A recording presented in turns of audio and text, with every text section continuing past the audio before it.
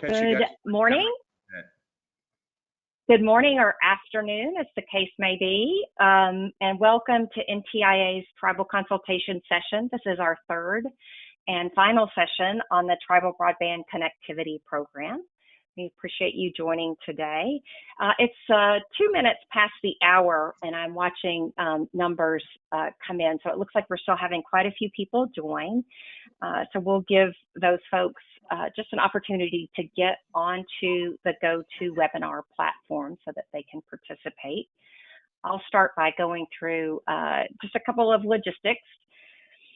The session has been opened in listen-only mode, so as you've joined, your microphone is muted to be sure that we cut down on any background noise and that everybody who has dialed in or joined via the internet can hear the background presentation. The primary purpose of a tribal consultation session is to hear from tribal leaders or their designees to seek input on this program specifically for this session. We would ask that if you're with the press that you drop off as it's not a press event. We'll start the program agenda with some background on NTIA's broadband program with our Associate Administrator, Doug Kinkoff.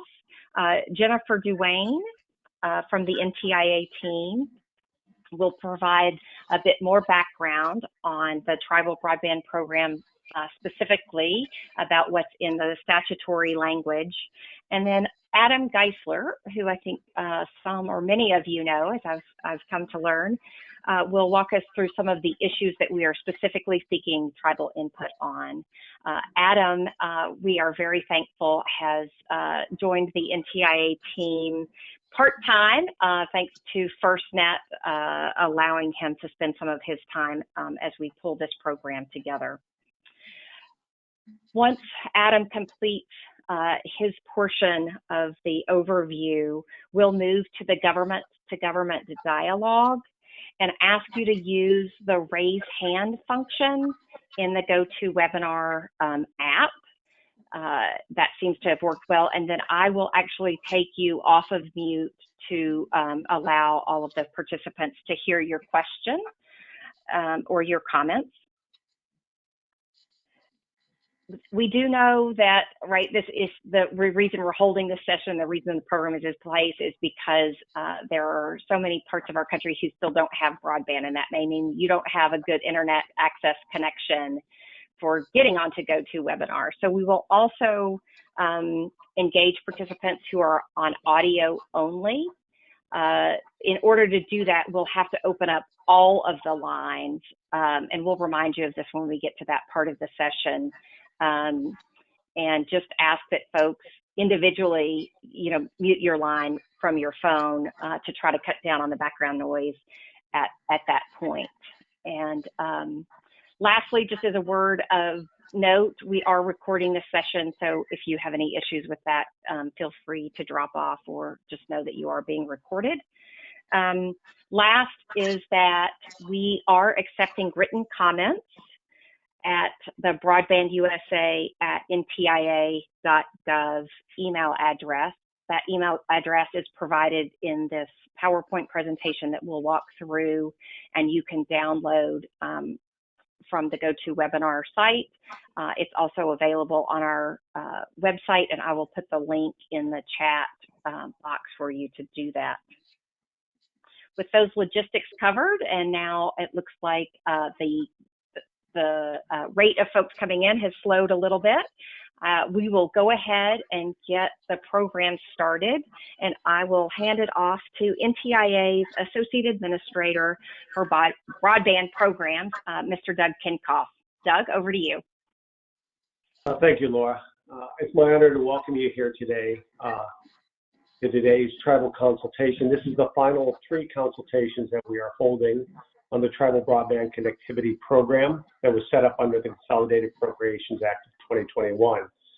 The Act provides new sources of tribal broadband funding that can assist in mitigating the effects of COVID-19 pandemic, which is exacerbating the digital divide across Indian country.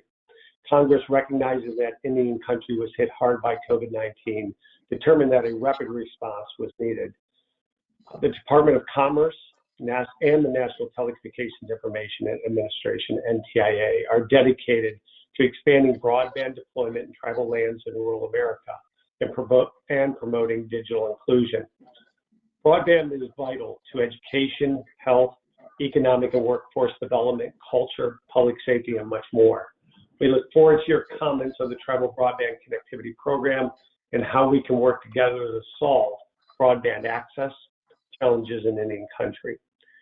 We appreciate all the work that tribes and tribal associations have accomplished to expand broadband and create awareness of the detrimental effects of the digital divide. We recognize that each tribal government has its own challenges, priorities that are related to broadband infrastructure, and look forward to your comments on how we can make this program meet those needs. We are committed to working with you to work on recovery and resilience. We know that while these funds are a big step forward for tribal broadband, they are still insufficient to meet all broadband needs in Indian country. Now it's my privilege to introduce Chief Malarba, sorry, I knew I would do it, who will be providing the invocation today. Chief Malarba became the 18th chief of the Mohegan tribe on August 15th, 2010, and is the first female chief in the tribe's modern history. The position is a lifetime appointment made by the tribe's Council of Elders. Prior to becoming chief, she served as chairwoman of the Tribal Council and served in tribal government as executive director of Health and Human Services. Preceding her work for the Mohegan tribe, she had a lengthy career as a registered nurse, ultimately as a director of cardiology and pulmonary services at Lawrence and Memorial Hospital. She earned a Doctor of Nursing practice at Yale University and was named a Jonas Scholar. She is chairwoman of the Tribal Self-Governance Advisory Committee of the Federal Indian Health Service, a member of the Justice Department's Tribal Nations Leadership Council, a member of the Tribal Advisory Committee on the National Institute of Health, a member of the Treasury Tribal Advisory Committee, and also serves as the United South and Eastern Tribes Board of Directors Secretary. So please join me in welcoming Chief Malarba for the invocation. Thank you.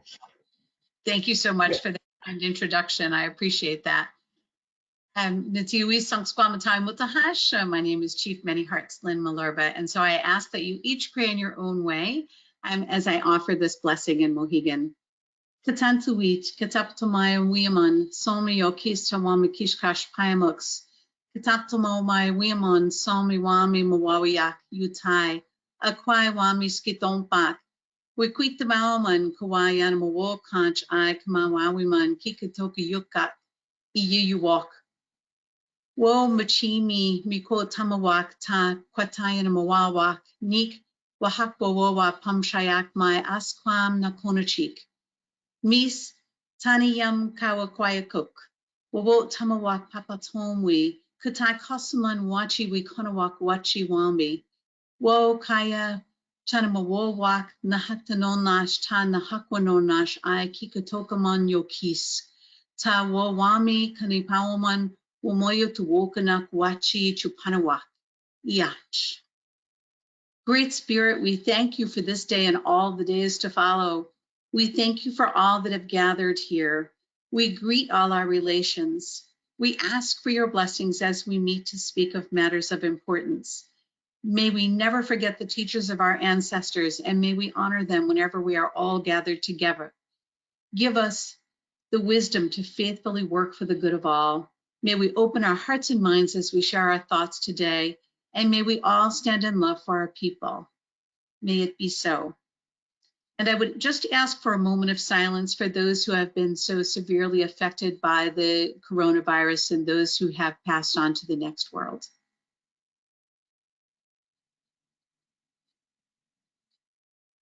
Thank you so very much.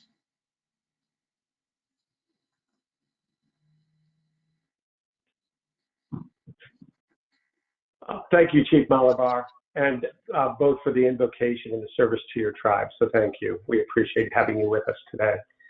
Next, I would just like to walk through quickly the agenda for today's session. We have completed the invocation. We now will do a quick overview of the 3 grant programs that NTIA has been given from Congress.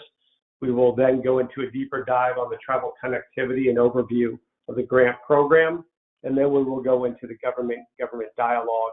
And you can see on the agenda the 6 really the topics that we wish to make sure that we discuss, and then you can always raise new issues, obviously. And then we'll go into the logistics and written response, and then we'll close out around 5 o'clock. So thank you for joining us today. If I can have the next slide. Congress issued to NTIA 3 programs. First is the Tribal Connectivity Grant Program, the $1 billion grant program that we're here to talk in detail about today. But there were 2 others also. The second was the Broadband Infrastructure Deployment Grants, which is for states and political subdivisions of the state and the provider to bring forth applications for infrastructure grants. And there's $300 million associated with that program. And then the third was the Connecting Minority Communities Pilot Program. It's a $285 million project focused on HBCUs, TCUs, and MSIs for basically digital inclusion, extending learning on campuses, etc. With that, those are the 3 programs that we have and that we will be administering. But today's session is focused on the Tribal Connectivity Grant. With that, let me turn it over to Jennifer Duane. Jennifer Duane is a broadband program specialist for the National Telecommunications Information Administration, NTIA. Ms. Duane joined NTIA in 2009 to develop policy for the Broadband Technology Opportunities Program, known as BTOP. She then served as a senior advisor in the Office of the Chief Counsel for NTIA, providing legal advice and general counsel to NTIA's offices on a variety of telecommunications, information technology, and commercial data privacy matters. Most recently, she served as senior advisor to the Assistant Secretary for NTIA Broadband. Jennifer, I'll now turn it over to you. Thank you, Doug. And I just want to note first that I'm working from home, and there's some construction going on in my building. So if you hear some jackhammering, that's what that's for. I hope it's not as annoying to you as it is to me, but I will try to run through these slides quickly, and then I will go back on mute. But turning to slide 4, you will, and I just want to give an overview of some of the key provisions of the Act that will form the basis of our discussion later on in this session. So the first key provision is the eligible entities that can apply to this Tribal Broadband Connectivity Program.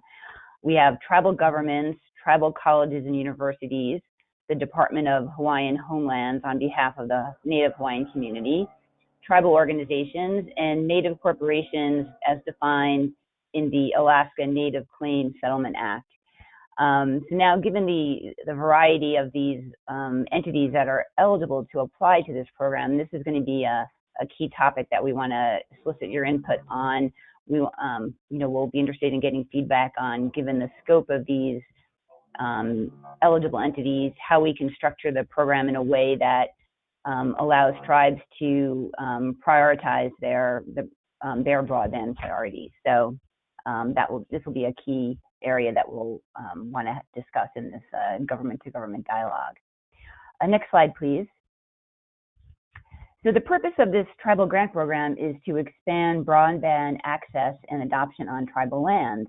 The Act specifies several definitions of tribal lands. One is tribal land, land located within the boundaries of an Indian reservation, pueblo or rancheria, or land located outside the boundaries of an Indian reservation, pueblo, or rancheria, but title is held in trust by the United States for the benefit of a tribe or an individual Indian, or an Indian tribe or individual Indian holds title to that land. I won't read in detail all the definitions there on the slide, but just to kind of paraphrase an overview, tribal land also includes a region, established pursuant to the Alaska Native Claims Settlement Act, the Hawaiian homelands. And then finally, the fifth component is areas or communities designated by the Assistant Secretary of Indian Affairs of the Department of the Interior that are near areas that are adjacent to reservations where financial assistance and social service programs are provided to Indians because of their status as Indians. And NTIA will be working with the Department of the Interior on a process to address that fifth component of this tribal land definition. Next slide, please. So I just want to cover a little bit the eligible uses for this grant program. They're pretty broadly defined. Funds can be used for broadband infrastructure deployment, and this includes support for the establishment of carrier-neutral submarine cable landing stations. It also includes some adoption activities, including affordable broadband programs, distance learning, telehealth, digital inclusion, and general broadband adoption activities. I do want to point out that there is a cap on the amount of the grant funds that eligible entities can use for administrative expenses. That cap is 2% of the grant funds. No more than 2% can be used for administrative expenses. And another provision that I want to just point out is for grant funds that are used for new construction of broadband infrastructure, there is a requirement to prioritize projects that deploy broadband infrastructure into unserved households. The next slide, please. So one of the other key components that we're interested in getting discussion on is this notion of equitable distribution. The Act mandates that the grant funds are awarded on an equitable basis, and there is a set aside of 3% of those amounts for the benefit of Native Hawaiians. So this is a key area that we're looking for some input on how we can ensure that this requirement of the statute is satisfied of equitably distributing $1 billion in, available for these grant funds. The Act also establishes some very aggressive timelines for implementation. Once NTIA develops what is the Notice of Funding Opportunity, which will include the requirements for the grant program and open up the application window, eligible entities have 90 days to prepare an application and submit it to us. There's also a very aggressive timeline set out in the Act to commit and expend the funds that are available on this grant program. So the Act requires that within 6 months or 180 days of receiving grant funds, an eligible entity shall commit the funds, and there's also a deadline of 1 year to expend the funds. Now, we realize this is a very aggressive timeline, especially for projects that propose to deploy broadband infrastructure. So there is a process where the Assistant Secretary of NTIA may extend that period for construction projects. And so we anticipate that we will be broadly and liberally applying that extension process to ensure that these construction projects can be deployed, that they can be completed despite these aggressive deadlines. Next slide, please. So now to lead the government-to-government dialogue, I'm going to turn this program over to Adam Geisler. Adam is the National Tribal Government Liaison with the First Responder Network Authority, serving Western tribes in FEMA Regions 9 and 10. He is a member of the La Jolla Band of Luiseño Indians near San Diego, California, and has served in an elected leadership role with his tribe, running tribal government and shaping national policy in public health, transportation, economic development, and housing for over a decade. And NTIA is very fortunate to have Adam working with us on this grant program and bringing his expertise in tribal matters to bear and helping us shape the rules for this program. And we're grateful to the FirstNet Authority for allowing him to split his time between FirstNet and our program. So Adam, over to you. Wonderful, and thank you, Jennifer. and Doug, and obviously Chief Malerba for the invocation and the opening words today and getting things started off in a good way. Miriam, machachik chot no Madam Geisler, no lanoy bayom kuichum, nishulove. And I want to say thank you all for the leadership in the room, for making time to talk about really an exciting opportunity today. I'm broadcasting here from my 184 HUD home on the Hoya Indian Reservation, where I'm a citizen and community member, and I welcome you into my house as we have this conversation. So a couple things to get things kicked off. Let's start with the obvious component that I think we need to start off with, which is the discussion about COVID-19 and where the legislation and statute is really founded within. I want to remind everybody that this is a unique and very exciting program that frankly has come about as a result of Indian country living through the pandemic and a recognition that there is absolutely a digital divide that the pandemic has shined a gigantic light upon. And being a former tribal leader myself, I can appreciate what a number of you are having to balance in terms of running your government and running your enterprises and addressing the public health and community needs of your people, frankly, in one of the most challenging times that we've seen in Indian country. So today, I do want to just give a little bit of the housekeeping details that we could go over as we start to have a discussion as we engage in a government-to-government dialogue. Again, this is a tribal consultation between the United States government and those in which the trust responsibility lies. Excuse me, I think I have a frog in my throat today.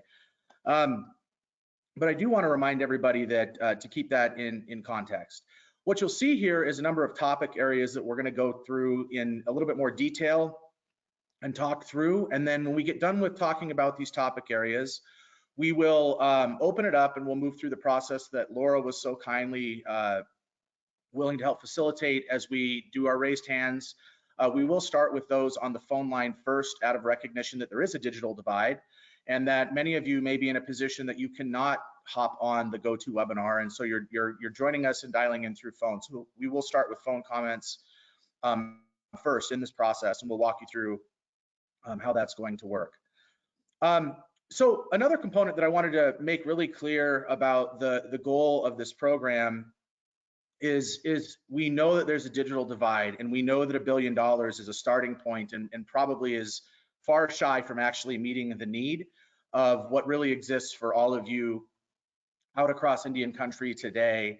But we are going to do our best to build a program that is going to address the plethora of needs that we have out there. And I want everybody to keep in mind that as we're thinking through the development of the program and we're thinking through the development of the NOFO, that there is an element that I want you all to be thinking about in terms of equitability, which is something that we're called to do within the statute within 905 under HR 133, which is where this program has been established. I also want to point out to you that the goal here is to run this a little bit different than maybe some of the other consultations that you've participated in the past.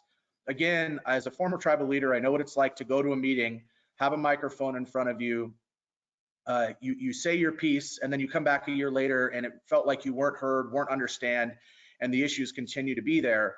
Our goal today is to engage you on your comments and your feedback. And so what I'm going to ask is that as we go through each of these topic areas, that you think about it from the context of how you would want to see the program. I want to make it really clear that the cake is not baked for this project, which is, I think, something that is so exciting for everybody that is attending this session and previous sessions. I can earnestly share with you that this is not 100% baked. In fact, what we're really trying to do today is ask you, what are the key ingredients to make sure that what we're creating is something that is palatable and frankly workable for everybody? Again, trying to look at that equitability component. So if you ask questions, please don't be offended if my response to you is how would you like to define that? Or how would you see the program if you were able to write the program yourself? That's really what we're here today to do, is to hear from you about how you think this program should be developed in a way that can be successful. We're all aiming for a successful deployment of these funds, and also at the same time, how can we ensure that that success is equitable, being that so many of you are in so many different places with your broadband needs. Some of you are ready to build these amazing, gigantic, beautiful networks. Others of you are looking to deploy your 2.5 spectrum that you just recently received. Others of you are kicking around landing stations for oceanic fiber. And then there are some of you that are just purely looking at the fiscal challenges of being able to connect to wherever the service is. And then some of you are in a place where the concern really is that, you know, broadband wasn't a priority and now it is. And so you're going through the planning processes and thinking through how you solve the issues of telehealth, education, economic development, digital inclusion, digital literacy in your communities. And so again, that's the gamut that we're talking about today, and how can we come up with a program that that can try to suit the variety of needs that are out there in an equitable fashion. So we'll make our way through the topics, and then obviously these topics are not to be confining. It's meant to guide the conversation. I'm going to ask that you keep your comments, if you can, try to tie them back to these topic areas. This slide will come up once we get done kind of going through them.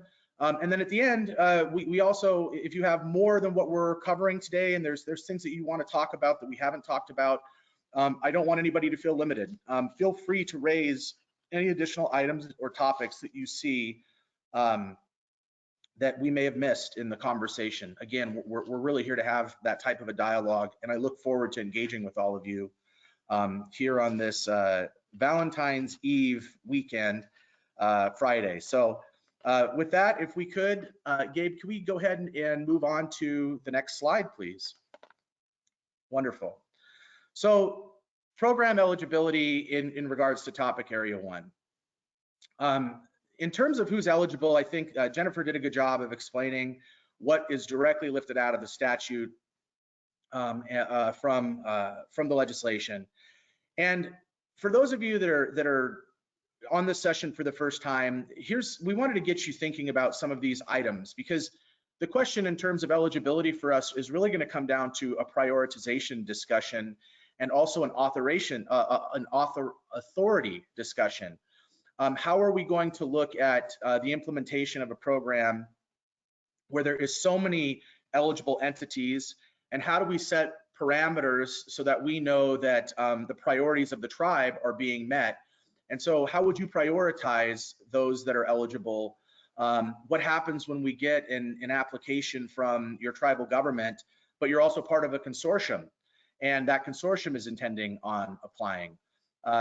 Should we allow one application? Should we allow multiple applications? How do we prioritize if we allow multiple applications?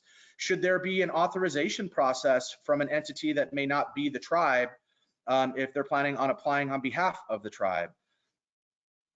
Again, should there be a limitation to one application?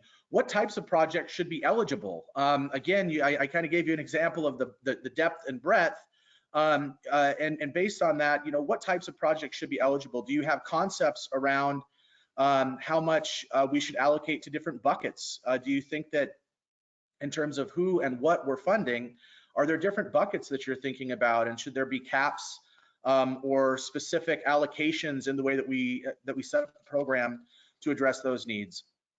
And then how should NTIA address the use of federal funds in the same area? And this gets to the duplication question that has frankly been raised very loud and clear over the last couple consultations. But how do we treat areas of investment from your opinion that others may have been subsidized already, but maybe aren't meeting the need in your area, or you don't agree that they're meeting the need in your area? As a side, I do want to direct your attention to the bottom right-hand corner of the screen. When you read the statute, tribal organizations actually isn't a defined element within the statute itself. And that is in part because the definition of a tribal organization has already been formulated in US Code 25 USC 5304.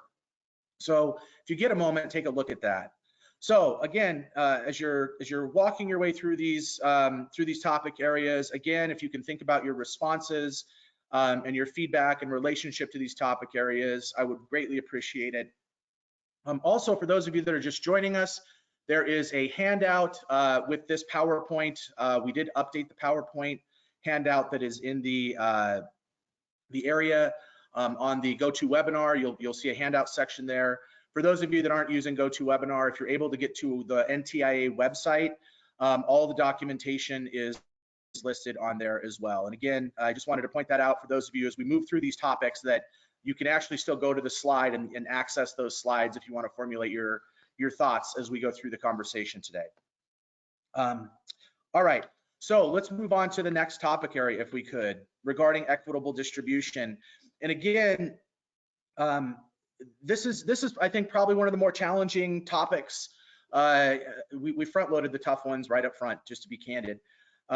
This is a tough topic that we need your help in understanding how we treat the equitable distribution process. There's a lot of different thoughts out there about how we thoughtfully deploy the dollars in an effective and meaningful way that is equitable. And again, I've lived through the formula allocation days of IHS or the Tribal Transportation Program or NAHASDA or the FCC formulas that have been used. And so to start this conversation off, we're asking the question, you know, is there a method that you think works, that has worked previously that you like? And in that concept, is there a formula that you like? Is this an opportunity to develop a new formula? Should we also take a look at potentially a bulk distribution as opposed to just a blanket formula, and look at a bulk distribution to all tribes, irrespective of size, shape, land-based status, etc. That also then brings to mind, how do we look at prioritizing any type of application in this process as it relates to, should we look at a competitive program as part of this? And what I mean by that is, should we also be looking at something that's needs-based, right? There's a lot of need, so how do we determine where the dollars go, and do we base that on need? And then I guess the last question around this deployment of dollars equitably is there a combination of these efforts? Is there a bulk distribution that everybody sees, but can also see a formula component, or also see a needs-based application component, or a competitive component?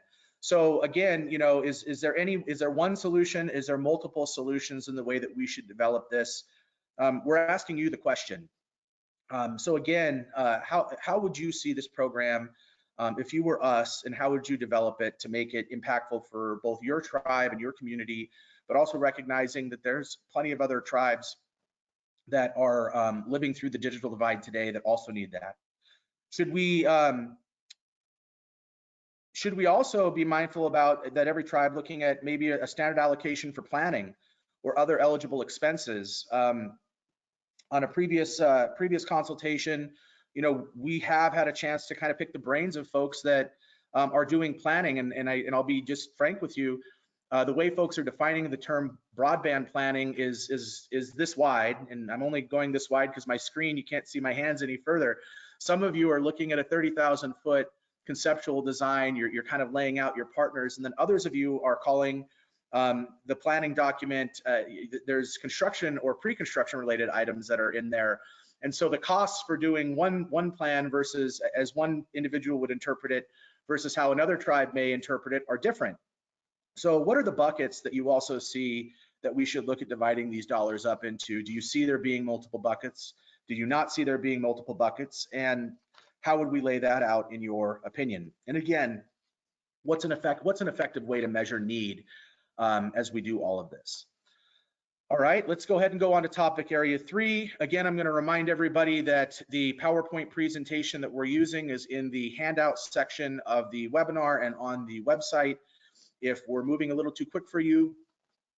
So please feel free to use that resource as we go through the conversation today as well. All right, so topic number 3, historic preservation, NHPA, NEPA, and cultural resource protection is clearly something that we are keeping in mind through the development of this NOFO. And I want to make that perfectly clear that there is no intent to get around or remove elements of what are clearly defined within the laws that are in existence. However, I'm also going to bring up make this comment because I have received phone calls about concerns for those that have seen this slide already, and I just want to bring a point of clarification. On bullet number 1, when we ask the question, do you have suggestions for expediting the environmental process? For those of you that have pause right now, please just hear the rest of the thought. The intent of the legislation was really coming from the response to COVID. And so we're asking that question from a place of not to circumvent environmental processes. I know that there is frustration out there about 477 data or small cell deployment that has been raised in the past, and that this is a sensitive space. And so I want to make it absolutely clear that the place where we're asking this from really is coming from a place of how do we get these networks built, because in a timely fashion that is respectful of cultural and environmental concerns, but at the same time still meeting the needs of what we're hearing from the communities. The kids need access to be able to do their remote learning, the telehealth elements. A number of you are going through large impacts that are happening to your enterprises, 50, 60, 70% reduction in revenue because you don't have some of this digital infrastructure in order to come back and to support the needs of your tribe and your enterprises in the middle of this pandemic. And so that is where this is coming from, is do you have suggestions on a way that we can thoughtfully both respect the environmental process, but meet the needs that are there today that we have heard so loud and clear from so many of you about the needs of the service in your community. Also, the other question is, do you have the resources internally today to take on the elements of NEPA, NHPA, and the cultural resource protections internally? And I'm directly speaking to the TIPO and SHPO capabilities of your tribe. And are you resourced to the point to where you feel like you could be successful in helping to deploy the services in a timely manner? Right, it takes dollars, and we recognize that. So we wanted to get a sense of if anybody had thoughts on that. And then what should NTIA be aware of with regards to historic preservation and environmental impacts that we can improve upon? There's definitely a baseline or a standard, but are there things that we can do better? I think that it's a fair question to ask everybody in this context, especially because this is a brand new program. It involves so much new infrastructure, and there have got to be some best practices that are out there that kind of blend the cultural needs of the tribe with the historic needs and the access needs. So are there things that we can do better in the environmental space is the question. And then we left the last bullet on here with regards to environmental impacts from a cultural standpoint. As we do this project and this program, what are the biggest concerns that the cultural leaders of your tribe are going to have with these projects, or with where we're headed, or trying to go and solving the digital divide, so that we can get those up front? So if there are some landmines, excuse the term, but if there are some landmines that are out there that we should know about now, share those with us, please. We want to do this in a respectful and culturally appropriate way. And so again, if there are concerns that you have that are just glaring that you want to get on the record today, please use this as that opportunity to share that with us. And we'll go ahead into topic area 4. And before I deep dive into area 4, I do want to just follow up on something I just shared. This is an establishment of a record. And so again, the intent of the government to government consultation is twofold. It's meant to be a dialogue, but it's also meant for us to have a baseline to use to go have that conversation if questions are asked into the future about, did we develop a program that met the needs, or why did we make a decision? And so we use the record that's established here today to help inform the process just as much as it is to also help be responsive to your needs. out there as you address the needs of your community running your governments. So with that being said, let's talk about the unserved area discussion for a moment. The Act stipulates that the grant funds be prioritized to unserved areas. A household is considered unserved if it lacks access to qualifying broadband services. Further, the Act states that the Assistant Secretary shall award a grant to each eligible entity that submits an application that the Assistant Secretary approves after the consultation with the Commission to prevent duplication of funding. So for those of you that are wondering what all that means, I'm going to direct your attention, if I could, again, back down here to the box here in the bottom right-hand corner. So in order to meet the definition as it's defined in the statute in terms of qualifying service, so is your community unserved? They're unserved if they have a download speed of less than 25 megabits per second and an upload speed of not less than 3 megabits per second. So for those of you that, when I start talking about bits and bytes, your eyes cross or it sounds like a foreign language, first off, I feel you and can appreciate that there is a little bit of a learning curve there in this space. And I am going to just offer a simplified analogy.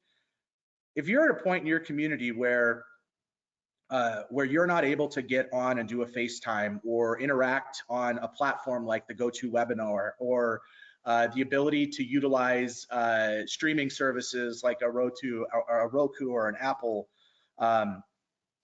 streaming or any of those streaming devices, then you probably don't have 25.3. And so just a simple analogy for those of you that are wondering what the heck does 25.3 mean, that's a basic way to kind of get you to wrap your head around it. And again, for those that are maybe a little more tech oriented, it's 25.3, but is that also a good standard? Just because it's the baseline, does that mean that it should be the baseline? Should there be something that we should be looking for something a little bit higher? Is a question. The other thing that I wanted to point out was we also want to get your thoughts on latency. There are a number of you that are in really remote, challenged locations, and you rely upon wireless-based services or satellite-based services. So you don't have fiber coming into your community, and you're using these other forms of wireless services in order to get your connections. And so you're used to understanding and seeing that there may be a delay in the signal. That term is called latency. And so how would you look at the definition of latency to support real-time interactive applications from your perspective? Is there a baseline that we need to set there? As some of you may be looking at satellite-based or wireless-based solutions as part of your application. Again, what are those thresholds? So how can we ensure that the grant funds are prioritized to the unserved areas on tribal lands? Because again, that's what the ask is. What is the best way to demonstrate if an area is unserved? And I'm going to just, we should have put comma, ... and then also who certifies that. Should the tribe self-certify? Have you been involved in a certification process if others are claiming that they're serving your lands? And then what are those thresholds that would constitute unserved? Do you have a different definition in your community that you use already that could improve upon the way that we're looking at the needs, and again, making sure that there's an equitable component to what we're doing here for Indian country. On to topic area 5, reporting requirements. I can tell you guys right out the gate that the goal here is not to create something overly onerous and burdensome. Sitting in, again, coming from a place where I've sat in the similar shoes as many of you, I know that you are juggling, we know that you are juggling your enterprises, the community needs that you have, the economic development needs that you have, the response to COVID. You got a lot on your plate. And frankly, the last thing we want to do is create a program that adds more burden to you in the middle of I'm sure, one of the more stressful times that you've ever had in the history of your tribes. And so what are things that you can share with us today that can improve and streamline the reporting requirements while still also maintaining a level of accountability with the funds, right? We still need to be able to report back that there is appropriate use of the funds. Also in this same vein, I do want to also raise another element of this, which is how can we also use either the reporting or the application process to collect and identify what the real need is in Indian country today. There have been some great resources published that are out and about. I've heard a $7 billion number floated around of the true need. I've heard a lot of different numbers and seen some statistics that support that. However, one of the goals I think we have here is to really use the application process to wrap our head around what the real need is. If $1 billion is not enough, then what is enough? Or at least at the time, what does that look like? And so how can we use this as a way to also garner that feedback and really hear that directly from all of you? And again, no disrespect to any of the other parties that may be out there that have worked on this in the past, but the goal for us is to hear directly from the tribes in addition to, and the more data, the better, and understanding where the digital divide stops and starts. So I better read the bullet point. So how can NTIA establish reporting requirements that are not overly burdensome, but sufficiently inform the public on the use of the funds and how much more funds might be needed? So again, not to be overly redundant, you guys get the point. We're really looking again for that feedback. So what recommendations do you have for us to be effective in that path? So let's move on to topic area 6. All right, so do you have other input that you want to share that we might not have covered? And I couldn't get away with calling this open mic night, but really, everybody, what we're looking for here is, we know that we probably haven't covered everything that is on your list of concerns. So in addition to the topic areas, what else do you have that we need to be cognizant of for your tribe, for your community, and for this program to be a success for you? And for others, because again, we need to be thinking about that as we develop this. So with that being said, we'll go ahead and go to the next slide, and I'll just go over again a couple of housekeeping items. For those of you that are just joining us and you didn't want to listen to the first few minutes, or you're coming from another meeting, as I'm sure many of you are multitasking, we have the PowerPoint in the handout section on the GoTo webinar application. There, if you see the handouts tab, there is also the information on the NTIA website as well. If the PowerPoint is on there, if you want to follow along, or you want to go back and look at some of the previous topic details to provide your feedback. But we are now going to go ahead and move into the conversation and dialogue component of this. And again, I'm going to remind everybody that this is a government-to-government consultation, and that when you introduce yourself, can you please say your name, your title, and the tribe that you're representing for all of the elected leaders that are going to be speaking. And I do ask that everybody allow the elected leaders to speak first. And then for those of you that, and I used to do this as a former tribal leader myself, sometimes I wasn't the subject matter expert, and I would delegate that over to an individual that really had the context in a little bit more detail. So for those of you that may be speaking on behalf of your chairperson or your tribe or your tribe's leadership, I just ask that you give your name, your title, and your tribe, and make it very clear that you have the permission to speak on their behalf. Again, with the intent here to maintain a government-to-government dialogue between the United States government and our trustees across Indian country. So with that, Laura, if you could go over the housekeeping components on the dial-in. I know it's *6, but you do such a better job at it than me. And walking. No worries. You probably need a sip of water to rest your voice just a minute. Very good. So as Adam said, we're going to move to the government-to-government dialogue section now, and we'll be welcoming comments and input from tribal leaders or tribal representatives, as he explained. I will ask that folks use the hand raise function in GoToWebinar, and I do see that we have, 4 or 5 folks, lots popping up in the section, and I'll try to give you a little bit of a heads up ahead of that, and then we'll unmute your line.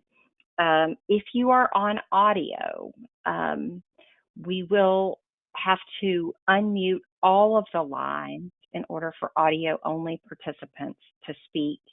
And then you will have to individually dial or press *6 to specifically unmute your line.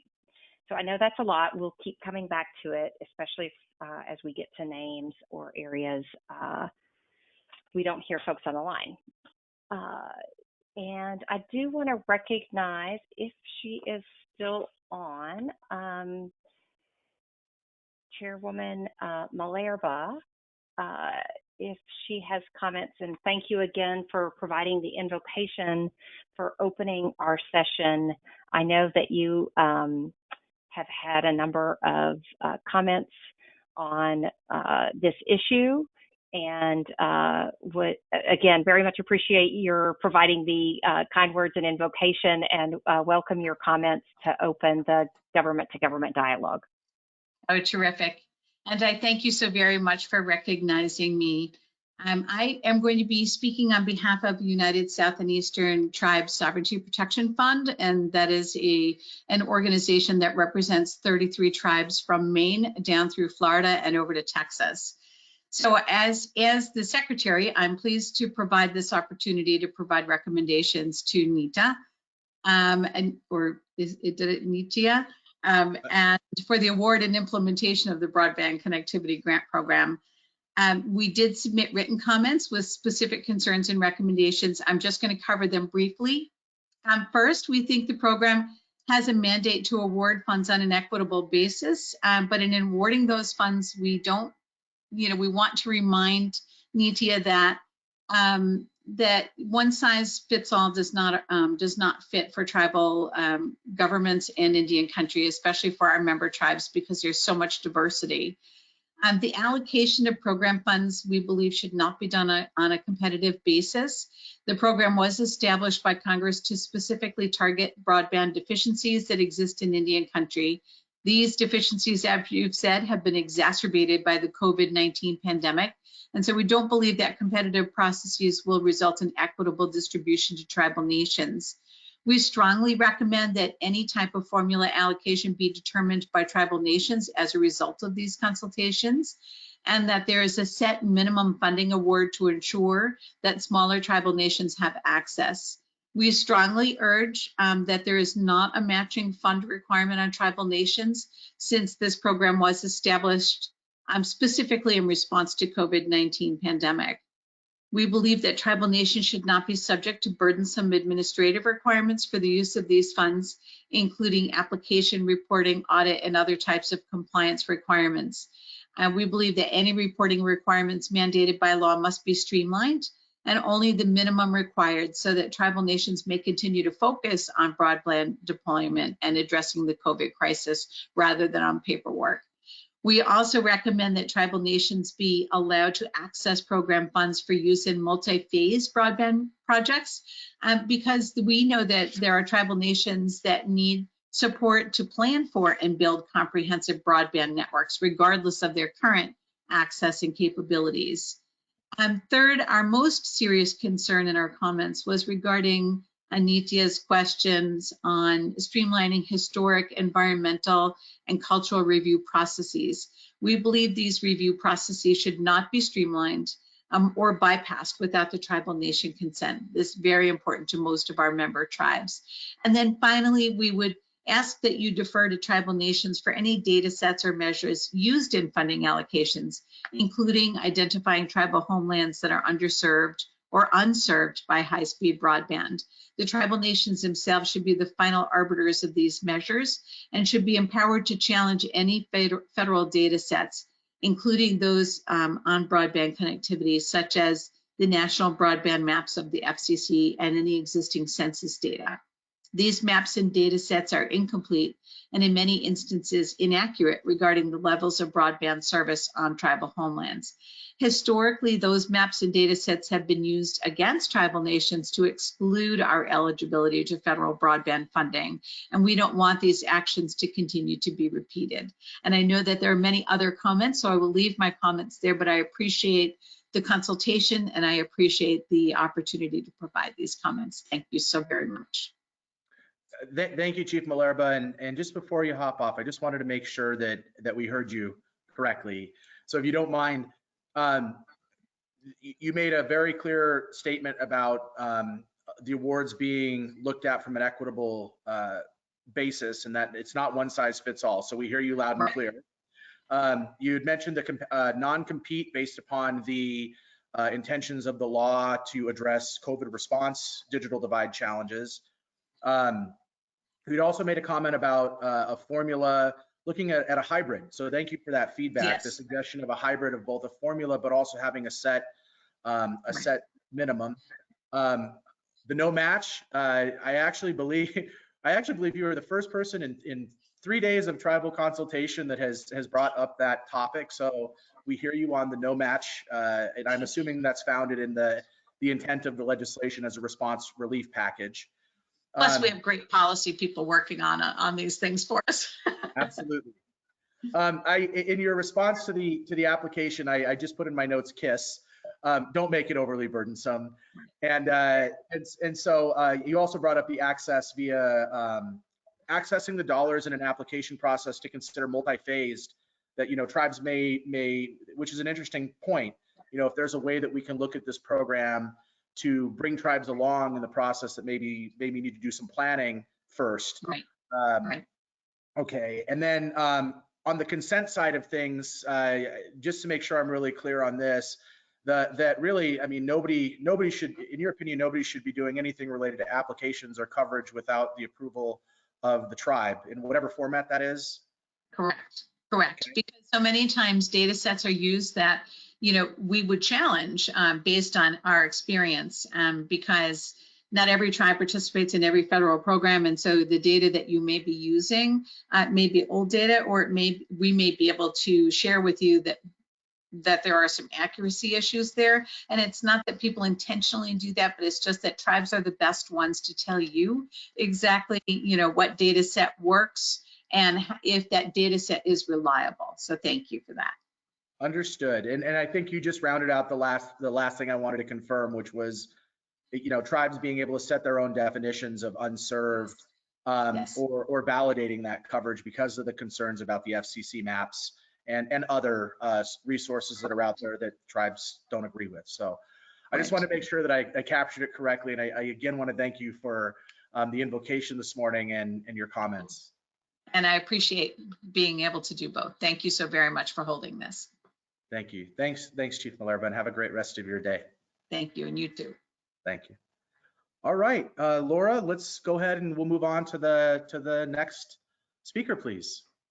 Absolutely. So I have Melvin John Ashew. I apologize if I've misspoken the pronunciation. I'll let you say on behalf of, I think it's the Ho Indian tribe. If you'll give me 1 second, I will be unmuting you and let you introduce yourself, your title, and the tribe that you're speaking on behalf of. And your line is open. Thank you. You got it right, Melvin John Ashew. Good morning. On behalf of the Ho tribe, I want to thank you for hosting these consultation sessions. We appreciate the agency's effort to conduct meaningful consultation before finalizing requirements for the Tribal Broadband Program. My name is Melvin John Ashew, a representative of the Ho tribe. Just a second here, pulling up my points here. The Ho tribe is located on the northwest coast on the Olympic Peninsula of Washington State. Our reservation at the mouth of the Ho River is densely forested with creeks, beaches, and pristine wilderness areas. The area is also home to one of the largest temperate rainforests in the country, and we receive an average of 140 inches of rain annually. The tribe cherishes the unspoiled beauty of the traditional homeland, but recognize that the landscape, undeveloped areas, and climate make infrastructure projects extremely difficult. These challenges have left our area without a modern terrestrial high-speed broadband connection. We are currently working with local public utility districts to do feasibility and engineering studies into building out broadband. In order to achieve an equitable distribution, NTIA should develop funding criteria that look at a range of factors in order to ensure tribal projects are examined and approved objectively.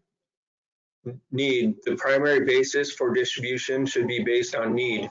Need is multifaceted determination, which should include health and safety, existing infrastructure, location density, and economic considerations.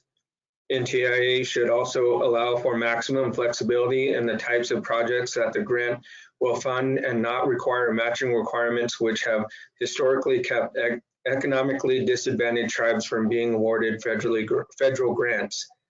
Thank you again, and we look forward to working with Commerce on building out broadband in our area. Well, thank you, Mr. Ashew, and for joining. I think a lot of people have seen some of the incredible work that you're doing up in the Northwest region, and I want to thank you for your comments. Absolutely recognize the geographic challenges that your tribe in particular faces with the variety of climate and topography issues that are out there. I just want to make sure your thoughts correctly. I hear you loud and clear on making sure that projects, that the feasibility of those projects are correct, and that we're funding things that are going to be successful. Is that essentially the intent of your comment there? I just want to make sure I got some clarification around that. So the goal from your feedback is making sure that we're not just funding things that may break or maybe thought out. Is that kind of what you were getting at? I'm sorry, I didn't get your whole question. Sure. So you'd mentioned making sure that in the application process that as we review projects that are that we're looking to fund, that the feasibility of those projects is really analyzed. And I was hoping you could just give me a little bit more in terms of when you're saying for us to review and look at the feasibility of those projects. I'm hoping you could expand a little bit more on what your thoughts are on what meets, in your mind, what would make a project eligible or feasible. Like, what are key components or things that you think we should be thinking about that need to be there in order for us to be funding these things?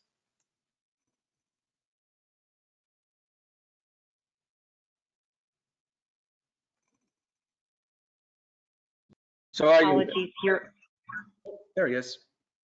There I am. Go ahead. Sorry. So if I'm getting the area right, I believe it's mostly areas, so like Ho Tribe doesn't have an alternate, internet service provider. We have one service provider, and that's it. Mm-hmm. As to whereas we know that there are other tribal nations that have a couple different options to choose from. Whereas, not to, say they shouldn't get it, but I mean, as far as tribal nations without any service, they should kind of be put up to the top where we don't have any other option to go through, if that's what I'm understanding correctly. Okay. And again, I just wanted to get some clarification on that, because we're going to be using these comments and these remarks in the consultation as a basis to inform the NOFO, and so I just wanted to make sure I heard you clearly on the concern.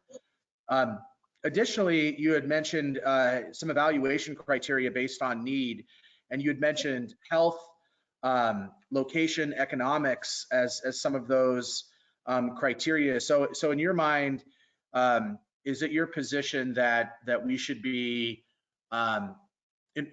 really looking at an application that checks multiple boxes?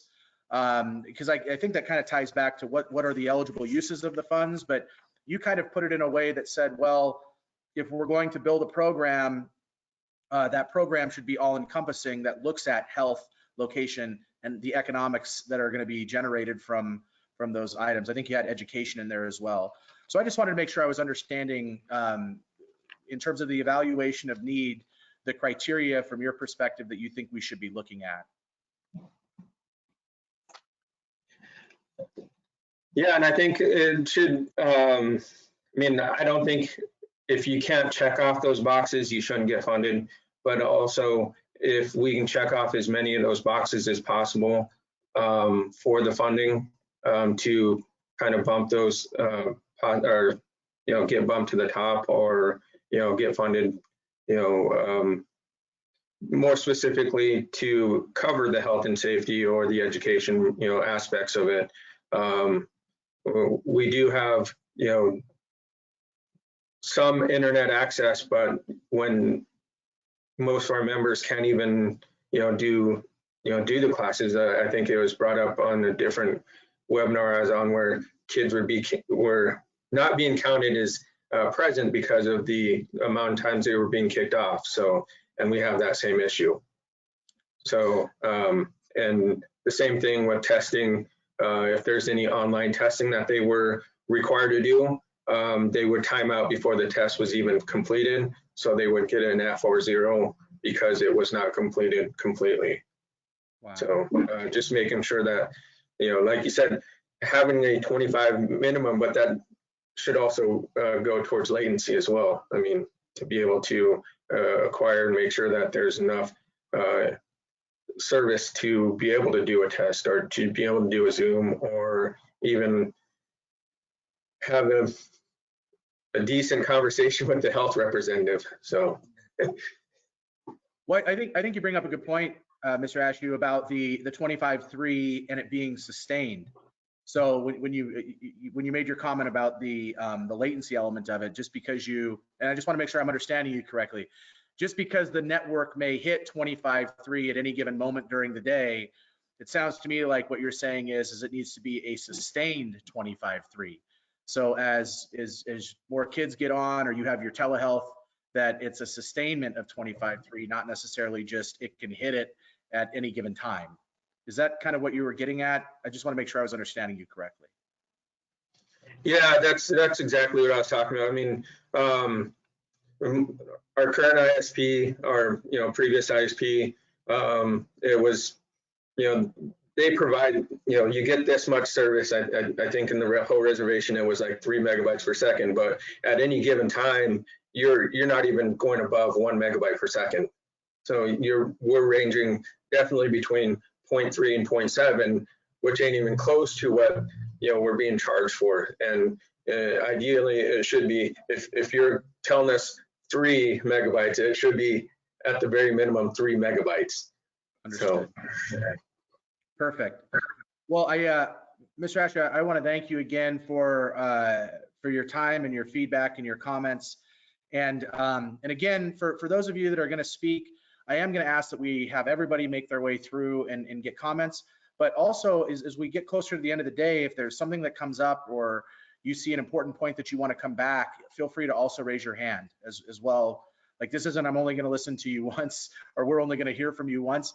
The goal really here is to make sure we give everybody an opportunity to share. And if there's more ideas that come out of that, that you want to share in a second round, we're going to absolutely entertain that today. So again, thank you for your time, feedback, comments. You guys are doing some incredible stuff up there, and appreciate you sharing your perspective. Thank you. All right, Laura. All right. Yes. Just for a heads up, I have the next 3 so that you'll know we are coming. Chairwoman Andrews Maltese, I believe.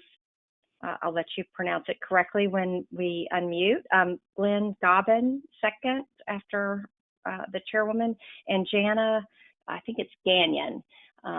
So I will go ahead and Chairwoman Andrews Maltese, unmute your line. And Chairwoman, you should be live. Great, thank you. This is Chairwoman Cheryl Andrews Maltese calling from the Wampanoag Tribe of Gay-Hedequina in Massachusetts. I'd like to thank you for hosting this today and through this series of consultations. It's heartening and very encouraging to be able to be here and have the opportunity to share our thoughts and ideas and perspectives and concerns. Also would like to thank Chief Malerba from the Mohegan Tribe for that wonderful invocation. Some of the points I'm going to be reiterating, I'm sure, but we're looking at equal distribution for tribes, and that is one of the most important things that we find that a lot of the agencies do miss. And as Chief Malerba said, all tribes should be getting some level of base funding because all tribes are in need, no matter where their locations are within the lower 48, Alaska, and Hawaii. And one of the issues that we have uniquely in the East is that if you were to look at it, it does not seem like the East has a need. Well, that couldn't be more from the truth. We live on Martha's Vineyard. However, we do not have fiber optics. We are constantly impacted by weather conditions. So if it's too cold, too hot, rains too much, snows too much, we lose power, connectivity, and everything else. So what we're looking for is really as much equity as possible, maybe looking at with the formula to take 50% and equally allocate it amongst all the tribes as a base, and then use the other 50% weighted for those tribes that have unique situations or higher challenges that they need to face. And within that flexibility, you can go from being able to plan all the way up to implementation, however it is, and also to ensure that this is just the start of funding, because as we know, we have a lot of well-meaning programs that are implemented through the federal program in the federal system. However, we get started, but then the funding runs out, and then we have to stop all of that forward motion. So we want to make sure that it's sustainable as well. The other thing I wanted to mention is that with the base funding, the tribes would be able to utilize and implement what they need to. I was also really heartened to hear that there's consideration for tribal historic preservation offices and ensuring that that is clear that there are line items in those budgets that are afforded to those TIPO offices to do their critical, important work for the identification, protection, and preservation of sacred sites, ceremonial sites, and other cultural sites that need to be protected within our tribal lands, and also getting to and from our tribal lands for that connectivity. Sure. The other thing I want to mention is that, and agree with Chief Malherbe, that it should not be competitive. We should be looking at these as the need throughout Indian country as it was expected. And once again, maximum flexibility, essentially embracing the concept of Executive Order 13175, Section 6, to implement and empower the tribes. If we determine something is necessary, then we need to be able to do that and work with any federal agency to embrace that, to provide those waivers and or understand and accept our policies, procedures, and guidance. We'd also like to reiterate zero match. Unlike municipalities, states, and other governmental entities, we do not have tax bases. So whenever there is a match, it's an additional burden on the tribes. You have to take money away from one pot to put it in another. And I'd also like to reinforce tribal data is the only accurate data. We're constantly being misrepresented, mischaracterized, and miscounted in all of these formula distributions because of the incorrect or obsolete data that is constantly being applied to tribes. And lastly, I just want to thank you again. And if anything does come up, I will certainly raise my hand again, but in the interest of time and brevity, which is not me, I just want to make sure that we are able to really impress upon the need for flexibility because, like we said, if we were to look at what appears to be on a map, we in the East should be covered redundantly. We have one carrier and landlines. So we'd like to get away from that as much as possible. Although we have some abilities for other accessibility, it does not get through to our community. The tribal office is one thing, but our community is something different. And our community is dispersed outside of our tribal lands as well. And that's another consideration that we have to worry about in the East, because far and far less people can live on tribal lands. And particularly when your cost of living is 133%, it's very difficult to keep people in a destination tourist resort where everybody lives on expendable income from the uber wealthy. So thank you very much for your time, this consultation, and your consideration. Thank you so much, Chairwoman. And before you go, I did have a couple of questions, and then I just wanted to reaffirm some of your comments. The first thing I just wanted to make sure that I understood correctly was that you spoke very passionately about there being some sort of an equitable distribution, irrespective of formula, because of just the fact that there is a need. So everybody should get something. And what that looks like, you didn't offer a dollar amount, and I won't put you on the spot to do that, but I just wanted to say that we heard you on that, that I understood you correctly. Correct? That's what you were getting at.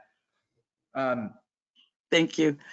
Yes, in fact, what I was saying is that, the allocation that Congress has set aside, taking a percentage of that, and generally find that, if you take 50% of the allocation that Congress provides, that gives a good considerable amount for tribes to be able to work with. And then the other portion would be for those weighted areas of tribes that have those unique situations that, this is going to be a start, but it's certainly not going to get them there.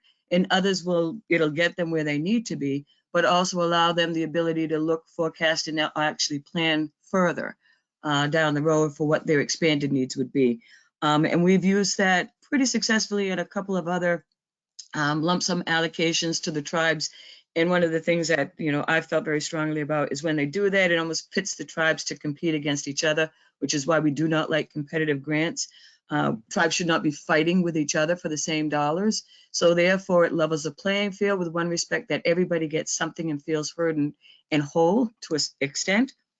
And then the other portion goes to where those unique challenges and the financial challenges like you have up in Alaska, or those large land-based tribes that simply do not have the ability to connect in 10, 15 miles. They're talking 200 miles. It's a significant difference than for us in the East to connect.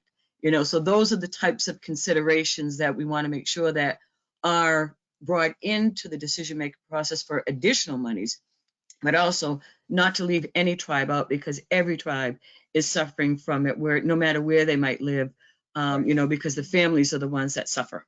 Exactly. No, that makes absolute sense, and I appreciate you providing that feedback and clarification.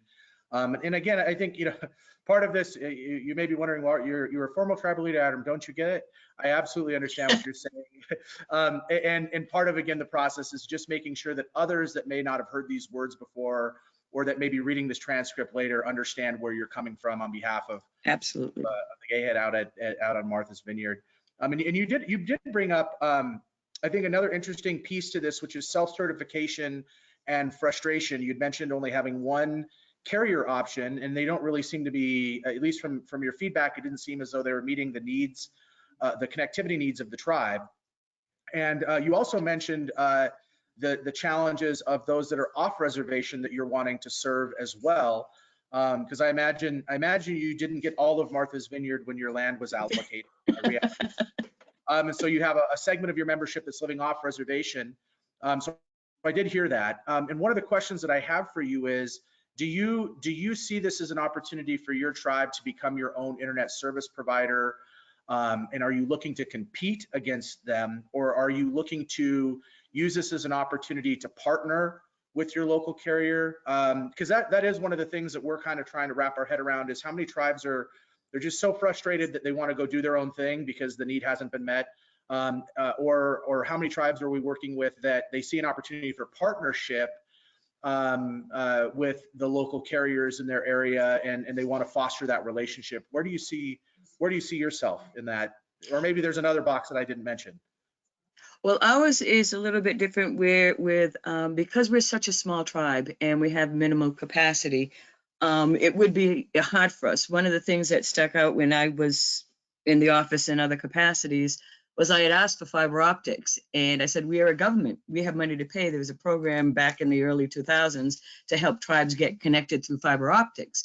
And the company just kind of laughed and said, it's never going to happen. It's going to be too expensive to bring it up to that end of the island, not going to happen. So at that point, it was kind of, we've been doing workarounds, but we're looking to have our own. I don't think we have the capacity, the capability to, because the 2.5 megahertz, all those spectrums are all taken up. And in fact, they're taken up redundantly. It's just that not everybody wants to be on the island providing services. So it's a very big monopoly with regard to things. So the company that does provide services here at that end of the island specifically, we've got the one. And so therefore, we've worked well with them, and we've done some workarounds. But again, those workarounds have been mainly in the office. We've got boosters and everything else, short of having our own dish on the roof, to be able to draw a consistency, consistent, what do you call it, connectivity. But as I mentioned, if it gets too rainy or too windy or too hot, we're out of communication, and then we have to wait until it subsides, or we have to wait for them to come up, fix it, and then we're back online again. And I certainly appreciate and understand there are tribes that don't have any, and empathize fully with the students that are trying to do a test and they run out. Oh my goodness, I couldn't think of anything worse. It's stressful enough. And then they have to deal with that. And while it wasn't an issue for us through all these years because we're closer, however, now with our students education, now our individual family members are facing that same challenge that the other tribal children have been facing in the more remote locations. So I think that Chairwoman, I think you highlight just the depth and breadth of the need that's out there, that everybody really is in a different space. Even when there is accessibility, sometimes it isn't necessarily the access that's creating the divide. There's other barriers. And I think another thing that I caught in your feedback just now was the fact that you were not eligible for the 2.5 because the spectrum was already licensed in your region. And so as you explored that, it wasn't an option for you. And so you see this as an alternative, this funding mechanism as an alternative way to still address those connectivity needs. Did I hear that correctly? Yeah, if it's something that we can, be able to apply that in, because we have to be creative. We're very unique on an actual island. You can't drive to us. You have to take a boat or a plane. And we get our electricity and everything else from a big old cable in the ocean. So we have different challenges, but every tribe's uniqueness, has their own set of challenges, and building in the flexibility within this program to be able to meet those challenges, with the parameters being that it is for the connectivity of your tribal members and your tribal community to be able to have the expectation of consistent and good quality internet connectivity and accessibility. Well said. Thank you so much, Chairwoman, for entertaining some of my questions and just as Absolutely. we clarification. And again, it's to help educate, I think, everybody on the line. Each time we're having these sessions, it's good to hear from where the tribes are at in this space. And I really want to thank you for giving your perspective and your thoughts today during the consultation. So thank you so much for your feedback. And again, if you have other ideas, please pop back on. But thank you. Thank you very much. And I've been on the other side too as an advisor down in the hallway. So I appreciate the work and the efforts that you're putting in. Thank you. Have a great afternoon. Thank you, Chairwoman. All right, Laura, I'll be honest, I didn't write down the next name. That's fine, no worries. I'm trying to give people the heads up. So it looked like Jana Gagnon lowered her hand, so I've taken you off the list. I have Glenn Gobbin next, then Jeremy Yeppa, if I'm pronouncing that right, and Mark Springer. So Mr. Gobbin, I will be opening up your line. And Mr. Gobbin, if you could give us your name, title, and the tribe that you're speaking on behalf of, your line is open.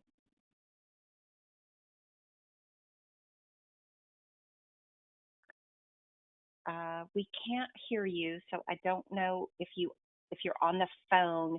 You may also need to dial *6, as we cannot hear you.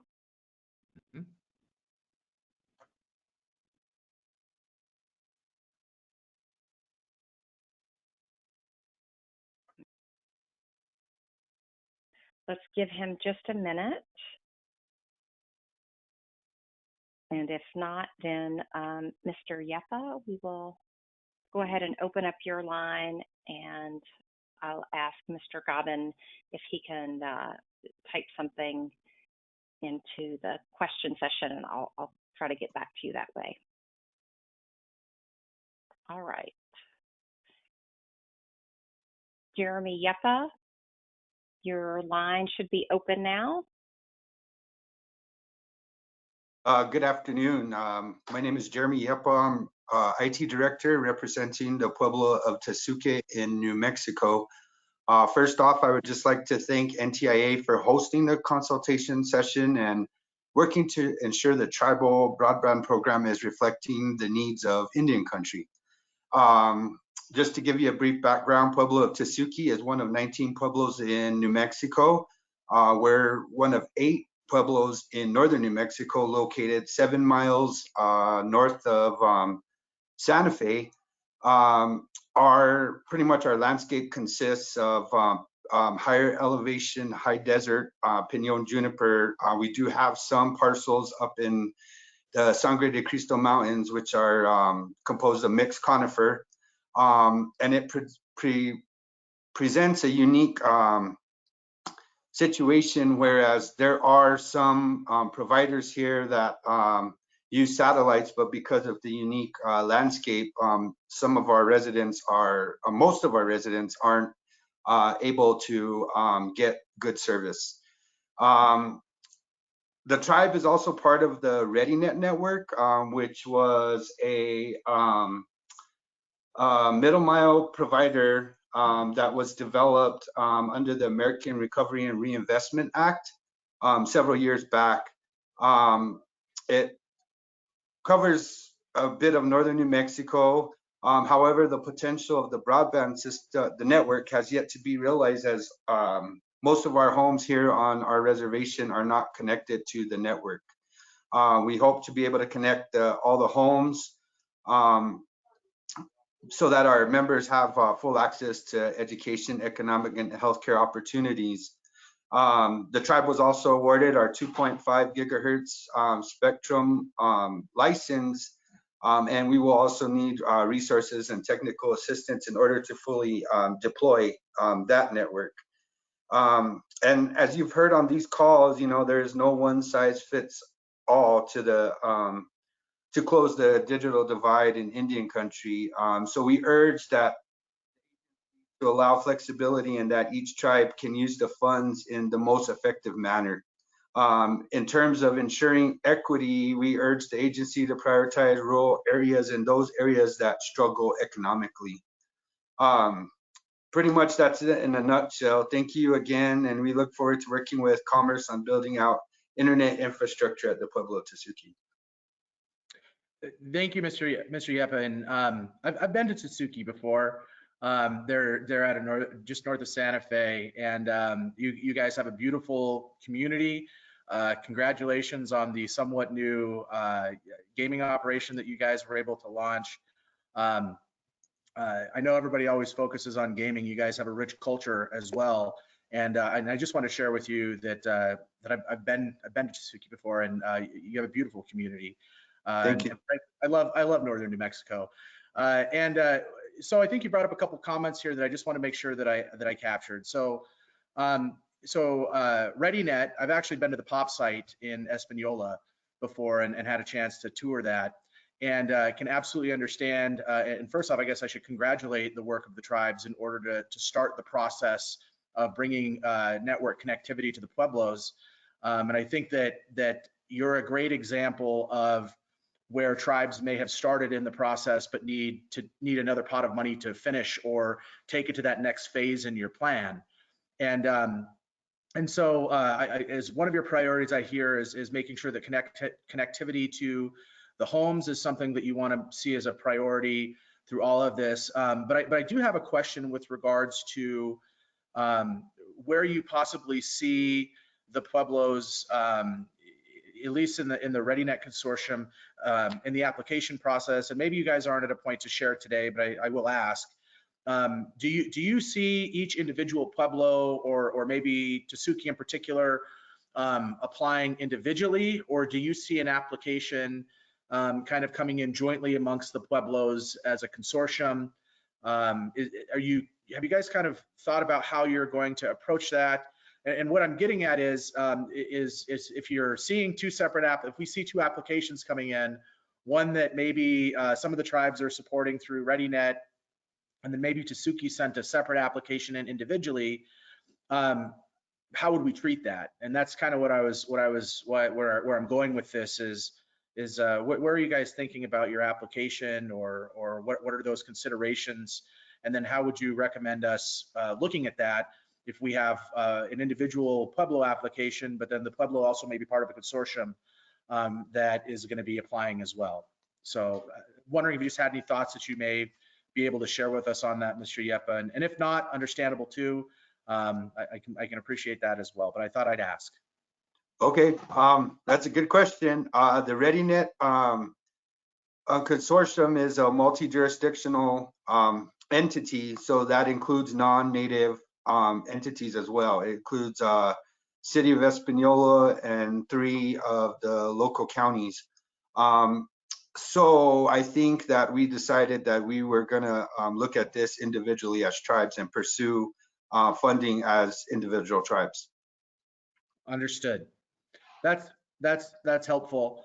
Are there, and then the other question that I wanted to ask you was then if you're looking at an individual deployment, are you looking at both lighting up your 2.5 and running fiber, or I guess I'm kind of wondering, where do you see the 2.5 component in your overall planning process? I think we're kind of looking at the 2.5 kind of as a bridge to actually obtaining the actual fiber to each home. You know, I mean, if we could expand the fiber network, you know, that would be ideal. But right now, I think, you know, our main concern is utilizing either network to be able to provide connectivity to the community. On the fiber side, I'm going to just ask an environmental question because it's definitely relevant when you're talking about structures that go back to the 1500s in the Pueblos. Do you see fiber as something that would be adopted or accepted by the communities that you're in? Because I know how sensitive especially when you start going into the old village, the village locations. Do you see fiber being a reality given the historic nature and the environmental and cultural elements? Or do you see fiber going to a certain location and then using point-to-point or microwave or radio solutions with the 2.5 in order to actually get the service to the community members? Actually, the fiber build out is actually one of the top priorities for the Pueblo government. There is fiber currently to the main village, which is the traditional village, and it terminates at meet points. It is from that point that we wish to expand to the homes, and the pathway to each home is already there's a pathway that of disturbed land. So getting the cultural assessment and all of that doesn't seem to be a big hurdle. Okay.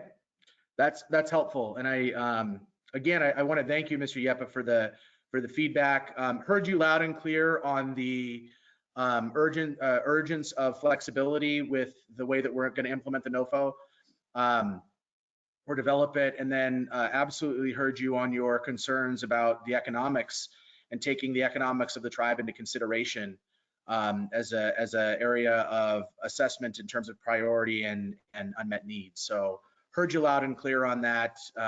Is there anything else you wanted to add before we wrap up this comment section with yourself? No, just want to thank you again for you know, the consultation, and we appreciate it very much. Absolutely, and thank you and the Pueblo of Tesuque for the time today and providing your feedback. Thank you. Thank you. Have a great afternoon. You too. Thanks. Thanks. All right, All right, Adam. Yeah, I'm going to try again and see if I can unmute and if we can hear Mr. Glenn Gobbin. Hello, can you hear me? Yes. And now. Oh, I need greater bandwidth to train me how to use this technology that we have here. Well, all right. Well, Mr. Gobbin, if you could, your name, your title, and the tribe you represent, and thank you for opening up the joke. It's good. Well, good afternoon or good morning, depending on where you're at. My name is Glenn Gobin. I'm the Vice Chairman of Tulalip Tribes in Washington State. And I want to thank you for the opportunity to share a few comments that we have on this program. And none of these are in any particular order. And I want to make another statement, though, that I am certainly not the expert on this issue, but I've seen much changes in our tribe through the years and understand the need. Within the Act, it describes tribal lands to be served and provides for funding of services that are near, adjacent, or contiguous areas to the reservation, where financial assistance and social service programs are delivered to Indians. This is an important statement, and we strongly urge you to require each application submit a tribal resolution from a tribal government or Alaska Native village that ensures that the monies are in fact going to be spent in Native communities. In terms of equitable distribution, we believe this should be based on need as well.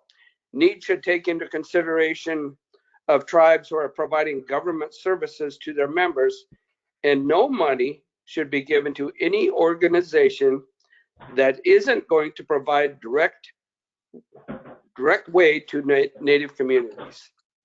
It needs to ensure that it's going. A process needs to be established that you ensure through some mechanism that ensures the money's going where it's intended. And so you talked about it briefly in your explanation, but we do see it challenging to spend by the deadline of December 21. And so that's going to be challenging, given that we're still in a hearing process and we're in February of this year already. Coupled with the fact that the supply chain interruption that we see as a result of COVID has been having major impacts across the board on all aspects of trying to get and receive services or get materials. So this is going to be very challenging. So I'm hoping that you'll be able to advocate for a change in that to provide for extended deadline for that.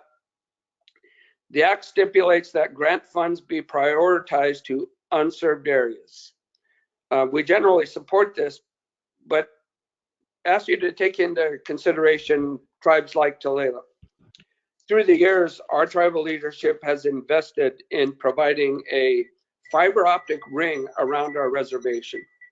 It took away dollars from service programs that were needed elsewhere, but we looked to the future and saw the need of our membership to go into this new technology way of learning and access to the outside world, basically, and function in that manner, and invested in that. But it came at a huge cost to us.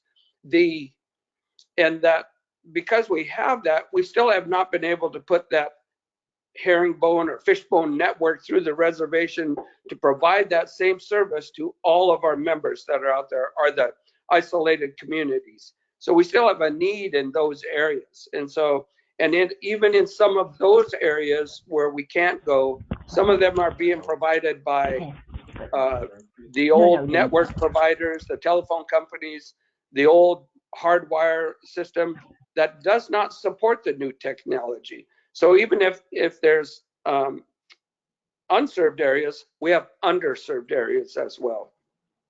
And as that, you take that into consideration.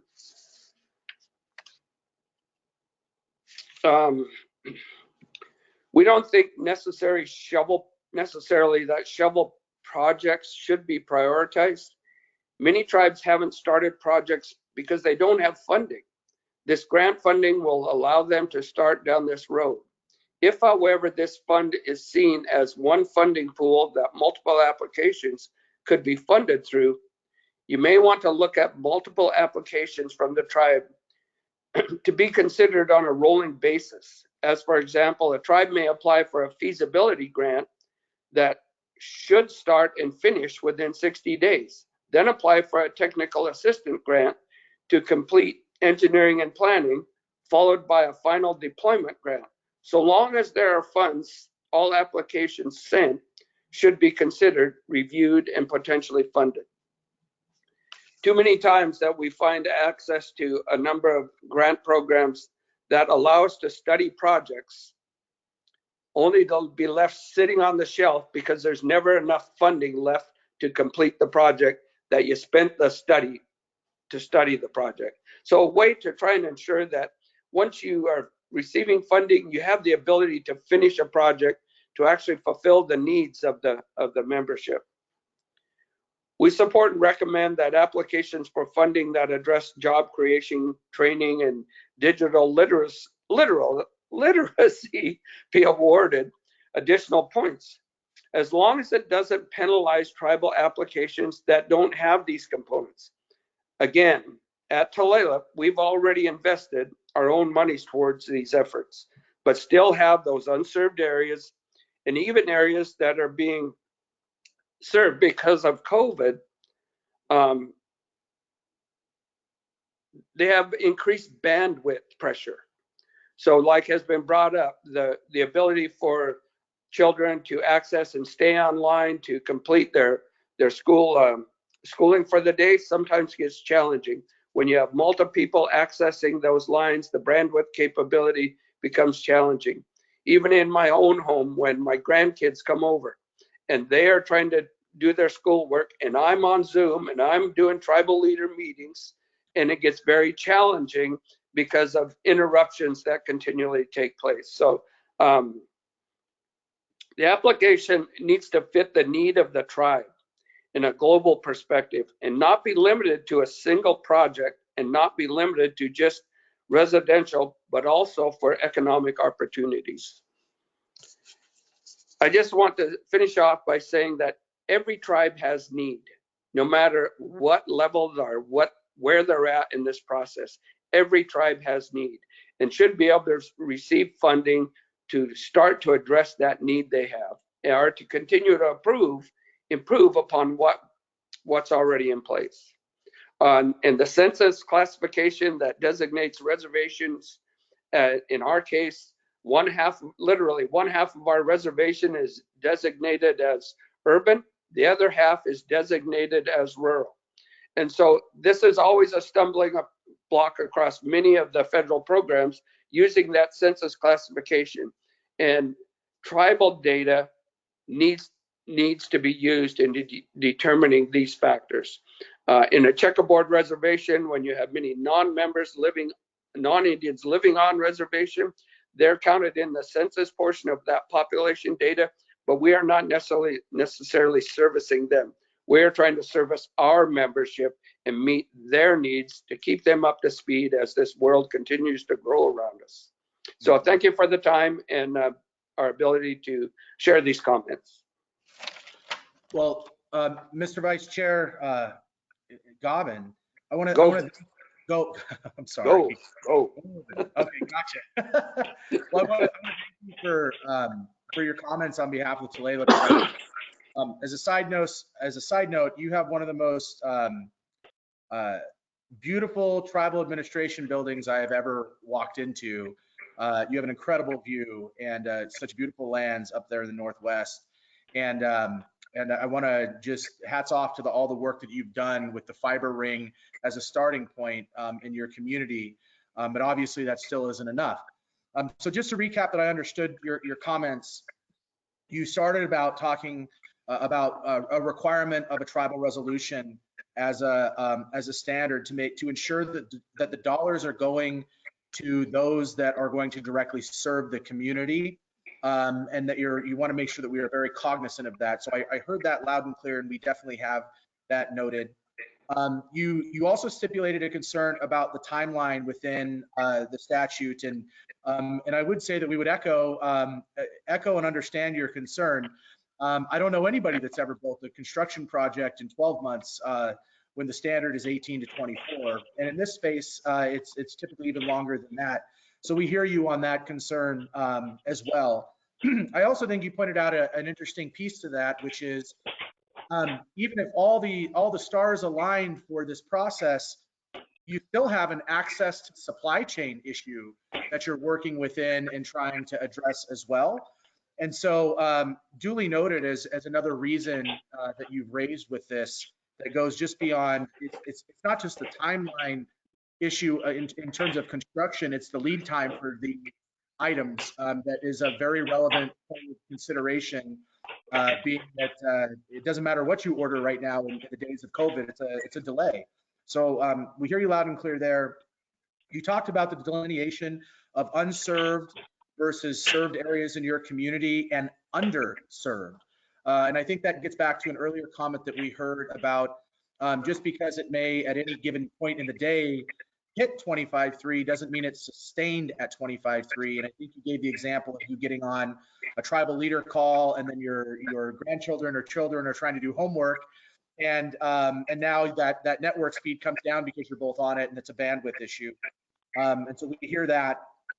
You also talked about looking at adding points to the evaluation process for those, so not penalizing anybody, but I think you bring up a good concept around looking at education, training, and digital literacy as some of those foundations, where if applications are addressing those items, that we should look to maybe add additional points for those that have gone that extra mile, especially with the education component and the workforce development and training that you had mentioned.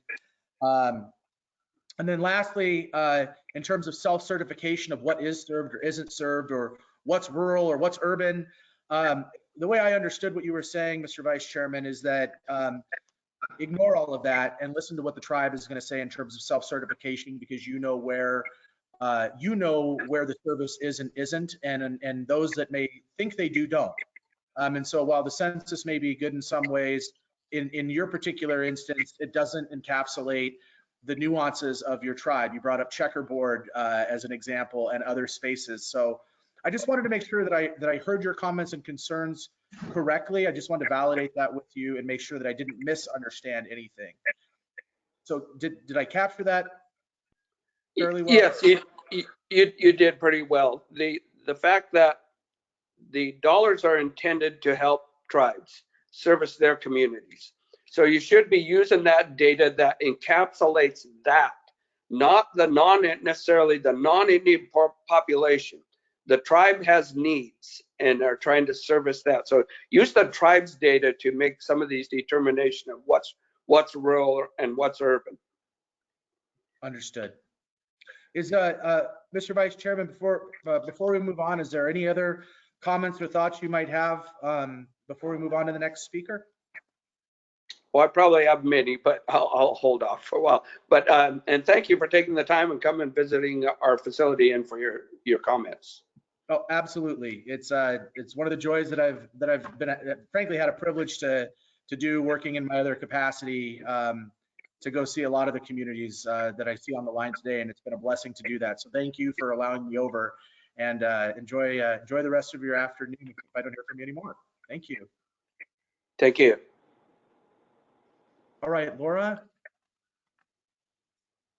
Yes, I'm here. I've got quite a few in line. So as a heads up, I've got next up Mark Springer, then Myron Lizer, Cynthia. Who was the first name, Laura? I'm sorry. Mark Springer. Mark Springer. And I'm just trying to let folks know that I see that because there's quite a bit of activity. And again, if I'm not calling your name and you have a question, feel free to ping me in the question box and I'll try to let you know where I've got you in the lineup. But I've got Mark Springer next, Myron Lizer, Cynthia Toop, and Terry Parton. So give me a minute. I'm sorry, and then I also have Tyson Johnson after that. So Mr. Springer, your line should be open now. Okay, thank you. Good morning. My name's Mark Springer. I'm the Executive Director of the Sagamute Native Council in Bethel, Alaska, where it's a balmy 36 degrees, just in time for our Kuskokwim 300 sled dog race this afternoon.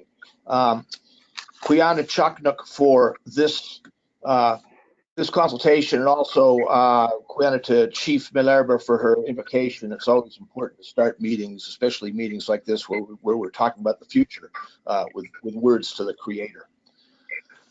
ONC is the federally recognized tribe in Bethel, Alaska, which is a community of about 6,000. We have a tribal enrollment north of 3,000 and growing.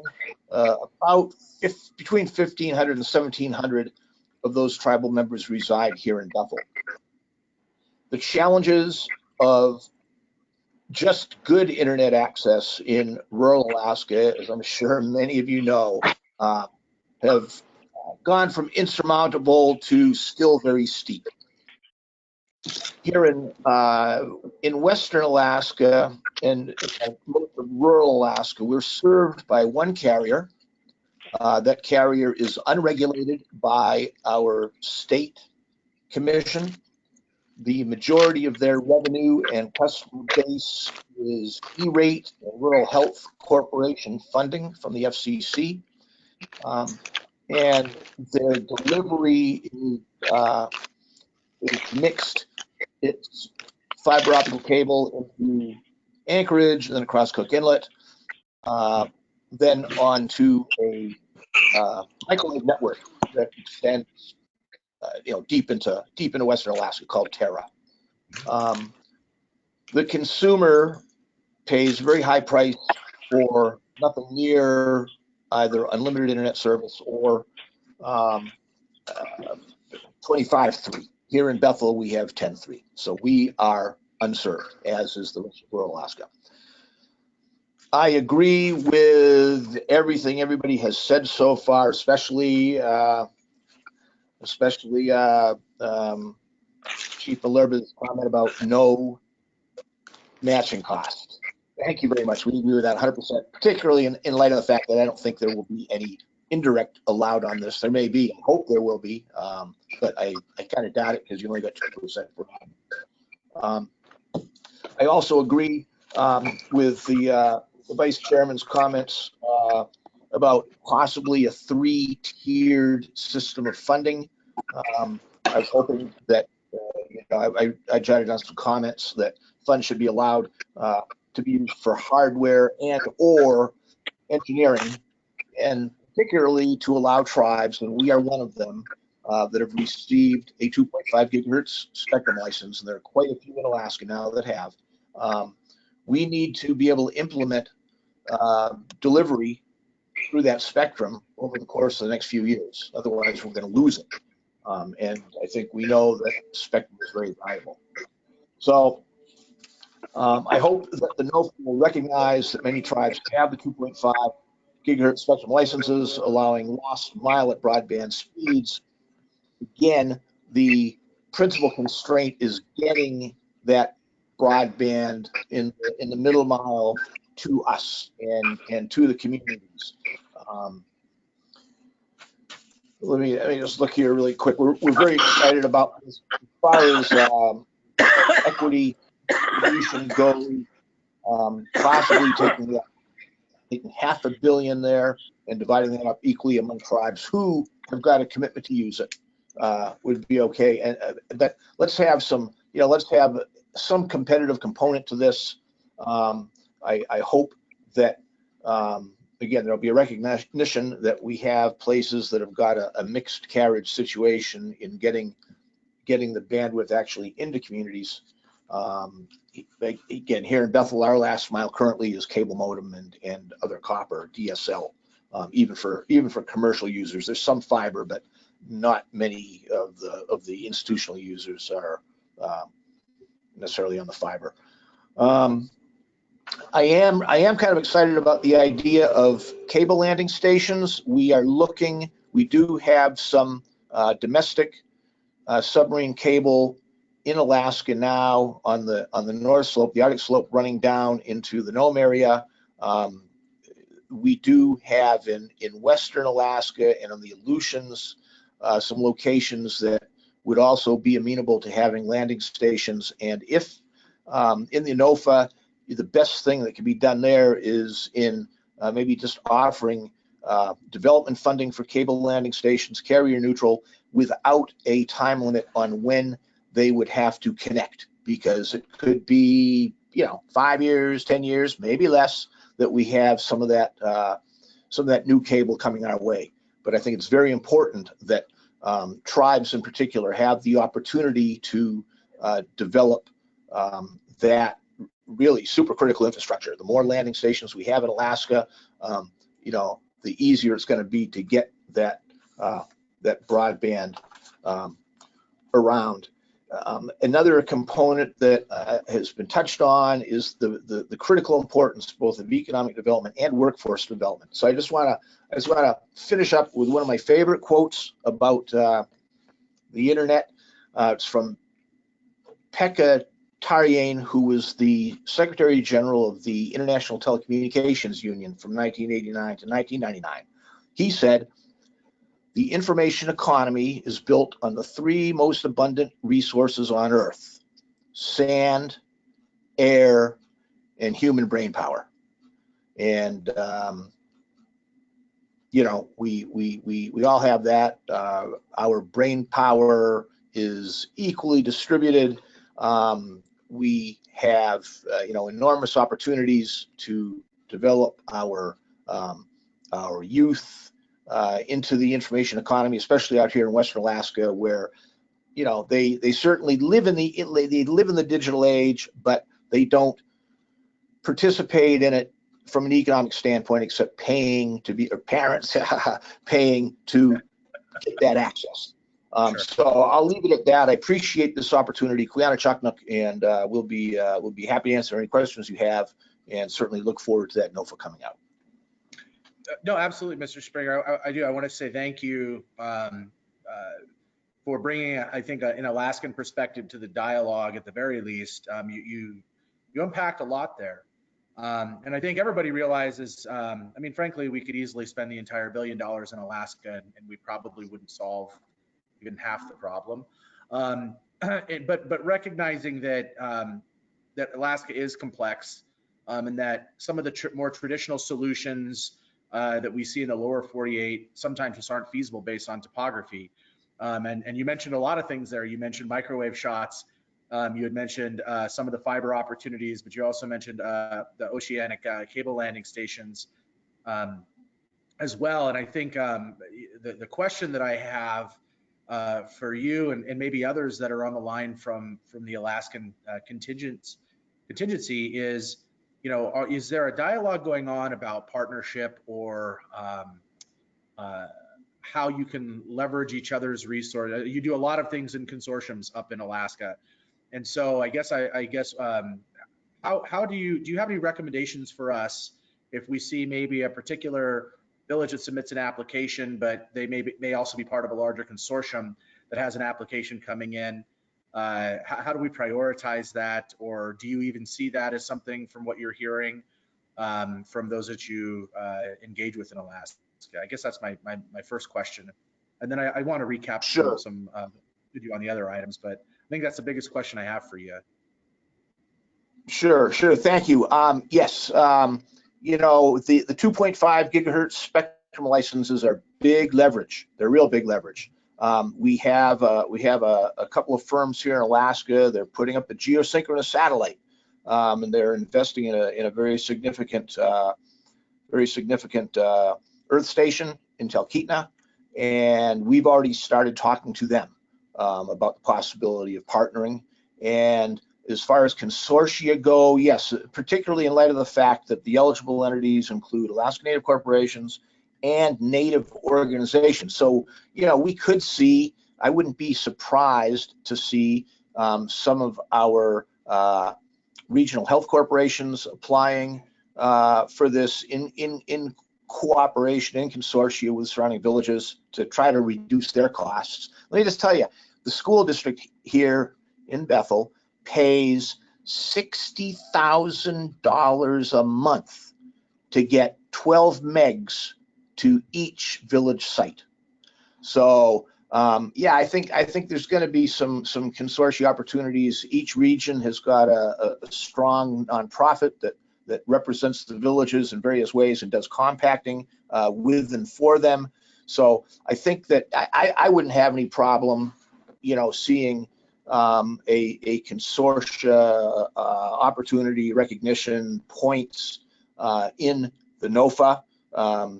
We wouldn't consider that to be a competitive impediment for our applications if we weren't going to join in. But yeah, we have small villages that do have the 2.5 gigahertz licenses and have huge needs. So yes, I think recognition of consortia would be very advantageous for us.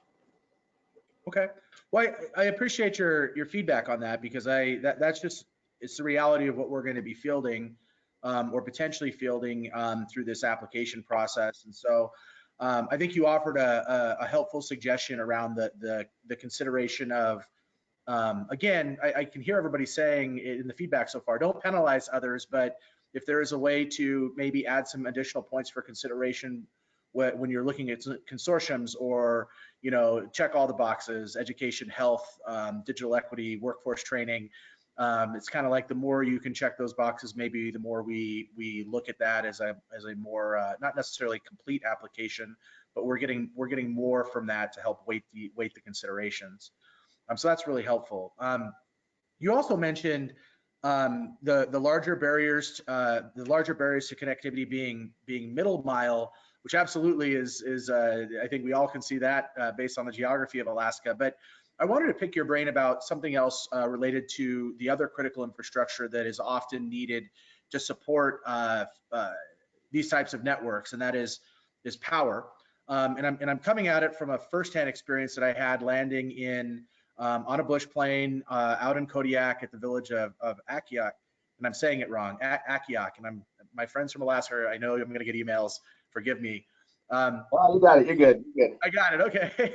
And I remember coming into the village, and the first comment that was made to me, I started talking about broadband opportunities, and my mind was so far past, I'm thinking about broadband, that I didn't stop to realize that a lot of the villages were running on generators. And so the concern that came up in that village was, we're all about trying to figure out how to bring broadband, but what does that do to the power infrastructure? Because if one more person plugs their phone in, the whole village goes black. And so I guess that my other question is really related to, what's your take on other critical infrastructure needed to support the deployment of broadband? How do you view that as part of your application, or how would you like us to view that as part of your application process? Sure. The electrical situation, certainly not as dire as that. On the carriage from Anchorage to Western Alaska and other places, it's mountaintop repeater sites. They get refueled every year. Critical infrastructure, there's the helicopter.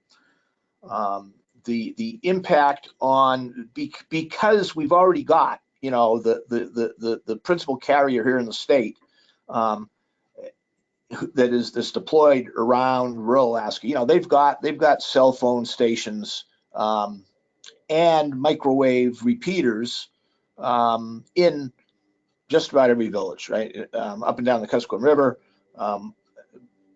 where they're able to get up and down the Yukon. There's some places where it's just a bridge too far.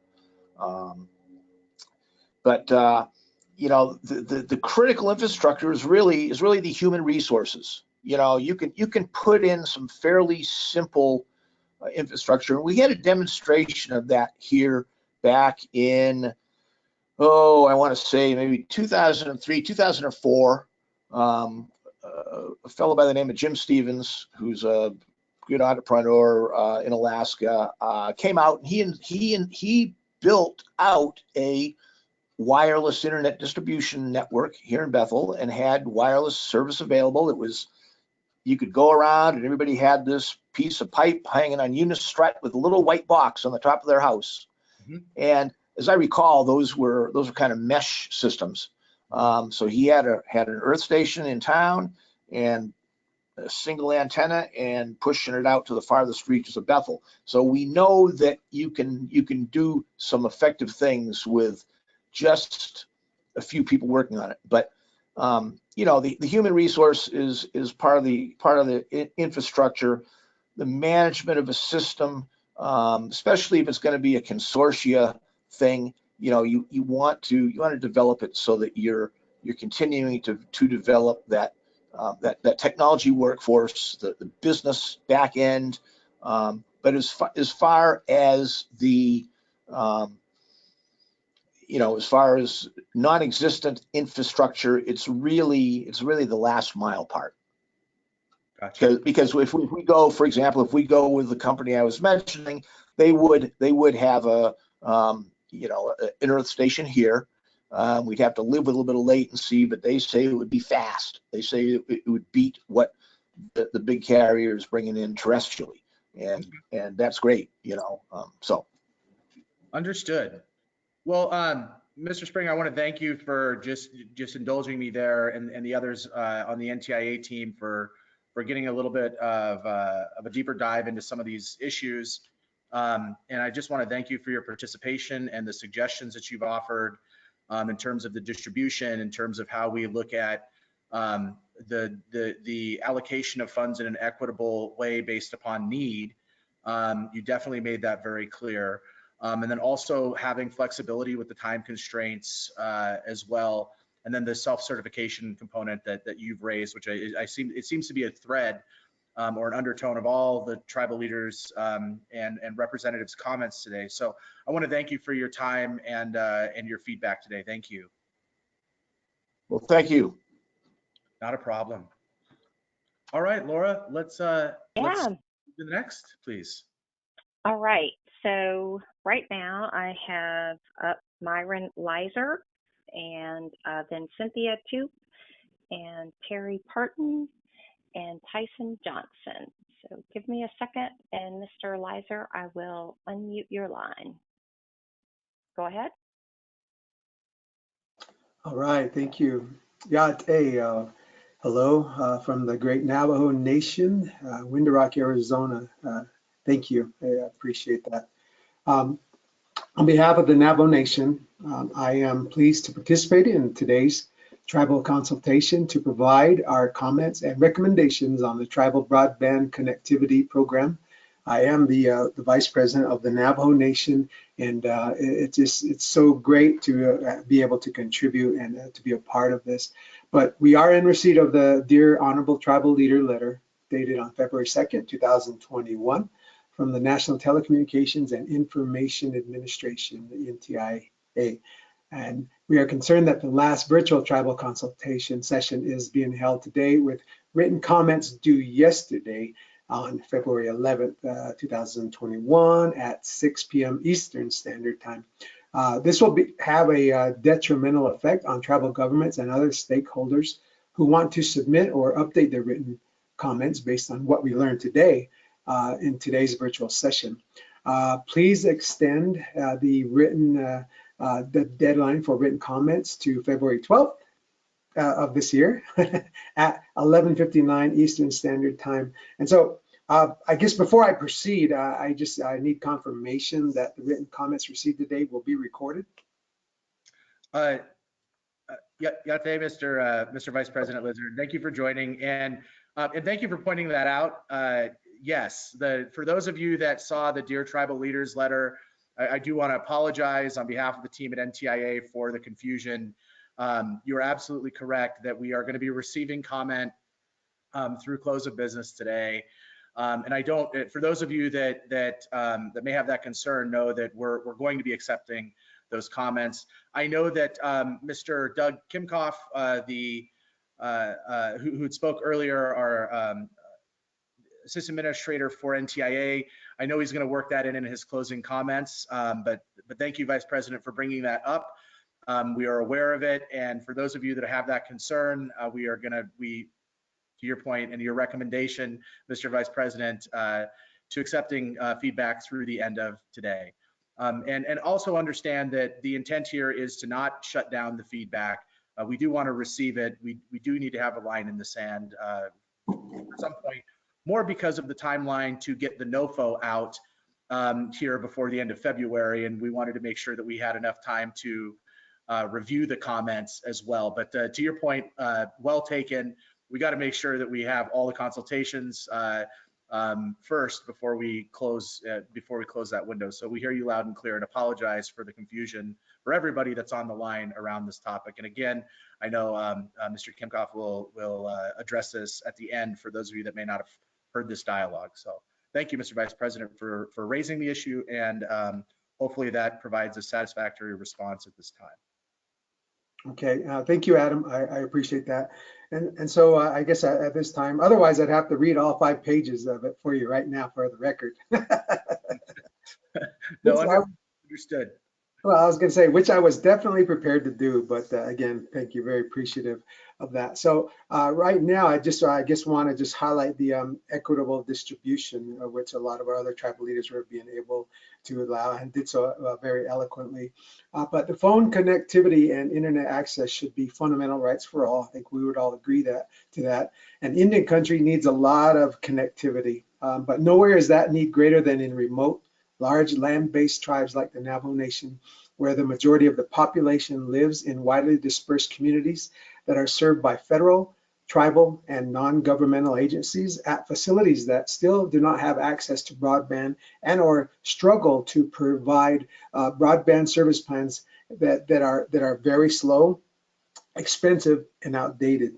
And so the Navajo Nation urges you to implement the $1 billion by using a formula that reflects the intent of Congress to provide these funds where they are needed most. A competitive process would only be counter to the intent of Congress, but it would also undermine the opportunity for tribal communities who need connectivity the most. These are the very places Congress had in mind when it authorized these funds, and whose people would be unfairly disadvantaged by a competitive grant process during a pandemic that is ravaging the most vulnerable and under-resourced among us. And so, I'm very appreciative of all of that you do, Adam, and everybody at FirstNet and all those on this call here. This has been one of just, again, opportunity. I also want to commend the other tribal leaders and what they do for their nations, bringing about the needs to our federal family, our congressional partner, and the delegations there as well. But the power in others in our lives, which you are a part of here, for tribes, this is extremely important. Meaningful tribal consultation seems to be the vernacular of the day, but what does that look like? Relationships and recognition. And the proverbial squeaky wheel gets the grease mentality here is certainly the theme.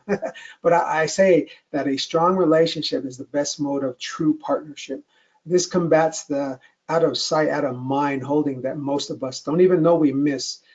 My point here being is we appreciate you and this Tribal Broadband Connectivity Program opportunity to the utmost. Real participation is one where we are able to influence those decision makers that, well, make the decisions for us. And so thank you for allowing the Navajo Nation and the tribal nations help you help us. So with that, I think I'd like to close, and thank you again, Adam, for all you do. Oh, I want to also just before I guess give it up here is the methodology, I guess, that we were kind of talking about. The percentage of structures lacking connectivity here on the nation, 60% of those that need that. And we're talking about, especially now in this pandemic, it has exposed the issues very greatly that we observe here on the Navajo Nation.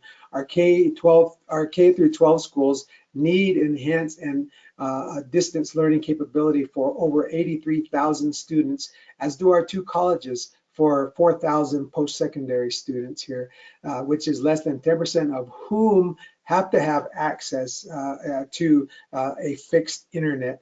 Somebody earlier made mention of having 25.3 and having it be sustained. I think it was you, Adam, that reiterated that. But as more people get online at any given time, especially now, we have telehealth, telemedicine, streaming. This is a vital way that our tribes put out real-time information through social media platforms. And then all of those students that I just said, 83,000 plus, and 4,000 post-secondary students, all students taking classes online. You can imagine we are bursting the seams here of our capability right now. And lastly, or secondly, population. I think 20% of that should be put in consideration for the enrolled members. I guess that does kind of speak well of the Navajo Nation. We are, amongst the largest of tribally enrolled tribes, federally recognized tribes. And then lastly, land base, right? That should also be a part of the proposed methodology going forward. So again, Adam, I thank you for your time, and we will have this all written submission here given to you later today. So thank you so much. Wonderful, Mr. Vice President. And again, I want to thank you for your comments. I do have one question for you, and it's regarding how you see the nation managing the application process, right? So you had mentioned that you have 2 universities. You had mentioned the over 83,000 students. So there's clearly a there's a large education component that you've raised as part of your comments. So do you anticipate the nation having one application that encompasses all of those areas of need, or do you see bifurcated applications coming in, maybe one directly from the nation and then something separate from the colleges or the health arm of the tribe?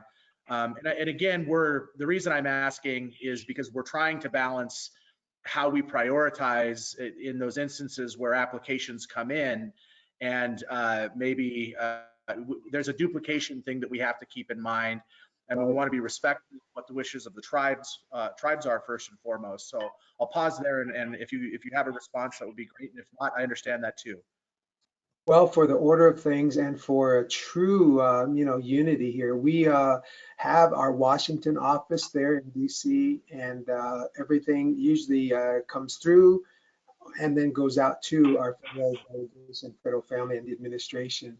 So we do want to, I guess, consolidate things as best that we can. But I know our BIE schools are also separate from us. And so it may be a multifaceted approach here, but knowing, I guess, maybe some constraints, I guess I speak to that what I said earlier about having the relationship. We are so huge, 27,000 square miles, about the size of West Virginia. Education, health, oh my gosh, we could go on and list for you all of the, known bottlenecks and known areas of where, we could be segmented. Or when you talk about bifurcation, though, I want to be able to give you a succinct answer here. Our schools know what they most need, and structurally they are separate and apart from the mother government, if you will. As much as I want to say we want to have one unified voice here from the Navajo Nation, being so large, we do have those silos, so to speak. So we will try to mitigate the, the risk of being segmented for your need. And we know you're there to help roll out these resources. We wish to give you all of the information as best that we can. Wonderful. Well, Vice President, again, I want to thank you. For those of you that haven't had a chance to meet Vice President Lizer or President Nez or see the Navajo Nation, again, it's been one of the largest joys in my career to be able to see so much of Indian country. And the Navajo Fair, if you ever get a chance to go out and check it out, is one of the coolest things that I've ever seen. It's also a great opportunity to see where network connections really have been pushed to the max, and where a small city essentially congregates on Window Rock, that just exacerbates those needs. So I can only imagine what the pandemic has done to your network or network access, and absolutely understand, traveling from Tahajile all the way out to the Bennett Freeze region, the complexities that you're working with as a whole related to infrastructure, with access to water and access to roads and access to power. And so I can appreciate just know, Mr. Vice President, that you have somebody here that can appreciate the challenges that your community faces, as well as many of others that are on the line, who may not be from Navajo, who are facing these same issues. Know that we hear you loud and clear. We know you're juggling a lot, and we're going to do our best to have a thoughtful program developed to meet the variety of needs. So I appreciate you giving your perspective on some formula suggestions and some distribution suggestions related to population need, land base, and we absolutely will take that into consideration. And I want to thank you again. Thank you, Mr. Vice President. Thank you, Adam. All right. Well, Laura, well, I should also say, and thank you to the Navajo Nation for joining us today. Laura, if we could move on to the next speaker. This is great. We're doing good, guys. Yes, we are. So Cynthia 2, if I'm saying it correctly, I am trying to make sure that we can unmute the lines so that we're able to hear you. Let's see. I think I have opened your line. Yes. Hi, this is Cynthia. You can hear me okay? We can, Cynthia. If we could get your name, your title, and the tribe you're representing. Okay. Yesterday, a letter was sent from our chair and forwarded to NTIA so that I can represent the tribe in this consultation. My name's Cynthia Tope. I'm the Shoalwater Bay Tribe Planning Department grant writer. The Shoalwater Bay Tribe is located in a remote coastal area in Southwest Washington, and we have a membership of 450. I'm going to just go into a little bit about the situation here. We have geological hazards that include sea level rise, tsunami hazards, and we're in the Cascadia subject. I can't even speak. I think I have your frog, Adam, the subduction zone. Currently, the conditions forcing the relocation of the tribe is the erosion of the berm that currently protects the reservation. A declaration of a state of emergency was issued in December of 2019 and again in November of 2020 by the tribal chairwoman and council for the rapid erosion of the berm. The tribe's working on relocation plans and recognizes the need for planning and implementation of providing connectivity to the new relocation site. The site is just over 4,000 acres in the hills that adjoin the reservation. Some of this land is in trust and the rest is in the process of being put into trust. To that end, the Shoalwater Bay Tribe respectfully requests that the following be taken into consideration. We're advocating for a two-tiered approach. Tier 1 would consist of a standard formula rate for planning funds in the minimum of $100,000 to each applicant to plan for development. Any funds not awarded under this Tier 1 allocation would then be moved to Tier 2. In Tier 2, even though that wouldn't affect us right now, we would like to see a consistent weighted method of allocation for shovel-ready or existing projects for the remaining amount of the funding. We understand that this funding may be open to other entities that support the advancement of tribal communities, such as tribal colleges, organizations, and corporations. But just for the sake of discussion, if all federally recognized tribes were to receive a standard allocation of $100,000 for planning, it would still provide over $900 million for project funds. So the tribe feels that this approach would not only help us to achieve our project readiness for future funding opportunities, but this method would benefit other tribes that are in the same stages as we are, and as well support the tribes that are implementing their infrastructure projects. Thank you for taking this into consideration. No, absolutely, and thank you and the Shoalwater Bay Tribe out of Washington for providing your comments. And I do want to pick your brain for a second. You had offered up a two-tier approach that kind of was centered around. You'd use a number of $100,000 allocation related to planning. If we were to take an approach like that, would you limit it to just planning? And the example that I'm giving would be, there are some tribes that maybe have a plan, or the issue isn't necessarily access, it is affordability. So would you see there being a broader opportunity to look at maybe things beyond just planning, as long as it's maybe an eligible use of the funds? Do you see that as something you would incorporate in that tier 1 concept? Because I hear you loud and clear on the second piece, which is, save the money for infrastructure, because that's really it sounds like what you're saying is solving the digital divide long term.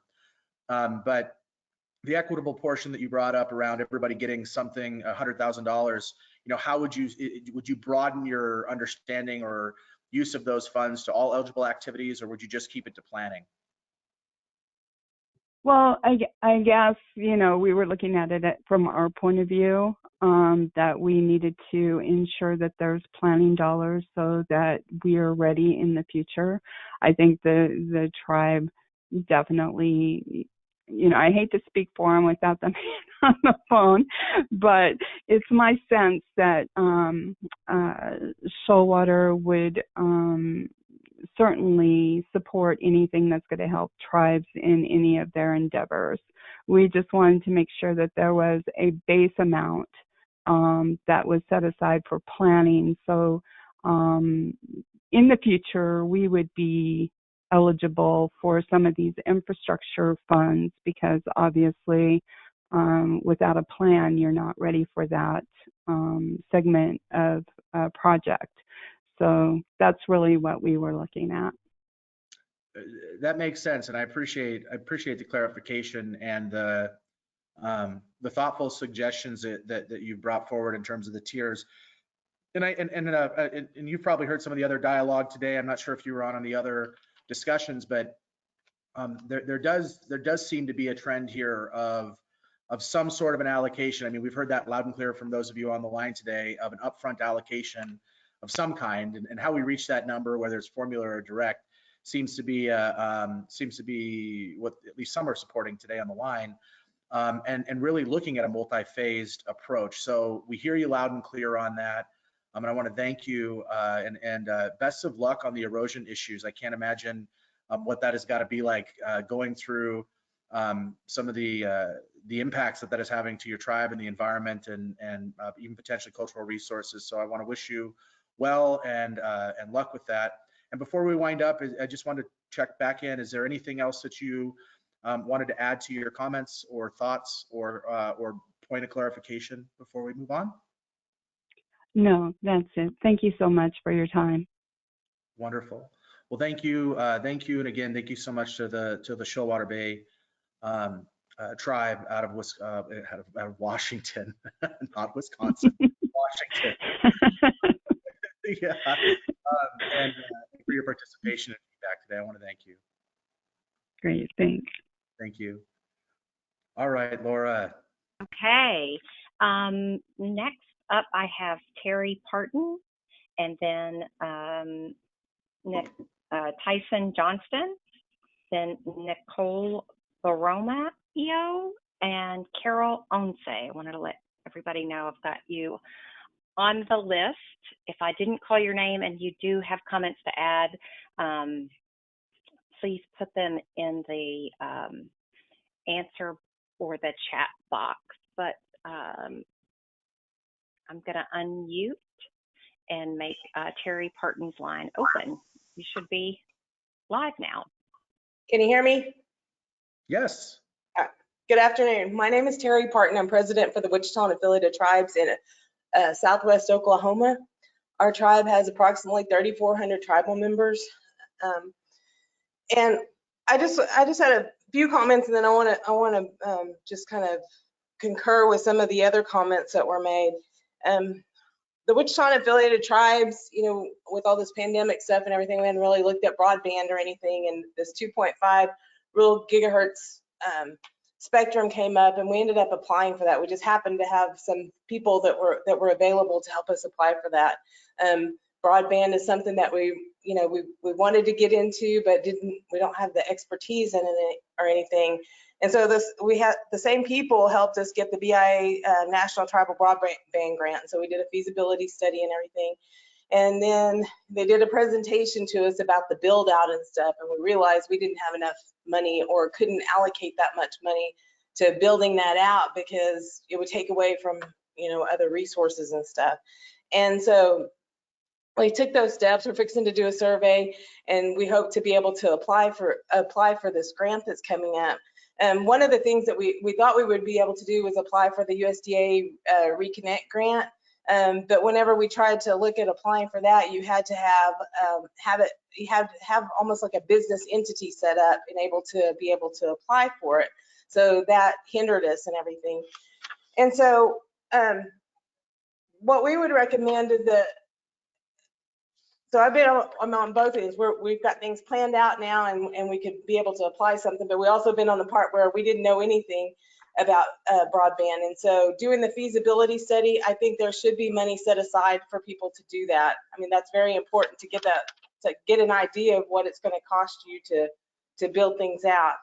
But there should also be a priority for those that have already gotten things planned out and are ready to go. It's just not being able to build it. And when schools shut down and we try to get people to go home and telework, we didn't realize that we had so many people that didn't have access to internet. We've got internet around, but even when they take the MiFi boxes home and you can only get one bar on there, and then you've got multiple kids or families, people in your family working, you can't operate off of that. And so we learned that whenever we shut down.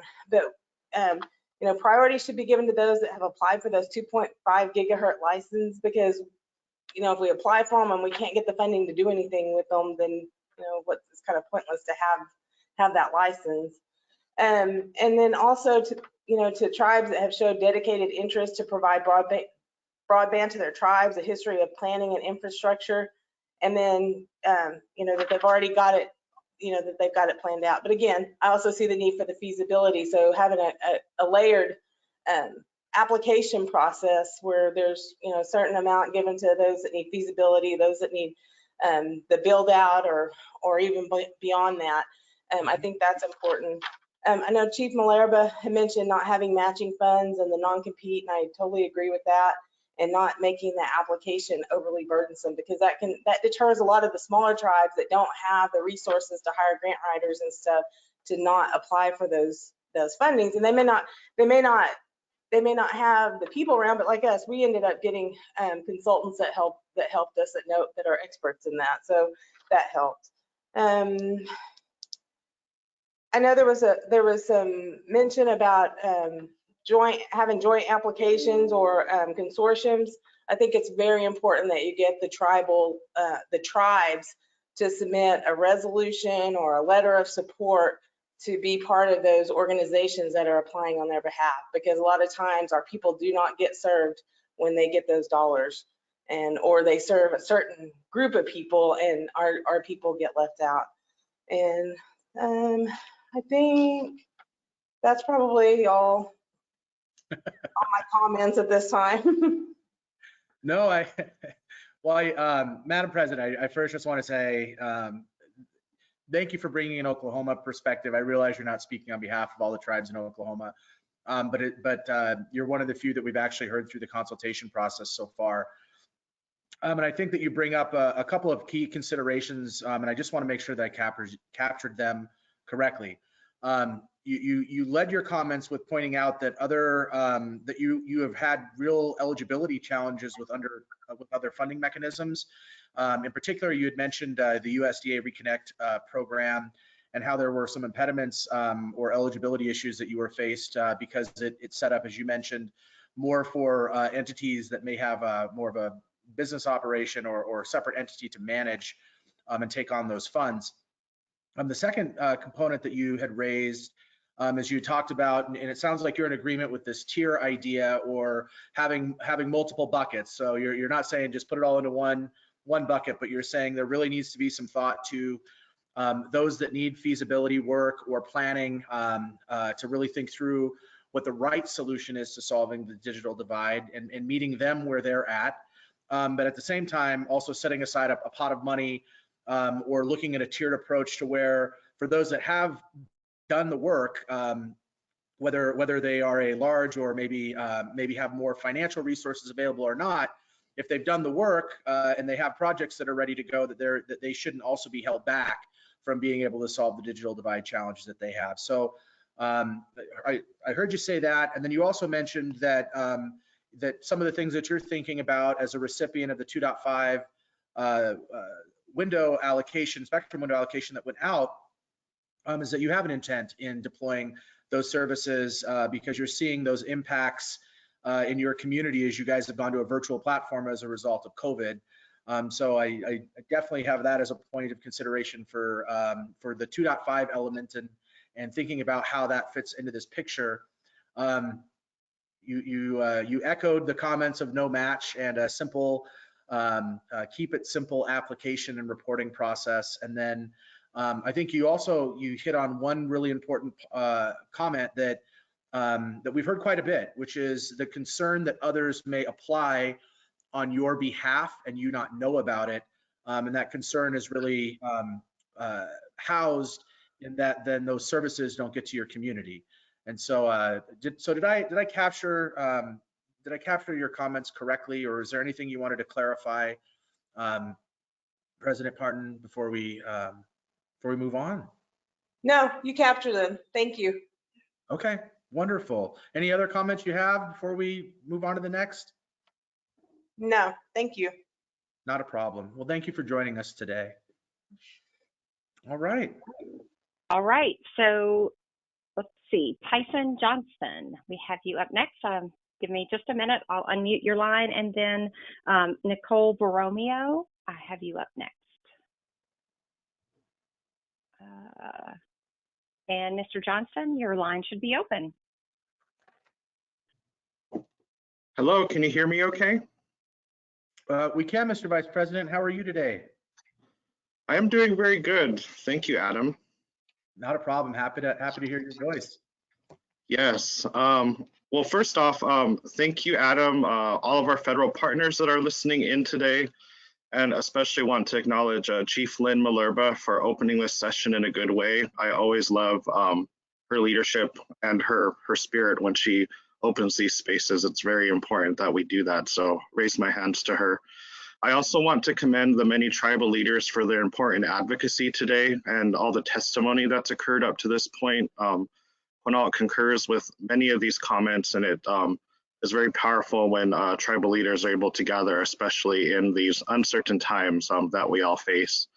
My name is Tyson Johnston. I'm the Vice President of the Quinault Indian Nation. We are located in the southwestern coast of Washington State. These last 10 years, we've made significant investment in increasing our capacity in-house, and as well as building out our own broadband network and infrastructure to better serve our communities.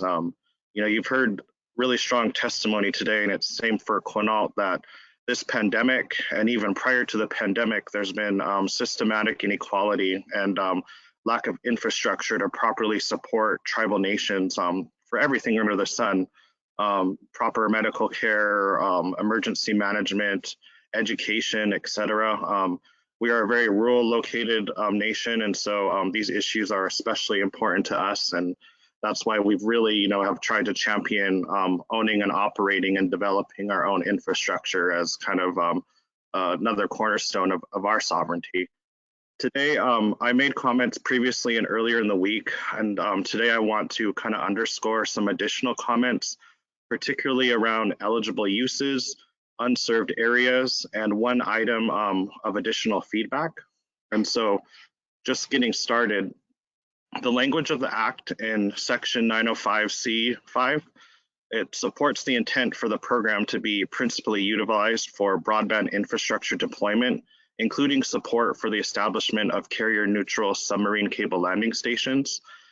Quinault is advocating that NTIA consider the deployment of program guidance specific to the broadband infrastructure deployment and the establishment of carrier-neutral submarine cable landing stations, and taking into account the relevant potential cables, industry demand, ability of the applicant to complete the project quickly, and capacity of the project to produce sustainable revenue. Carrier neutral submarine landing stations are the only project type that are specifically referenced in the Act. In order for all the other eligible uses that this program could be used for, this infrastructure is necessary to stand those up. It supplies a huge pipeline of bandwidth at a global and regional scale, 250 terabytes per second, 3 times the data of the entire catalog of the Library of Congress per second. Partnership with private industry is essential to make this happen. I mentioned earlier in the week, Quinault is one of the few tribes that has adjudicated treaty rights to the ocean itself. And so we're very interested in actively developing opportunities in this industry. And we've learned from our work so far that we must take into account industry's timelines and what's needed to make their respective business cases because of the large investment that's required in connecting different countries together. Tribal participation in this industry, from what we could see so far, would be a global first. Tribes transitioning from customer to provider, we view that as a component of data sovereignty. Prioritizing tribally owned and operated submarine cable landing stations allows for tribes to transition, make that transition, but also allows us to provide internet to not only ourselves, but the non-native populations and rural parts of the counties that we occupy on a significant scale that's economically efficient.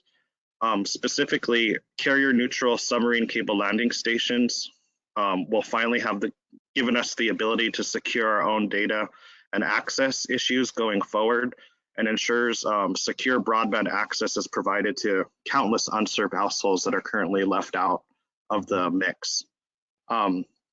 Moving on next, on the topic of unserved areas for tribal lands and unserved households, we are asking that NTIA facilitate tribes being able to exercise their sovereignty and self-determination to self-certify the extent to which a proposed project serves underserved tribal land.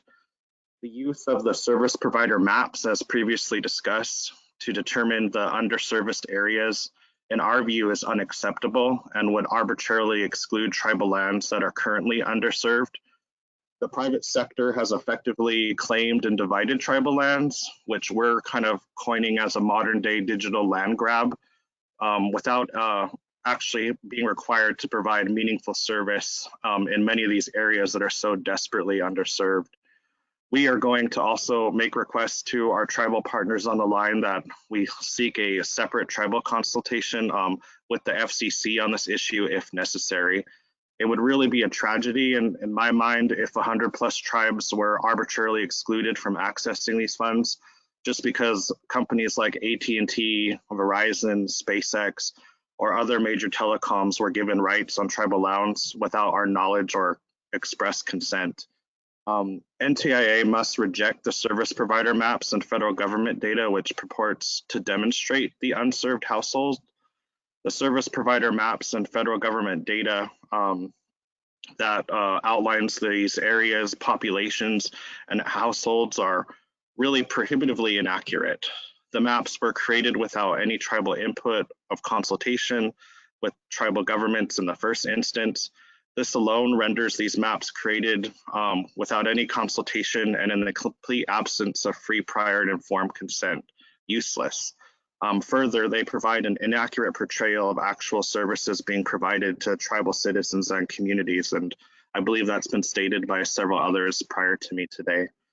This inaccurate data has continually inhibited tribal development of broadband services, and their use here would significantly exacerbate the digital divide facing Native communities. Tribes must not be cut out from eligibility to even seek funds just because Comcast or some other provider got funds on the Rural Digital Opportunity Fund map on tribal lands. RDOF maps and other similar census data, we're advocating that that be shelved with respect to tribes until 2024. This will allow tribes a window of opportunity to access and utilize the funds as intended by Congress through a self-certification process. The nation strongly urges NTIA to allow an applicant tribal government to self-certify the unserved households that will be served by a proposed project with its own data and maps. Tribes as sovereign governments are in the best position to be able to identify their own unserved households. Further, we're asking that we shouldn't limit middle mile development, especially if it's necessary to support future last mile deployment, even if the project only results in a hub or meet me point on tribal lands with no current last mile solution to the homes. Tribes need the opportunity to explore the best last mile solutions, mesh networks, point to point of fiber to deal with checkerboard or other infrastructure barriers. Tribes can't be expected to invest in the last mile solutions in the absence of any viable middle mile solution when there's no viable pipe in place to support the last mile of deployment. This should include all impacted households as the Act dictates and should not be limited to tribal members or households on tribal lands only. Arbitrarily fencing us in through these geographic line making, don't limit to tribal lands or construction location. They need to be really consider the end result of the entire resulting network. I guess to close, as some additional feedback, we wanted to raise a point about preventing duplication. We believe this cannot be interpreted solely as the equivalent to the RDOF. Clear language and intent of Congress contradicts this interpretation. The eligible service area and covered broadband project is specifically never used by the Act. Duplication even is never defined by the Act and is only really referenced once from our analysis. So this should, and moving forward, should be an extremely narrow interpretation tied to the recipient entity and not the census areas. Finally, Quinault also concurs with the suggestion that authorizing resolutions of tribal governments accompany applications for this resource. I really want to thank everybody for providing these opportunities. I'm supported by a really great team and staff at home. I'm no means an expert on these issues, but we have a lot of people here that are working hard to not only create better infrastructure for Quinault Indian Nation, but really supporting our region and our treaty area. So thank you for this opportunity to speak, and I'm open to taking any questions or for clarification. Seal Queel. Well, thank you, Mr. Vice President. And I do want to thank you for your attention to the topic. You have attended all three of these consultations. Again, I want to just extend my appreciation for the amount of feedback that you provided, because you hit on a lot of really important points. You started with making sure that we understood the importance and gravity of what a landing station means, an oceanic landing station means to the Quinault tribe. But you also coupled that with a basic fundamental principle that without the 250 terabits per second capabilities of what those cables are able to do, you don't have the larger middle mile access components. And so I think the way I understood it is you view those landing stations as a critical key nationwide to solving the broadband and digital divide issues. Did I hear that correctly? That's how I understood you teed it up.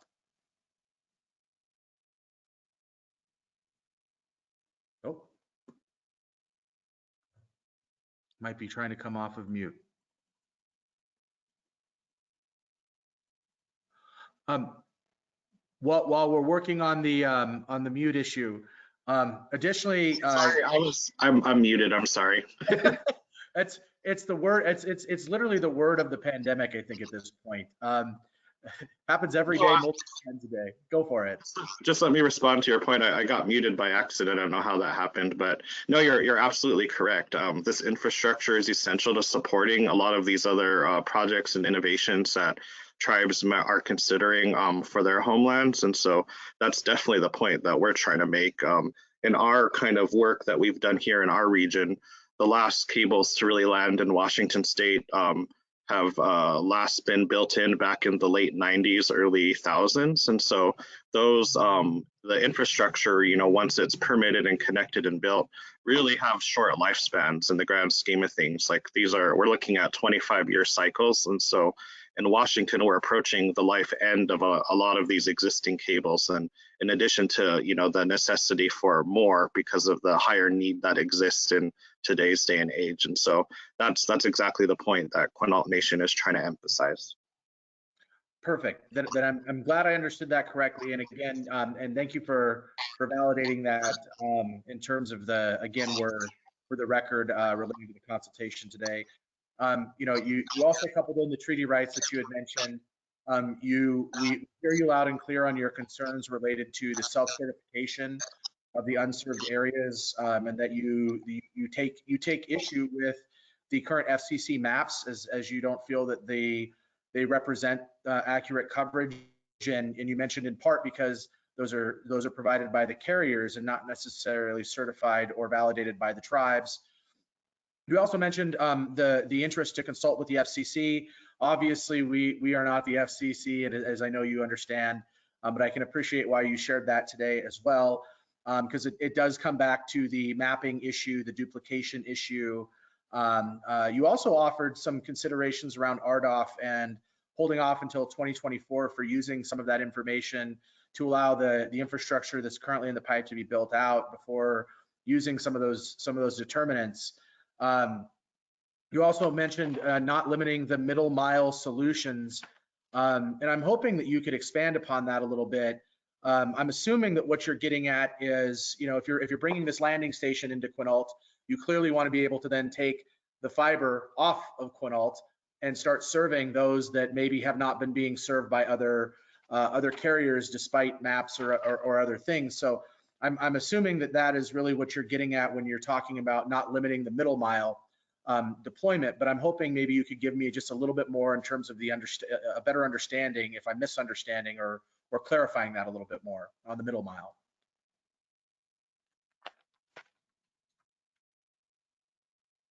Did we put you back on mute again by accident? Let's see. Yeah, someone keeps muting me. So I keep not seeing that, and then I'm speaking and I'm losing my train of thought. Sorry. But yes, that is where we're coming from.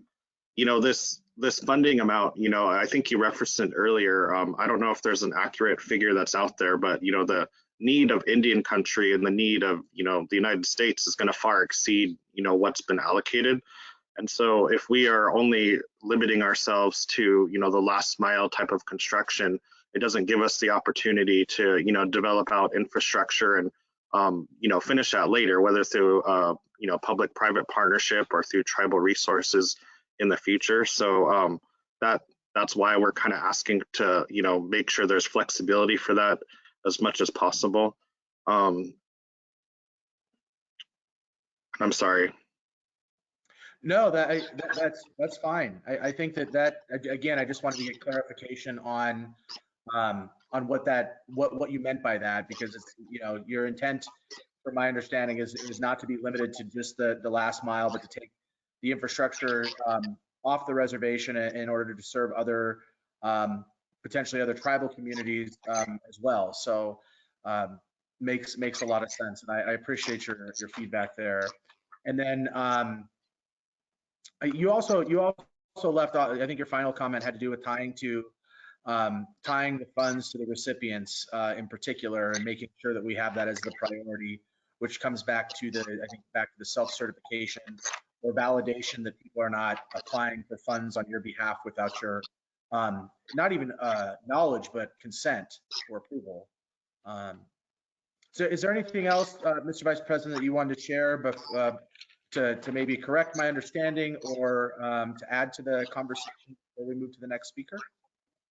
I think just kind of going back to your last question for further clarification, the argument of, you know, last mile versus middle mile projects, we just don't want to have that limitation be in place and be used to discount the number of unserved homes and communities that the solution impacts. So that's more of where we're coming from, I guess. For further context, we want to not have that be discounted because of, you know, the potential impact that projects middle of the road could help and develop in the future. Understood. Well, thank you for the clarification again, Mr. Vice President, and from the Quinault Nation, for your feedback today. And I mean, frankly, your participation over the last 3 sessions, it's been very helpful. So I just again want to thank you for your time, and as always, feel free to share any additional comments that you may have, and you're welcome to jump on later as we keep going through the dialogue. So thank you. Thank you very much. All right, Laura. Yes. Okay. So I'm trying to keep track of a few things. One is that earlier Chairwoman Norma Contreras had her hand up, and I want to be sure that I didn't somehow overlook you, or that somehow your hand was inadvertently taken down. And I'm not quite sure how to find out if that were the case or not. The list that I currently have in keeping track is Nicole Borromeo, Carol Onse, Jana Gagnon, and then I had Augustine Fernandez, Charles Austin, and Crystal Hodowy added to the line. So those are the hands that I have up now. And with that, Ms. Borromeo, I am gonna open your line.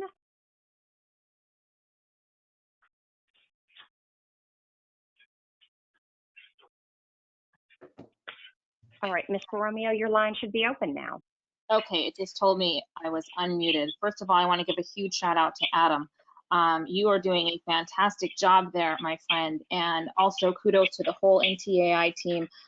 This has been one of the most, I think, productive tribal consultations that the Alaska Federation of Natives has participated in. The amount of work that you did on your end, especially in terms of summarizing the law, was much appreciated. So you are the new gold standard. Go out and tell your colleagues in the other federal agencies.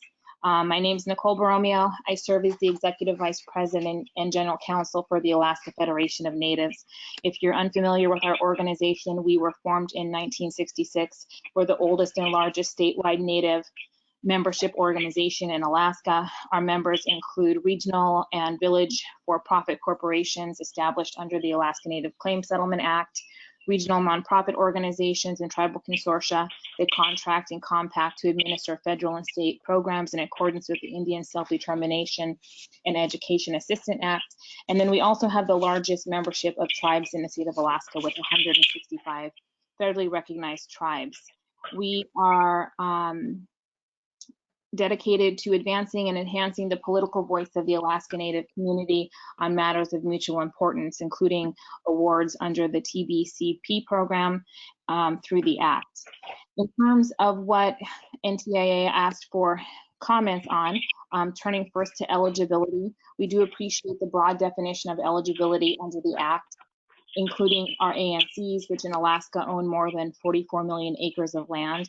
As such, it's important that they are included, and we want to make sure that they are given the full weight of benefit of an eligible entity. The agency asked about preventing duplication of fundings. One idea that we had was to give greater weight to joint applications and score them higher than a single entity submission. This will help ensure that the project is funded rather than multiple competing entities.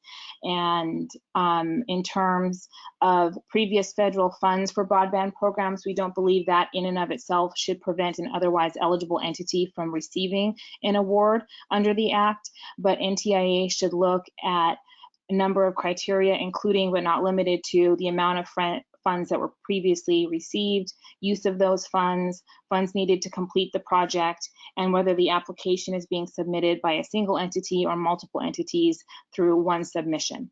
We agree with previous commenters that to ensure tribal government priorities are represented, one way to do that very easily is to seek a resolution of support from any respective tribes that are impacted by a project.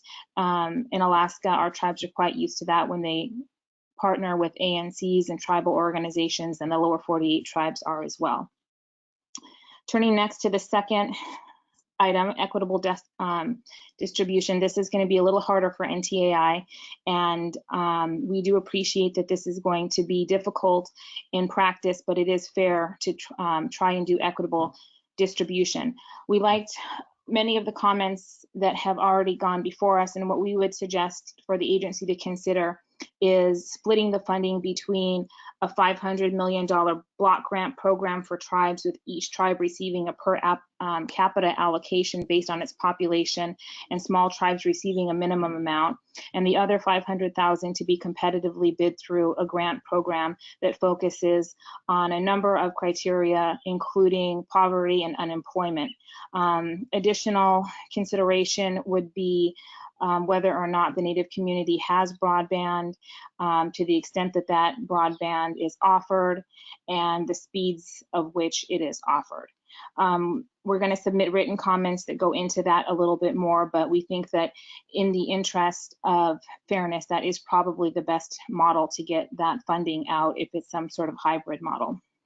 Historic and preservation and environmental assessment, that's the next area that we wanted to provide comment on.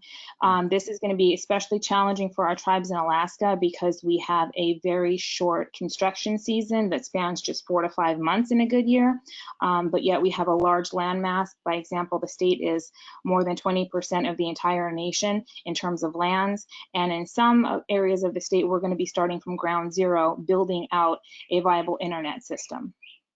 We also have a complex nature of federal land ownership, state land ownership, and private land ownership, meaning that lengthy discussions are going to need to precede any build out. A lot of our land, 60%, is owned by the federal government as public lands, and those are going to require special protection. We think that one way to overcome the challenges associated with this specific criteria would be to focus on low Earth orbit satellites and deploying that capability in terms of partnerships that focus especially with the US military. We think that there are some avenues there. And then there are special funding mechanisms in Alaska that we can take advantage of that the lower 48 might be able to as well, depending on where they're located. And by that, we're speaking about the Denali Commission. We'll provide specific comments on that because it is unique to Alaska, and I don't want to take up too much time. And I know there's several people after us. The next area that NTIA requested comments on was underserved areas.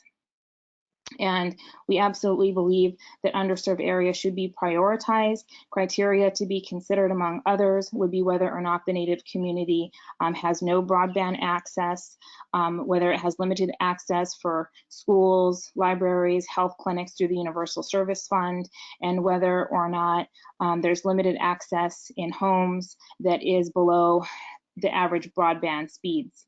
Turning it next to the requirement portion. AFN does not favor a unduly burdensome reporting process. The Act calls for a basic narrative and certification of TCB compliance. In our view, that is all that is really needed. However, to the extent the agency believes that more reporting is required, please exempt confidential, propriety, and commercial information, and consider just requiring the passage of this routine audit, which tribes, tribal organizations, Native corporations, and the like are used to passing on a routine basis. Finally, the last section that you requested comment on was on tribal land. In Alaska, under the Act, this is defined very broadly to include pretty much the entire state of Alaska, regardless of who owns the land. That is appropriate based on our unique circumstances. And we hope that land ownership is not seen as a barrier to an award in Alaska. By example, if the feds or the state or private landowners own the land, provided that the landowner consents to the project and that it does further broadband service to Alaska Native peoples and communities. We do have a very lengthy 8-page comment, so we appreciate the clarification, Adam, that these will be welcomed until the end of the day. And this is a supplement to the comments we filed earlier this week. Thank you. Well, thank you. Very succinct comments, and I do want to thank you so much, Miss, and I'm going to say this wrong, so you can correct me, but you might as well say your name one more time for me, if you wouldn't mind, your last name. It's Borromeo, but as Jana and others know that work with me on other committees for the federal government, I also answer to Her Royal Highness. Baromeo, I can remember that. I gotta remember the Romeo. But Ms. Baromeo, I want to thank you for the comments, and it's always good to have AFN feedback in any process. You know, the history of the United States, the history of tribes and its relationship with the federal government is unique, and there are a lot of different makeups that make up Indian country today. And so I do want to recap some of the things that you pointed out. I appreciate your considerations around joint applications and the consideration that you suggested about joint applications maybe having some more weight, and it makes, and I'm tracking. The likelihood of a joint application means the likelihood of more that are unserved. There's a stronger likelihood that those would be served, and that we shouldn't be limiting it. And that your suggestion was not to be limiting it to some of those other items which may hold back tribes. Also, you had mentioned the need for a resolution for support, and I do want to just get your thought on this. Is the issue at hand really centered around the tribes being able to validate those that are applying on their behalf? And the reason why I'm asking that question is some tribes right now in the pandemic, a resolution just isn't even a possibility. It requires an act of their whole general membership, and due to safety concerns or technology barriers, they're not able to convene to get a resolution. I guess the question that I have for you on this particular comment is it purely just a resolution, or is it whatever form of consent that is needed from the tribe that the tribe could provide? Just a quick question. The latter would be preferable. It doesn't have to be a formal governmental resolution from the council. But in Alaska, I have to be honest, we don't have a lot of instances where a tribal consortium will come over on top of a tribe and apply and try and take an opportunity from them without consulting the council in the first instance and appearing before them asking for their partnership in the process. But it was one of the areas that NTIA did ask us to comment on, so that we thought that was one of the solutions. But since I haven't submitted our comments yet, yes, I'm going to take out the language about the resolution and just say any form of governmental approval would be fine.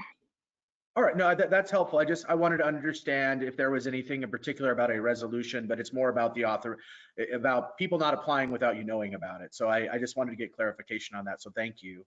Yeah, exactly. It's just what our tribes are most comfortable and used to up here. Perfect. Understood. On the 50-50 is kind of how I wrote it down. You'd also provided recommendations on block grant.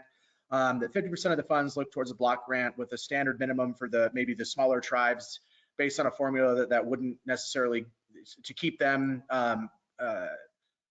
also receiving benefit if maybe the formula isn't always the best way, small land base or population. You had also mentioned that a second half of the funds be looked at in terms of a competitive basis, or really the way you described it. And I think we're using this term competitive and based upon need is kind of interchangeable, in at least the way I've heard tribes describing it today on the call. But you brought up some interesting components around looking at the level of poverty and unemployment, and how the access to also comparable speeds are all things that need to be taken into consideration when we're looking at, if we were to look at weighing out an application or a competitive or needs-based application, that we consider those ideas. So I hear you loud and clear on that. You also brought up the environmental challenges, and frankly, the construction windows that you face in Alaska. Again, nothing is like Alaska in the lower 48. Once you've been up there, you'll understand that. And so again, very unique from the Alaskan perspective about, you really are thinking about how do you deploy this in the limited window that you have to actually go out and build anything. And so that's absolutely noted here. I appreciate your comment about the partnership and the dual, I call them a twofer, but some people say the bang for your buck, but you brought up a partnership with the military, and possibly looking at considerations in this process where an applicant is not only solving the issue for their tribal community needs, but where they can demonstrate that the infrastructure may complement other needs of surrounding partners, whether it be DoD or maybe county or state or or even maybe neighboring tribes. And so I appreciate the comment there. I'm looking forward to seeing your feedback on the Denali Commission. You also had some comments about compliance and reporting, and you're absolutely right. Every tribe goes through an annual audit, where a certain amount of their programs are pulled, irrespective. It's a requirement. It goes into the clearinghouse. And I think that you offered an interesting suggestion as a way to address the reporting, the financial reporting considerations. I don't know where that will go, but I think it's definitely something that we should consider and explore. And so I thank you for offering that. Also, you brought up not letting the determinants of tribal of the definition of tribal land or whether or not it is formally held in trust or not be a determinant or something that limits the ability to meet the those that are unserved because of the complexities. And I think that you very eloquently pointed that out. There are surface and subsurface rights challenges in Alaska, clearly. And there's a lot of jurisdictional and unique elements that I think that we do need to be cognizant of as we develop this NOFO. So thank you. Is there any other points that you wanted to make or points of clarification as I kind of went through in recap? Is there anything that I missed or that you want to restate for clarification? No, you got it all. Thank you. Wonderful, and thank you again for the kind words at the beginning and the support. I'm sure our team here at NTIA is grateful for that type of feedback. It's nice we hear sometimes about all the challenges we have, and it's great to hear that this has been fruitful for you. So thank you. Oh yeah, I think for many others too. We still have a long line after me, so I do want to wrap this up. But in all seriousness, if you can just replicate what you're doing across the other federal agencies, we would greatly appreciate it for consultation. Appreciate the feedback, and thank you again for your time today. Thank you. Thanks. All right, Laura. Okay. Yeah. So I'm just going to apologize again. I'm struggling a little bit with keeping track of everything, but I've got Carol Onse, if I'm saying that correctly, Jana Gagnon, Chairwoman Norma Contreras, Mike Williams Sr., Crystal Hodawy, Augustine Fernandez, Charles Austin, and I'm going to see if I've got more after that, but I'm going to open up the line for Carol Onse. And your line should be open.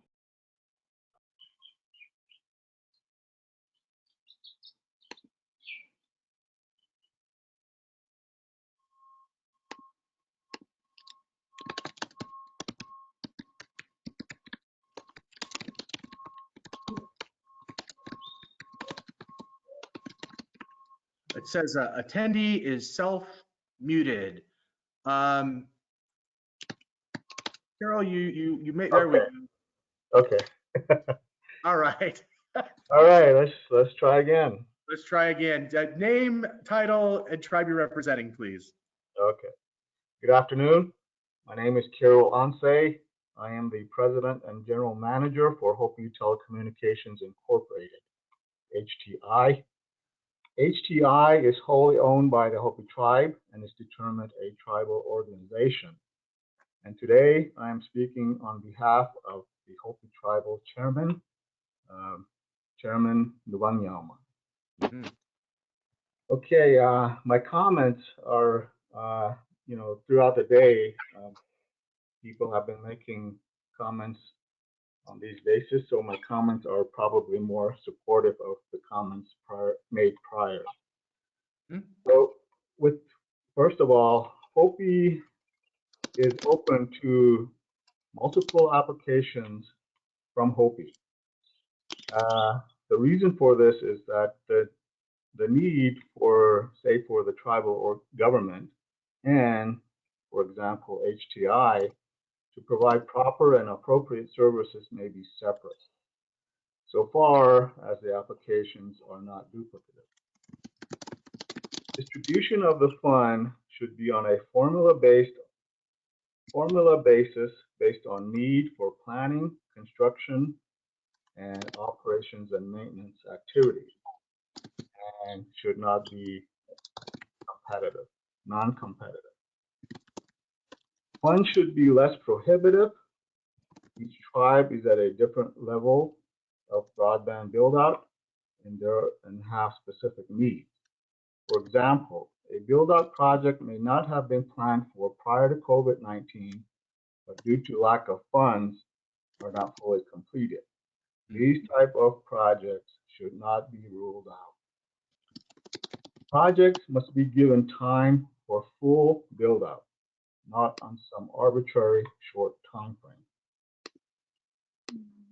All cultural and environmental practices of the Hopi tribe must be preserved through this process.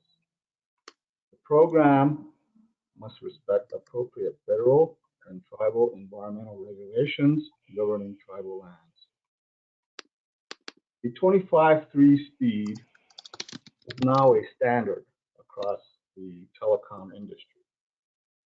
The fund must target those individuals who are not connected due to lack of infrastructure and affordability.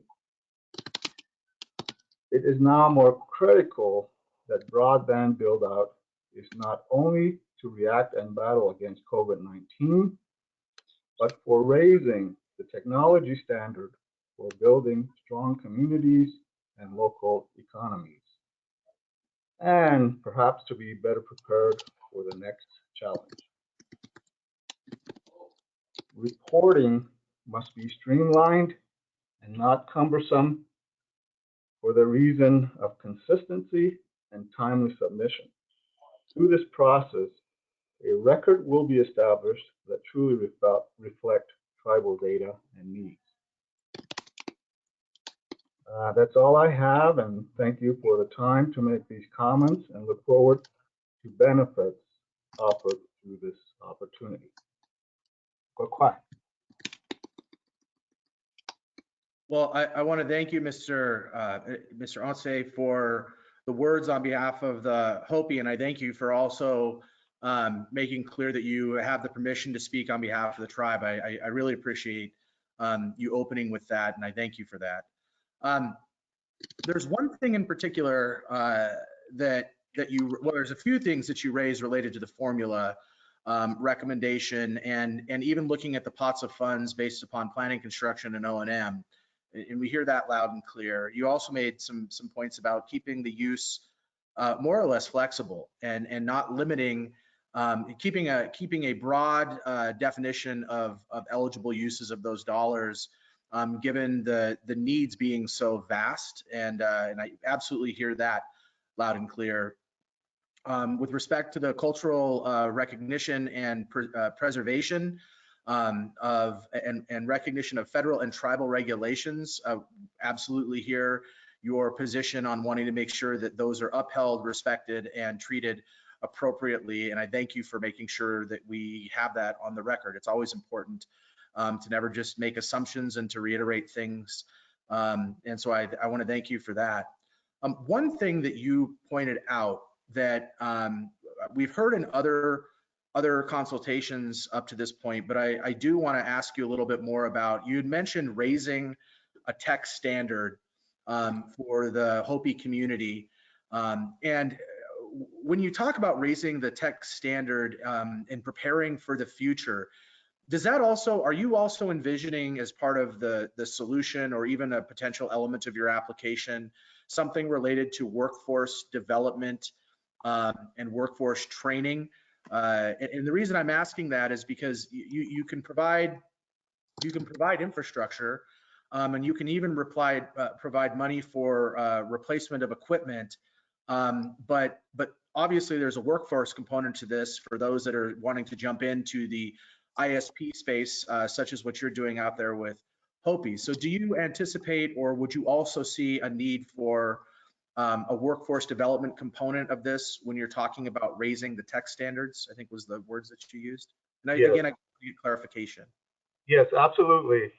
You know, what in the HTI charter, it talks about through the telecom technology, it would, you know, raise standards for availability, of the technology on the reservation to improve the economy on the reservation, meaning jobs and being able to do commerce, outside of the reservation. So that would, lead to job creation and so forth. And absolutely, that is one of the key components to this build out as we talk about technology. Understood. And I want to thank you for the clarification and just making sure that we understood where you were going with when you talk about raising tech standards for the future and how you see that for Hopi. The last component that you brought up, which I can absolutely appreciate, being a former tribal leader myself and actually having my hands on grant programs and submitting narratives and 425s for the variety of funds that all tribes receive, I can appreciate your feedback about the need to keep a real record, but to keep it simple and to not make an overly burdensome process on tribes when especially in the middle of a pandemic. Is there anything else you wanted to add to that? No, not at this time. I thank you again for the opportunity. Wonderful.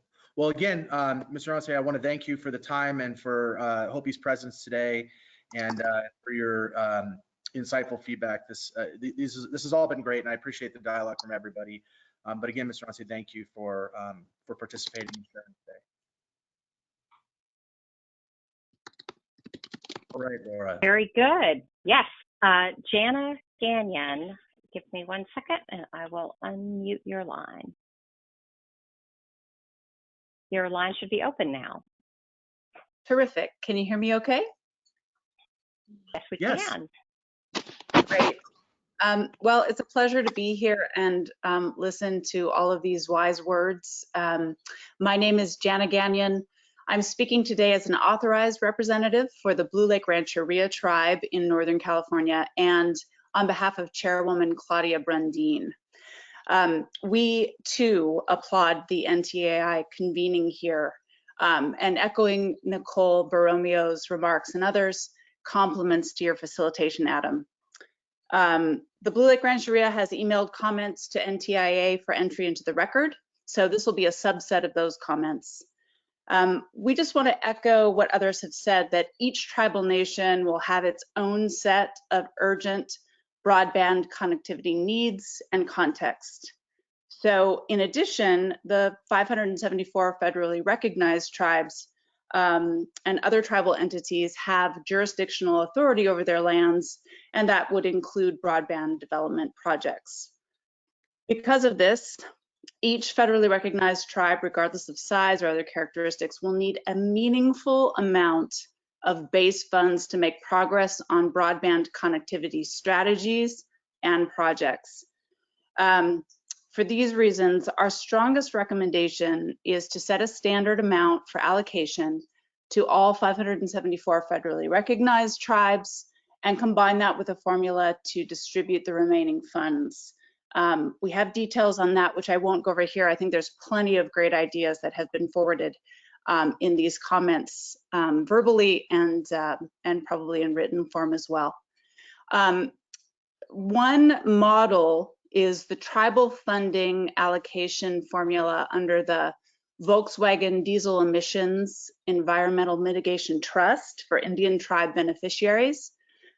This was designed by tribes to solve for population, location, and other different characteristics to achieve the most benefit for the most tribes. The allocation formula can be easily reviewed as a possible template for a TBCP methodology. And the other part of that we've found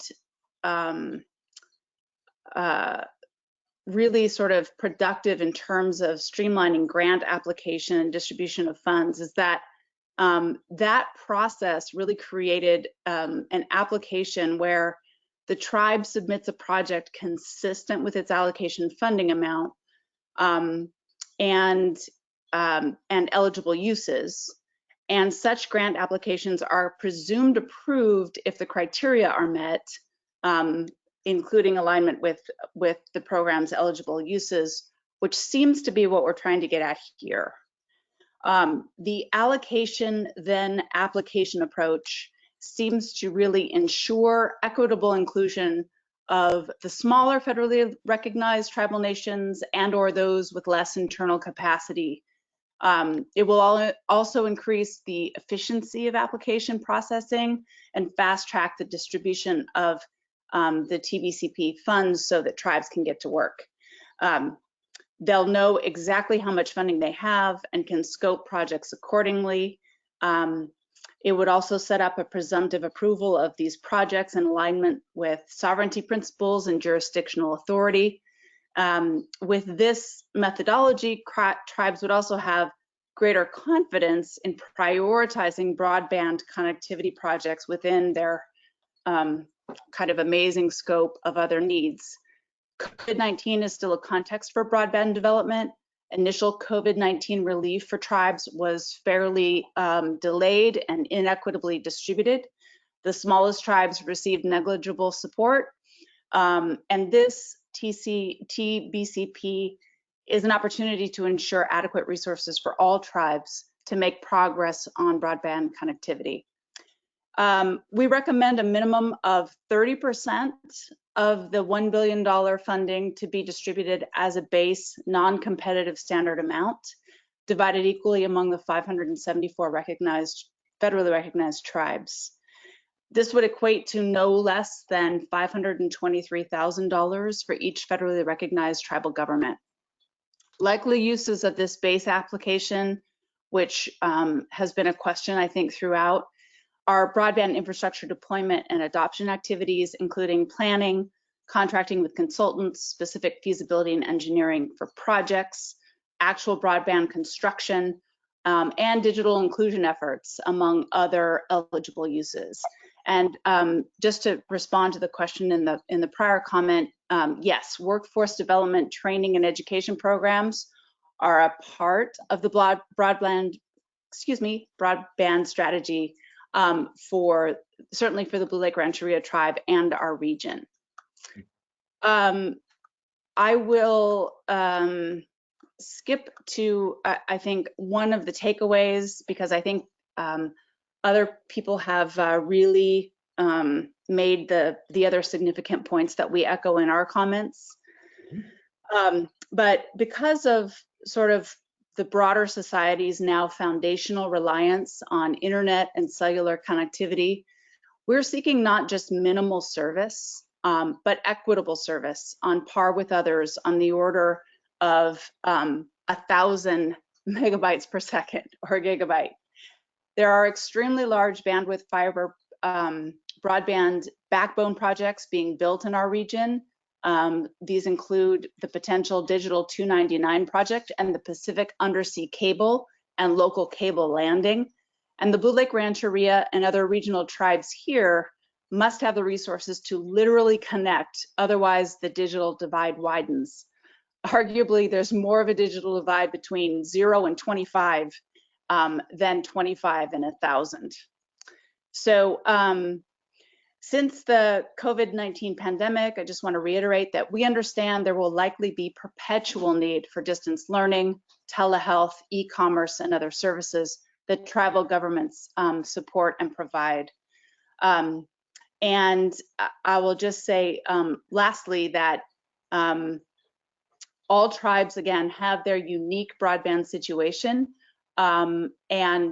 and we look forward to how the structure and the allocation formulas take that into account to make sure that all tribes benefit from this much needed source of funding. Thank you. Well, I want to thank you, Ms. Gann, and also the Blue Lake Rancheria. You guys have probably been able to tell I try to work in some component of when I've been there, because I have. I've been all up and down the California coast, and I have stayed at your facility before. I've been on your lands, and kudos to you, by the way, for the renewable energy projects that you guys have been pulling off in terms of really solving a holistic approach in the way that you exercise your sovereignty. It's pretty neat to see what you've been doing. You raise a lot of really interesting points of consideration, and I am going to just recap them. And I realize that you have some submissions, a submission that you're going to be making. In terms of the base allocation component, it sounds like you're in that same frame of thought of there should be some base, and with that base, there needs to be eligible uses around planning, feasibility, engineering, construction, workforce development, just kind of all the eligible activities. Do what you need to do with that money. But yet you're also reserving a balance for those that may have a larger need as well. And I think that you also bring up an interesting point, which is that it's not necessarily you don't view that any of this as a competitive application base. You're really viewing this as it's presumed approved as long as we're making sure the application is complete, and not so much that it's about accepting or rejecting applications, but making sure that the applications have a thoughtful way to administer the dollars. And so I appreciate you sharing that. And if I'm wrong, you can correct me, but that's how I understood it. You even gave an example of $523,000 per tribe, and that leaves a balance to do some of the larger projects. And then you also brought up, I think, another thing that we haven't heard anybody else say, and I think you said it really nicely in your description, which has to do with the equitable service delivery. That service delivery needs to be equitable from your perspective, is how I heard it. And I haven't heard anybody quite explain it the way that you have. The hard part is getting from 0 to 25, to 25 down, or excuse me, 25 down, 3 up. That's the hard part. Once the infrastructure is in place to deliver that level of service, getting from 25 up to 100 or more really isn't as big of a challenge from the way that you described it. And so I want to thank you for that feedback. We will also take a look, if it's part of your comments, you had suggested taking a look at the Volkswagen diesel formula allocation distribution. I think that'd be really, that is something that's worth taking a look at on our end. If it's another formula or concept that we should explore, we want to do that. So we will take a look at that. And I want to thank you for offering up so many creative solutions in your dialogue. So is there anything that I misunderstood or that you wanted to get clarification for on the record? And then also, is there anything additional that you may want to add that maybe came to mind here in the last few moments before we move on? I just wanted to make sure that I offered that. No, thank you. That was a good summary. I'll just say that my point about the level of service, the 25-3 being treated as quote unquote served status, is just grossly inadequate. And we've heard that from most tribal nations who have made comments at this venue. So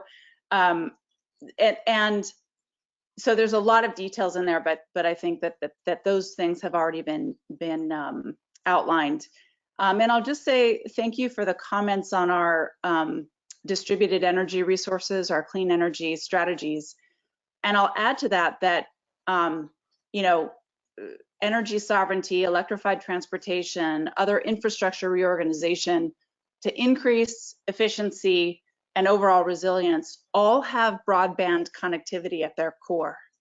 So those two things are aligned in a way that they haven't been before, and it's not sort of overtly stated, I think, in this the eligible uses, but I just want to bring that up. The other thing that's not overtly stated is broadband connectivity that supports emergency communications and emergency operations center functions. We had several public safety power shutoff events where the grid was shut down to prevent wildfire from grid infrastructure.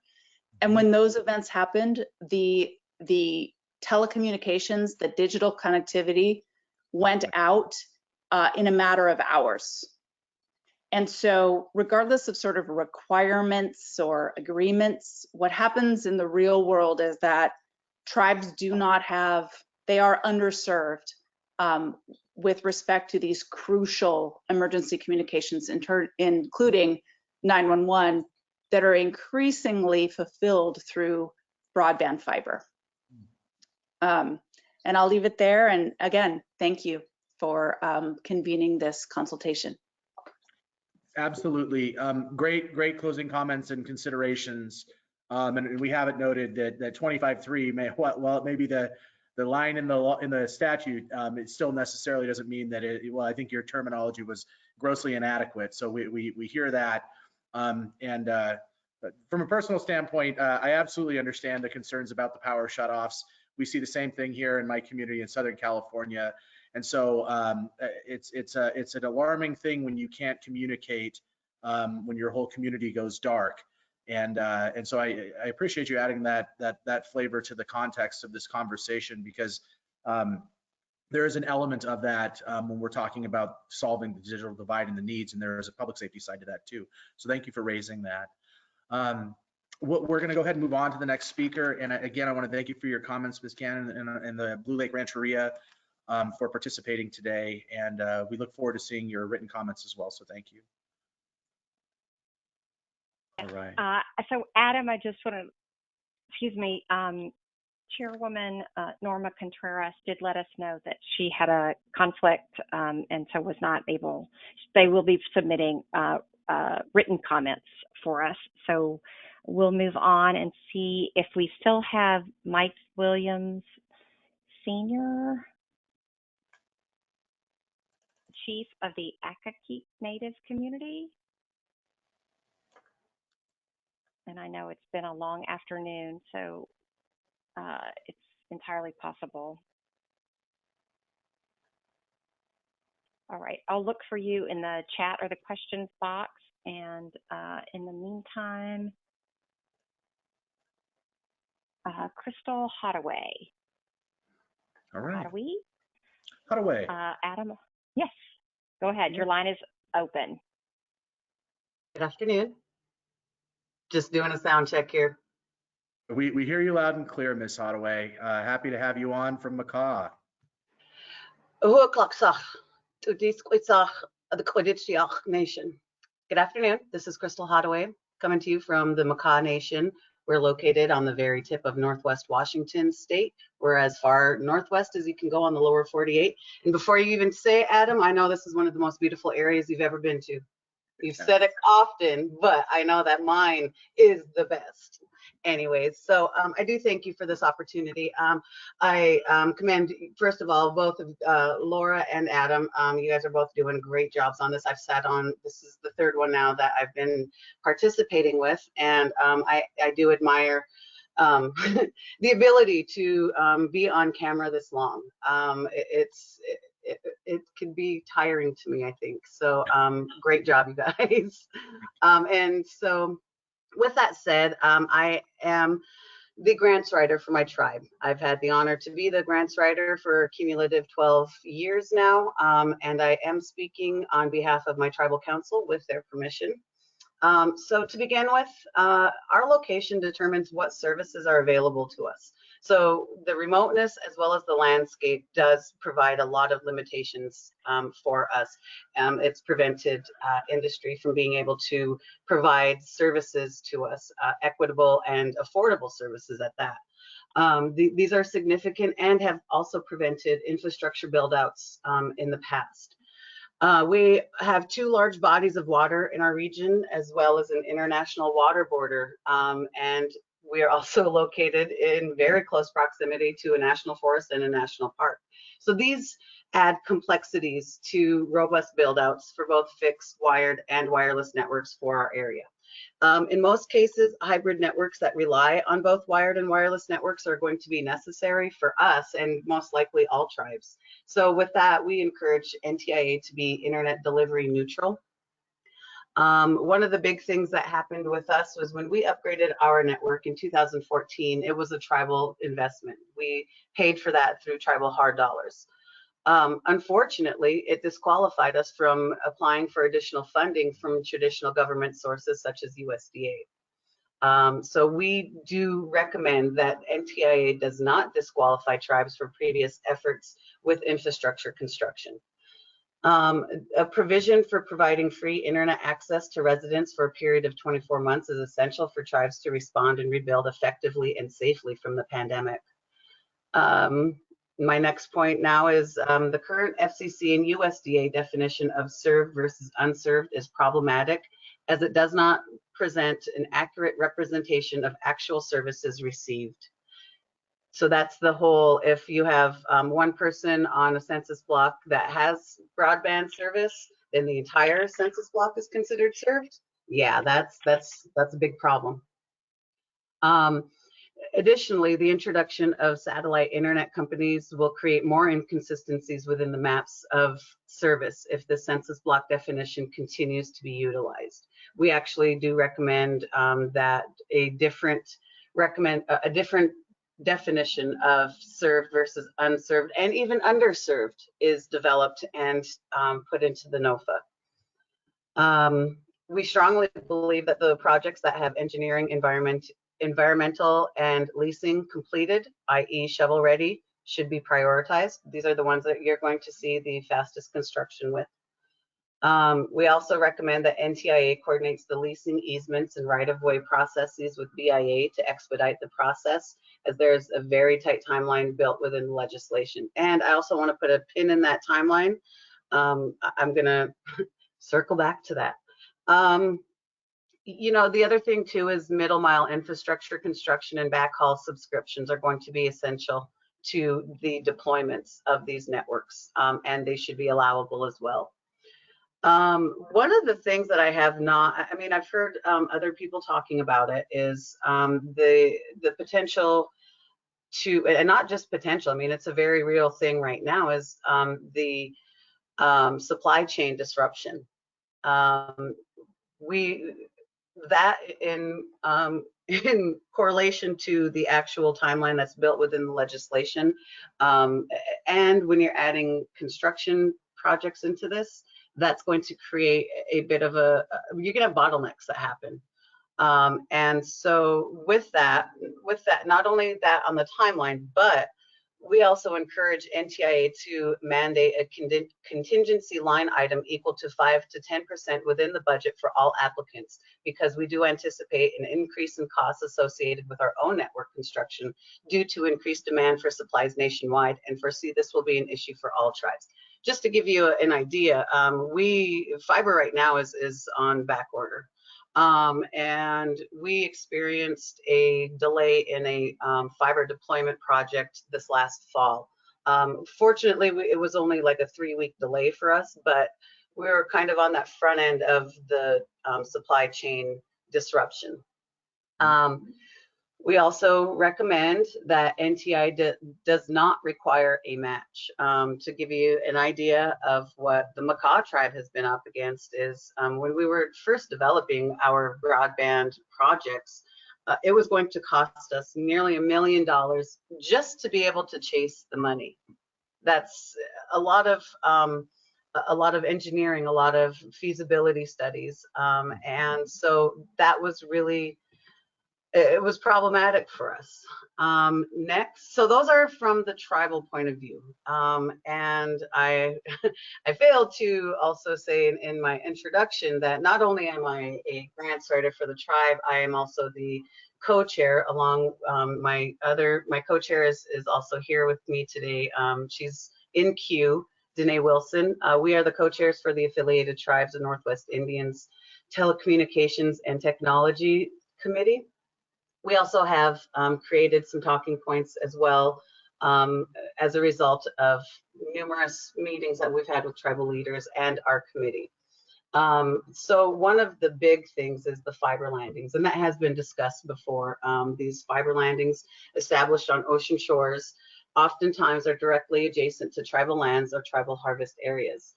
Wherever these landings occur, and if they are adjacent to or on tribal lands, all neutral parties should be made aware that access to fiber should be allowed at no cost to the tribe, which is about 4 to 6 strands. Tribes should be notified and given the option to connect to these landings or the lines that extend from these landings. Affordable broadband programs. Providing free or reduced cost broadband service. We would like to point out that no other carrier is asked to provide long-term free or reduced cost broadband connectivity.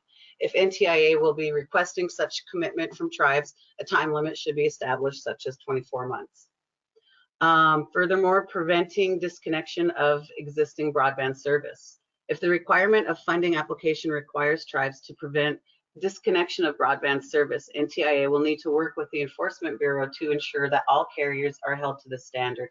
Tribes should not be required to operate above and beyond commercial carriers. Distance learning. Tribes have had to adapt reservation service delivery options, and in some cases are spending higher than standard commercial rates for broadband for students. Applicants should be allowed to provide documentation of actual connection costs as a part of their application to justify why they need to build their networks over a previously funded federal project. Telehealth. Many IHS clinics and systems are lacking in telemedicine equipment, software, and procedures. Tribes should be allowed to expand these services in conjunction with the clinics and apply for the necessary funding to adopt new technologies, methodologies. Digital inclusion efforts. Tribes have lacked broadband and devices to connect and are in some cases behind in understanding how to use modern technology. We've heard that time and time again. Efforts to train tribal members and homes should be allowed as part of the granting application. Broadband adoption activities. Tribes will have ample opportunity to demonstrate how a tribally deployed network is more feasible and culturally appropriate for their membership. Tribes should be given the opportunity to build in areas where federal funding was awarded to give the tribal membership choice in provider. And before I wrap this up, one of the things that I would like, what I have not heard discussed much is the sustainability of these networks. There are several different areas, such as government subsidies, and that's where you get into being the qualification of ISPs to obtain those subsidies. This is coming from Makah tribe, because I have not discussed this with Danae, so it's not an AT&I talking point, but more from the Makah point of view is revamping that definition of ETC and being able to obtain those subsidies through USAC. That's going to be essential for tribal sustainability for these networks.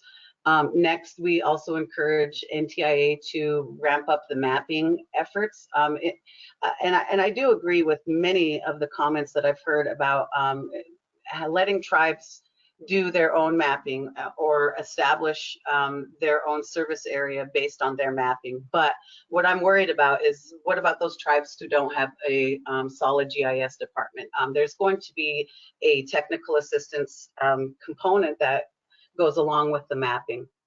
Lastly, we need clarification of the deadline, please. The deadline in which these legislative funds are meant to be expended.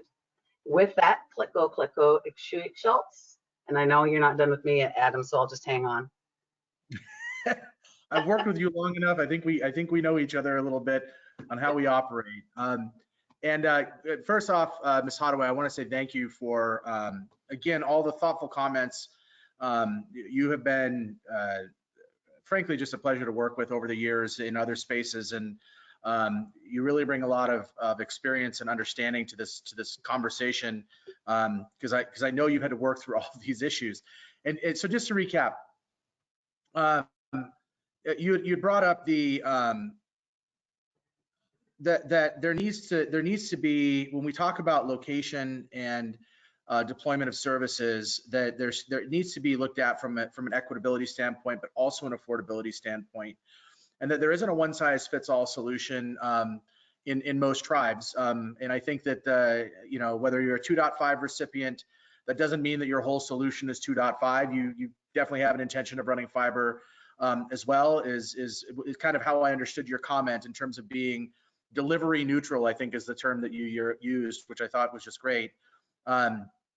You also pointed out that that because of some of the actions that the tribe has taken to address these digital divide issues, it's limited you from being able to qualify from other funds, and that we take in our review of this process, that we take into consideration that you not be penalized for trying to solve your problems, which I'm assuming that's where what you meant by that. But again, I'm just reading this to get points of clarification. Again, for the record. You had also brought up the extension concerns that you have about the 12-month timeline there is an opportunity to request an extension for infrastructure projects. However, again, what does that defined extension look like, and how would that be treated? And that we need to be taking into consideration that there's a lot that goes into the deployment of planning, implementation, deployment of a network, as well as the long-standing operations and maintenance of that network, which I'll get to in a moment. But you also mentioned the census block as just being a bad way to assess some of these things. You gave the example of an individual, which one individual may be served, and therefore the whole census block is counted, and that is an unfair way, especially when we're talking about meeting those that are unserved. That really isn't a good baseline from your perspective, and that we need to look at that differently in terms of just point blank whether or not the tribe is certifying that coverage or not, and that you do feel that the tribe should have that ability. Definitely heard you on the shovel-ready prioritization component of that. Again, I think that the conversations we've heard throughout the last 3 sessions are a combination of not wanting to penalize those that are ready to go, but also not leaving behind those that this wasn't an issue, or it wasn't a priority until maybe COVID hit, and now it is the priority because it has forced everybody into this digital space. So hear you loud and clear on the shovel ready. You brought up BIA leasing. I'm going to come back to this and ask you some questions, but I appreciate your comment about the leasing, right? You can have all the greatest projects in the world and have all the planning done, and you could have everything queued up, and in a magical universe, you could even get it done in 12 months, as long as you can get the lease approved through the Bureau. And so I appreciate you raising that particular component, and I can understand why you would raise that, because from your perspective, at least the way I understood it, is there needs to be a level of collaboration going on between the deployment of these projects and the realty department at the very minimum over at BIA. And that also ties into environmental, because you can't get a lease without an improved environmental assessment or a categorical exclusion. You also brought up the middle mile, the supply chain concerns. It's an interesting concept that you bring up about a required contingency in construction projects. I actually, that makes a lot of sense, given the fluctuating cost to construct anything these days, and the delay in lead times for ordering, in this example, fiber, but if you're talking about deploying a hybrid network, I imagine you're also looking at deploying towers, and so there's steel involved in that, et cetera. So it makes sense on the contingency side. So I hear that. You brought up the no match. I think that's been pretty consistent. You brought up a number of concerns about the other carriers, and making sure that that there's a bigger discussion here that needs to be had about fiber landings, and that you made the argument about tribes are giving up their traditional lands where they fish and hunt and all of those items to maintain the culture and the sustenance of the tribe, literally in terms of food. And when these landings are coming in, it's taking away the ability to do some of those things. So you're saying that there should be a trade-off as well, that when this infrastructure is deployed, that the tribe should be able to connect to that infrastructure, since they're giving up certain things, whether they had control or not. You're advocating that. So I heard that. You brought up distance learning, education, telehealth issues, digital inclusion, workforce development, and then also making sure that the tribes, and you highlighted the concern, I think, back to the FCC mapping that we've heard before, and also those that are claiming that they have been subsidized to provide service to you, and that service may not be getting to you. So we hear that concern. I appreciate the ETC revamp comment, and the USAC discussion that probably will evolve from these consultations as tribes pursue that discussion. And then again, the validation that the tribe uses their authority to deploy based upon their needs in their validation of the needs for service in the area. So just if there's anything that I missed there, or that you wanted to recount or re-clarify, please do. And then I do want to just understand for the record, explain your leasing comment.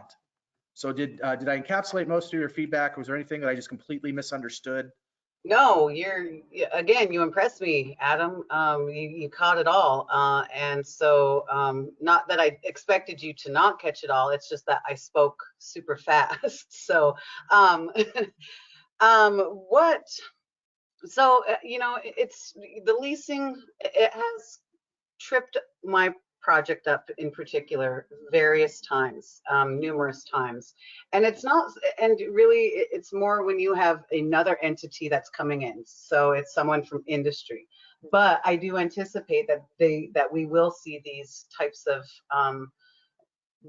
issues nationwide. And I think having that coordination, the other thing too is that it goes hand in hand with mapping. With BIA mapping, with NTIA mapping, with tribal mapping, and ensuring that those maps line up, that they're not inconsistent as far as what infrastructure is located in the area, who owns the infrastructure, what the infrastructure, how old the infrastructure is, and also tying another GIS layer to that mapping would be the leasing itself. When the lease was, and not any super details on that, but other than when that lease was signed, so that there's an area where you can go and find this information. Understood. I get it. I think that you've also raised a really important element of being able to know what infrastructure has been leased and access that, because sometimes the availability of that information isn't always there. So I can appreciate why you're raising an importance on both the leasing, but the mapping component that's associated with that on where the critical infrastructure is at. Is there anything else that you'd like to add, Crystal, before we move on? No, thank you for the opportunity.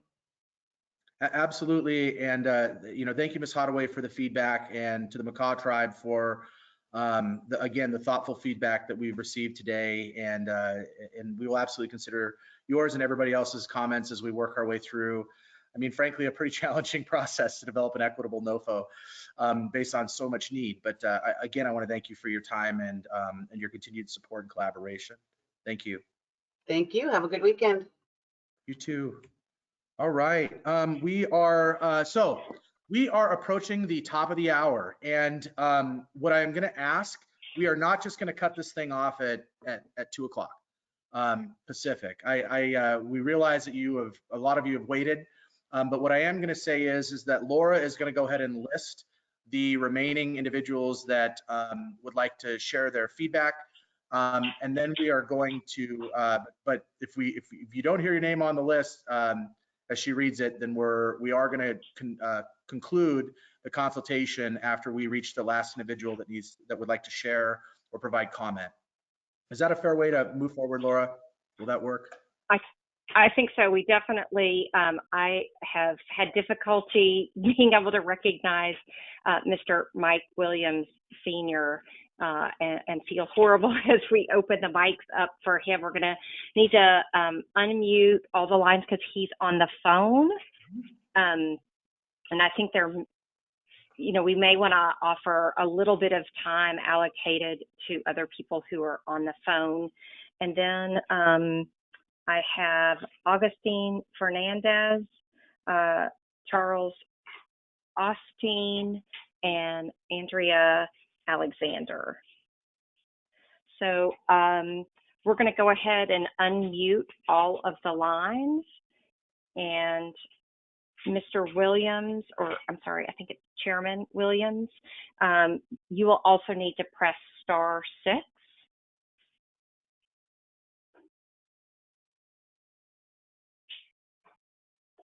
see.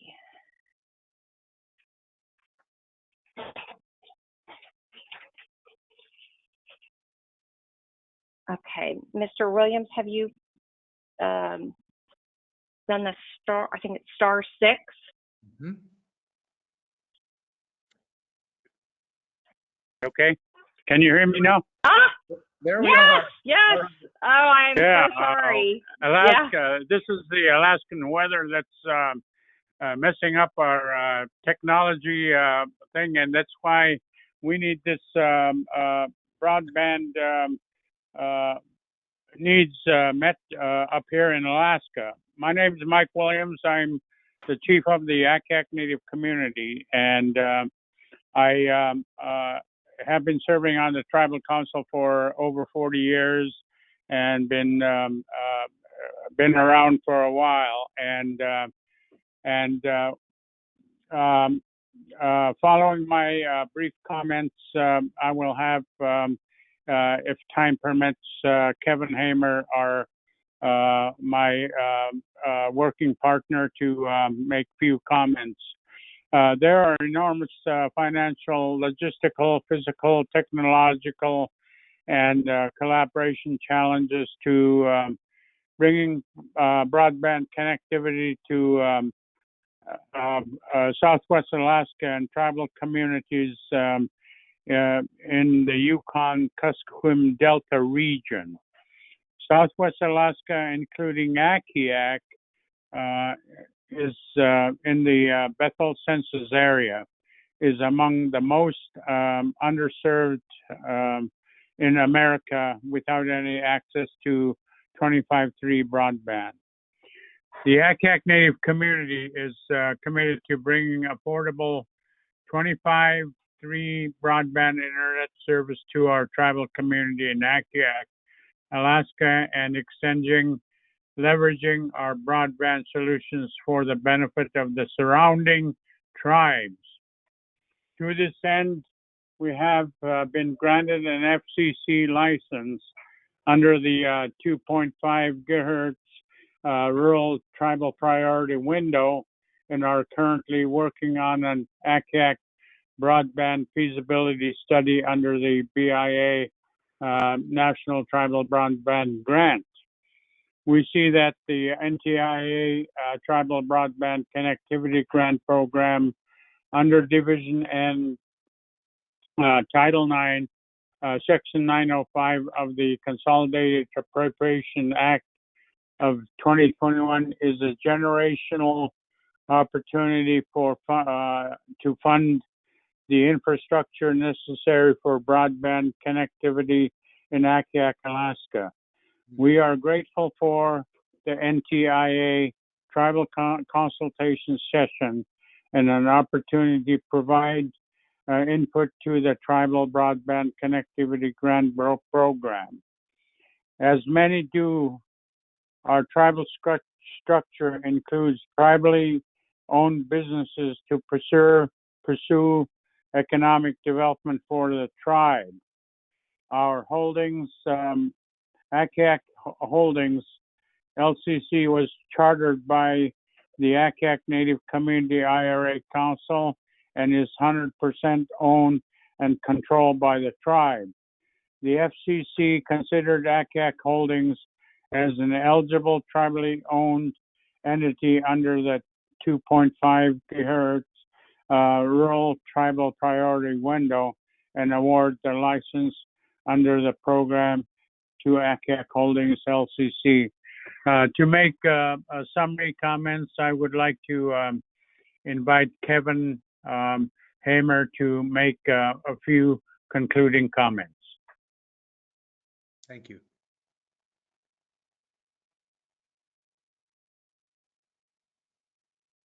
He'll need to, I'm sorry, can you tell me his last name, and I'll look and see if I need to unmute him. Hamer. Hamer? H-A-M-E-R. Okay. Mr. Hamer, I believe you have an open line now.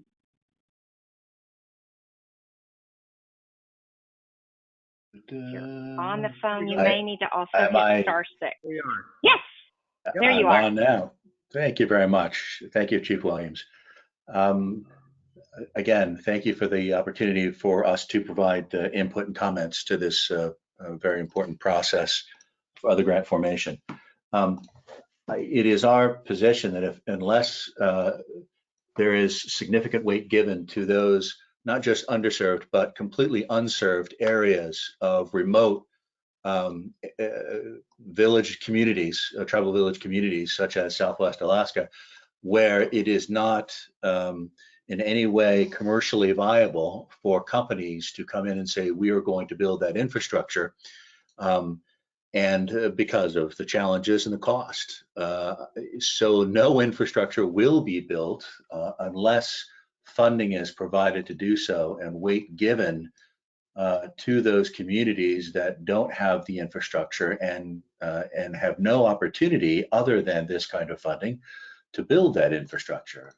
As so many have said in the past, this is a plan, build, operate process. We're planning now, and we have very little opportunity to build other than some of the other grant programs. And our community is one of many small tribal communities of 500 to 1,500 up and down the Kuskokwim River and the Yukon-Kuskokwim Delta. There isn't a dense enough population for commercial entities to provide competitive, even LTE solutions in the Bethel census area, as you've heard from ONC and Mark Springer. So we are challenged. The infrastructure doesn't exist. If we are not given sufficient weight from a cost perspective in any competitive process, I know there's been a 50% block grant, 50% competitive process. If the weight isn't given to the costs and higher preference and points to communities which don't have that infrastructure and don't have any possibility of getting that infrastructure anytime soon from any other means than this generational grant opportunity from the Broadband Connectivity Grant Program, then I don't see that happening for the Southwest Alaska area. Those are my comments in addition to Chief Williams. Thank you. Well, thank you, Mr. Hamer, and thank you, Chief Williams, for the feedback from ACYAC. And I do have a question for you before I recap some of the other understandings that you had brought forward. You had mentioned that you guys are a recipient of the BIA broadband grant planning grants. And one of the things that we've been kind of wondering is, because the definition of planning has been so broad, I think maybe you were not on in the beginning when we started talking about it. Some tribes, when they say they're planning opportunities, it's a 30,000 foot type of a plan where they're really just conceptualizing everything, and they might even have a conceptual design of how they want to do it, identified partners or identified some sort of critical path for middle mile, but maybe not getting into the engineering and design elements of it. And so I'm kind of wondering, when you received the grant from the BIA, and again, this is really for the record, but how much did you receive? And how far did that money get you when we talk about in terms of the context of planning, or what were you able to get with those funds, and how far could you take it with your planning activities? Well, we got a $50,000 grant, and it's going to take much more than that.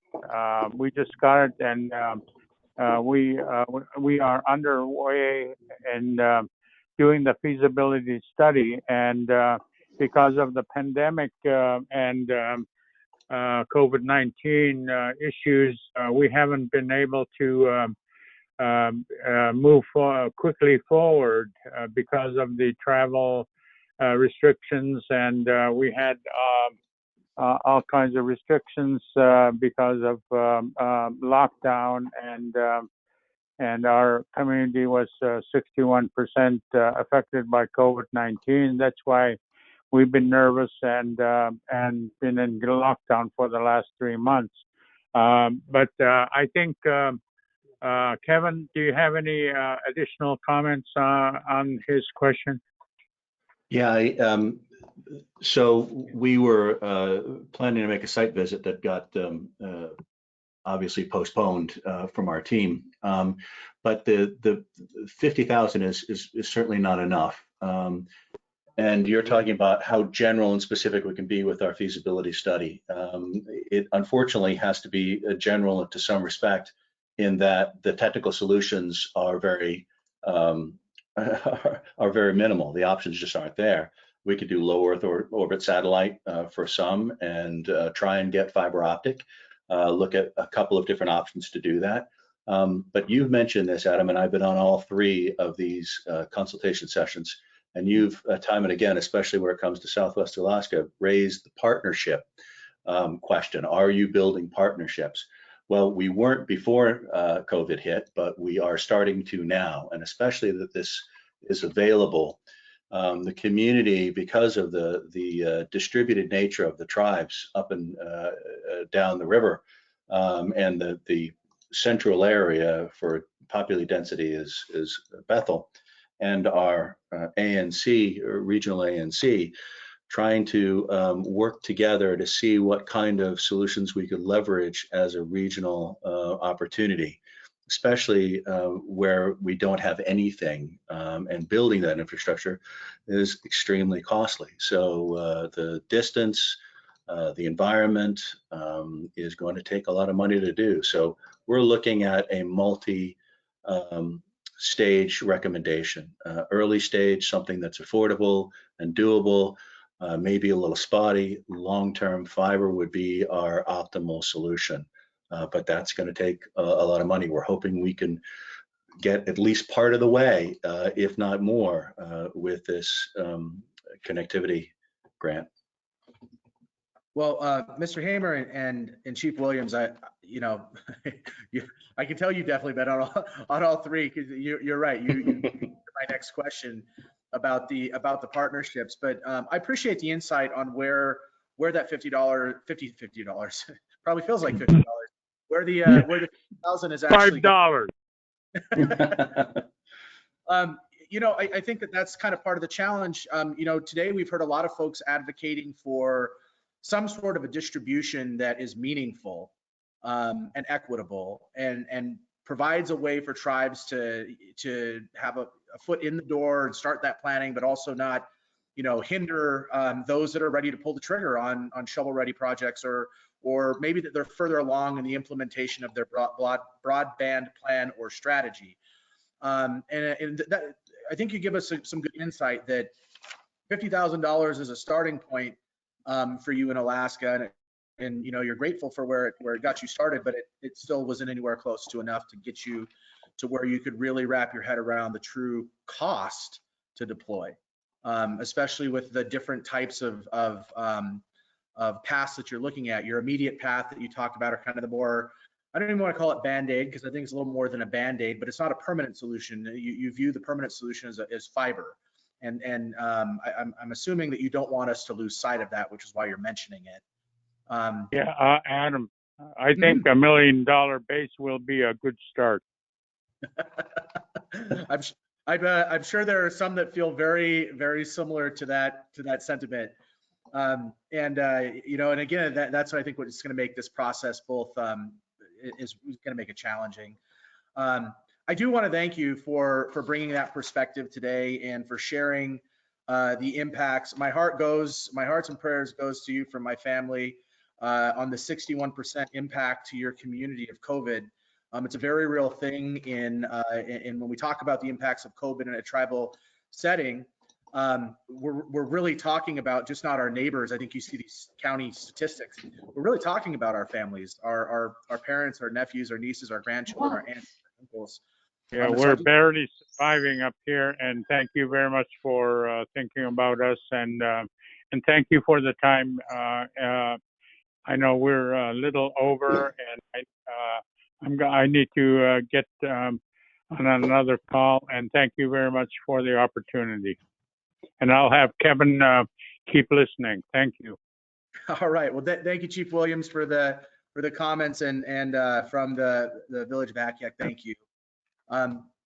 Mr. Hamer, if there isn't anything else, we're going to go ahead and move on to the next speaker, unless there's anything else you wanted to provide some insight or clarification on. Hear you loud and clear on your intent to use the 2.5. That 225.3 is still substandard from your perspective, and then not limiting your opportunities to build and come up with multiple solutions based upon the needs and the diversity of your community. Is there anything else you wanted to add or recap before we move on? Now, again, just the point that for those communities where the cost is going to be high and they have nothing in terms of infrastructure, that in any part of a competitive set aside for the funding in either 50% or whatever, that need be given a weighted preference. Thank you. Thank you. All right, Laura. Yes. Okay. Thank you. Gosh, Mr. And I'm sorry, I don't know your title from looking in the list. Augustine Fernandez, if you are still on and able to participate, I see you here, and I'm gonna. Laura, are you saying Augustine Fernandez? You sound a little distant from the mic. Did you say Augustine I'm Fernandez? sorry. There we go. I am saying Augustine Fernandez. He has been waiting a long time, so. Augustine, you may need to, if you're dialing in, you'll probably have to hit *6. Also, if you're on your device, even when we unmute you, you still have to hit the unmute button on your end. There we go. Oh, There we I gotcha. go. Perfect. Hey, Wonderful. you and Laura, I've been listening on and off all 3 days, and I'm new to my position, so I didn't have much to say, but I'm just gonna say, a wonderful discussion. I'm very hopeful of this process. I feel like we've been included. We tried during these COVID times to struggle with this enormous task of providing service to our members. There is a big divide out there. There is people who are completely ignored, and those were the kind of people we wanted to serve. We have telco that provides pretty much single-handedly for us, and we kind of are completely dependent on them. And I don't think it's in their interest to partner with us.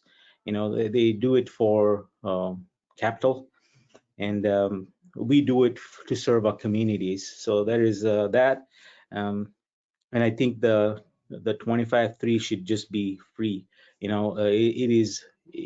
Anymore, it should not even be considered as a threshold, and especially for these kind of members who are completely not served or not even accounted for. I want to keep it brief because we are beyond. I pretty much lowered my hand because I didn't want to prolong this for everybody. But I think everybody else pretty much said whatever I wanted to say. Something else that I would put in is I know in the past when I was working for the neighboring state, they had this done by their government level, and they kind of had a team that implemented it for the schools. I was part of that process. I was just facilitating it. I think that kind of approach should be done with Indian community. I think it should be done that way because there are some that cannot help themselves, whilst there are some that have already helped themselves. There is a big divide with that regard. And I think if it is an unprecedented amount, like some of us have said, it has to be an unprecedented vision or an approach towards the solution. We can't have 5G take over and 2020, 2030, 6G come in, and we just got done with the deployment of 25.3. That's crazy. I think that should be a primary consideration. I think we are just making like in the old adage, the rich richer and the poor poorer. I think that's what's going on here. And I think we have to completely look at it from the lens of 2035 and then move forward. And I think the need for if we utilize this money and provide that solutions, because I will just speak for myself, and I'm pretty sure there's more out there that don't have this fiber optic knowledge, nor power to put it in terms of money. And I think that has to be accommodated from up there, and that's all I would say. Thank you for giving me the opportunity, and this is great. I'm from the Rosebud Sioux tribe. Speaking, I know Tony Rogers already spoke from our tribe before, and this is just my 2 cents. Thank you. Thank you, Mr. Fernandez, and we hear you. I think that you raise an interesting point and concern, which is it's hard for tribes to see the subsidies go out to promote new speeds and new services when so many segments of the country have not been brought up, or in the tribal context have not been brought up to even meet the 25.3 standard. So that's an interesting comment and piece of feedback, and I want to thank you for sharing your thoughts. I do want to continue to keep moving this along. I know we're running over, but I also want to be respectful that everybody gets a moment to share that's been waiting so patiently. Thank you for allowing us to have this dialogue. I think it's needed. Mr. Fernandez, is there anything else you wanted to add before we move on to the next speaker? No, I'm good. Thank you. Wonderful. And thank you to the Rosebud Sioux Tribe for participating today. Thank you. Yes. So moving on, in looking at the list, Charles Austin is not with us anymore, although if by chance you're on the phone only, I'm going to unmute all of the lines. And then if you would press *6, we'll give you I'll wait just a minute.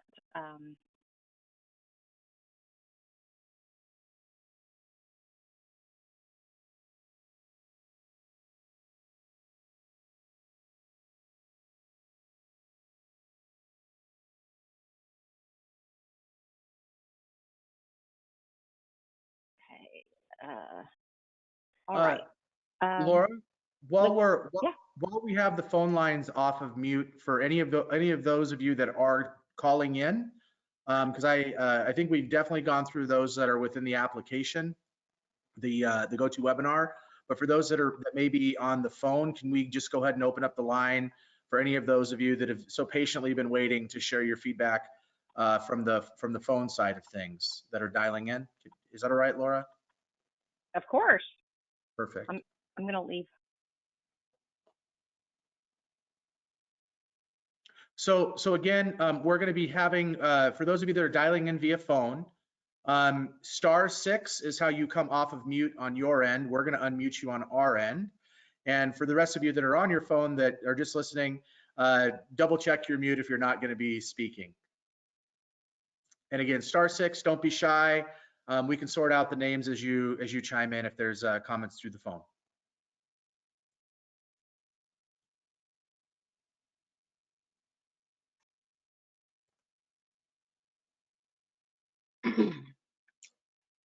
Oh, I hear someone. Name? Hello, There we Andrea go. Alexander. Can you hear me? I can. Hello, Andrea. Hi, Adam. I will keep mine very short. We're over time. I just want to again thank you so much for your professional facilitation. Everybody up here is singing your praises because you have done such a great job of framing the issues we're bringing up. So I just really want to thank you for that. As a tribal elder, I'm a Makah tribal member. I live in Seattle, but I work with the grassroots people in trying to help push technology so that all people have equal opportunity to access the resources on the internet. And as you heard today, Adam, did you listen how eloquent Crystal Hadaway was from my tribe? That's my girl.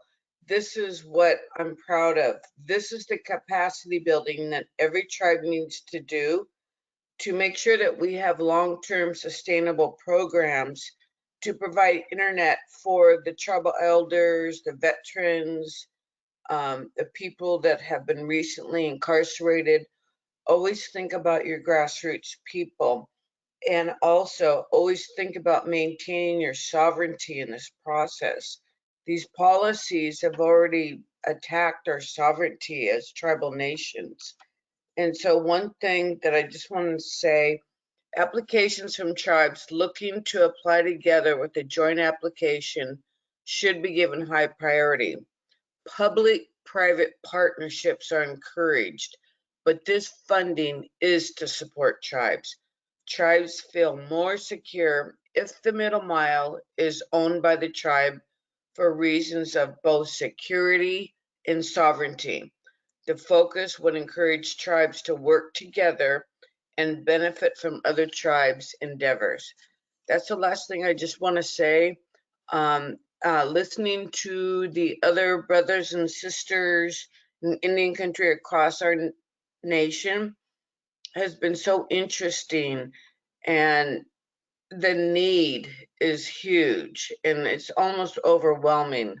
Yeah. And I know it's going to be hard for NTIA to be everything to everybody, but I trust that you will do a great job and the staff at NTIA will. This was my vision to ensure that the funding did go through NTIA because of the flexibility in the capacity building expertise within the agency. So it's not just building it, but it's also training our people to run it. And that's called workforce development, developing the capacity of our tribal members and organizations to not only run and use a program, to run a program and to stretch. And so, you know, as a tribal elder, I need my young tech warriors like you, Adam, and Randy Harris, and Crystal Hadaway, and Susie Allen, and Val Fasthorse, just doing a stellar job. We really need to think about how we mentor and develop that legacy, because these are permanent systems that have to be in place. And if we don't have the capacity building to let our tribal people run this, they have to be, when you're putting in your system, always remember, bring tribal members in to your consultants. Yes, you have to hire consultants that have that background. Put in your RFP to train local tribal members to run that system. So again, not only having that systems in place, but doing the workforce development to run it and have that capacity building is extremely important. And then also, let's document our process of development as Native people. We all learn best by each other. And that's all I have to say. Thank you, my brother. Thank you, Ms. Alexander, for the comments. I think you bring up some important closing remarks in relationship to the emphasis on middle mile and why we've heard so many tribes raise their concerns about managing and maintaining their middle mile access, and it's a sovereignty issue. It's a security. It's a data network, tribal data security element as well. And so I appreciate you sharing that. And you want to know, and I also appreciate the recommendation that you put forward on the RFP as tribes look to solicit building their networks. That's a great creative solution for people to think about in the workforce development space, and I appreciate those comments very much. So thank you, Ms. Alexander, for again listening and your participation. With that, we are going to go ahead and Laura, if we don't have anybody else on the phone, I guess we should probably pause for just a second here to make sure we don't have. We should pause, and let me make sure that all the lines are unmuted.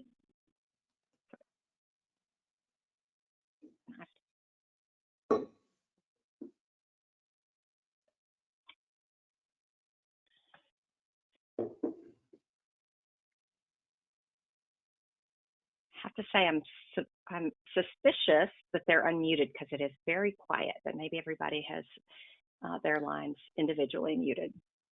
But we do definitely want to, don't want to cut anyone off. It's been certainly a long day for you, and if you had comments to share, want to be sure that we allow the space and time for that. I have one last question. This is Andrea Alexander. Will we get to see the comments that are sent by the tribe, is that public information? Because I would really love to see everybody's comments. Adam, I know that there's a commerce policy, and that FirstNet has their own policy, which you can probably speak more specifically to. We are looking at that policy to be sure that we're being consistent with it, and honoring the spirit of the government-to-government dialogue. So I don't have an answer for you on the line, but we know that it's an outstanding question. I've got it in the notes, and something that we know we need to resolve and communicate back out to the participants. Yes. Okay, thank you.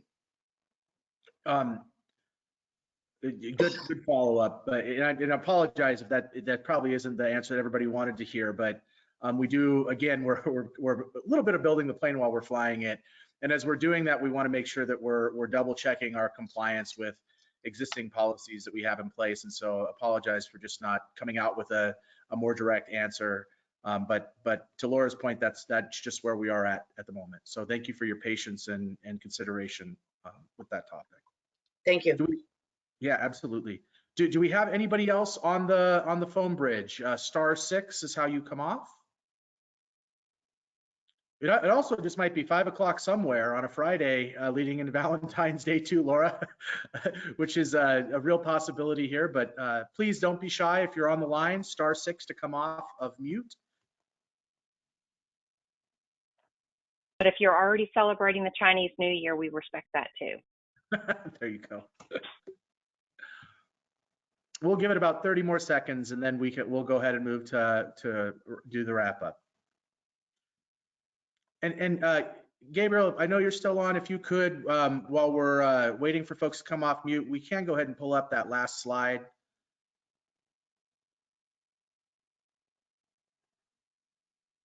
Okay, we'll just wait a few more moments here. For those of you that see my eyes, I'm not looking off into space. I just have a second monitor over here. Just double checking the monitor.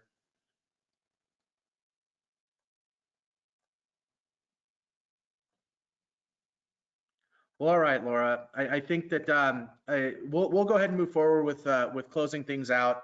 I first just want to say to everybody that's participated in either today or or all three sessions that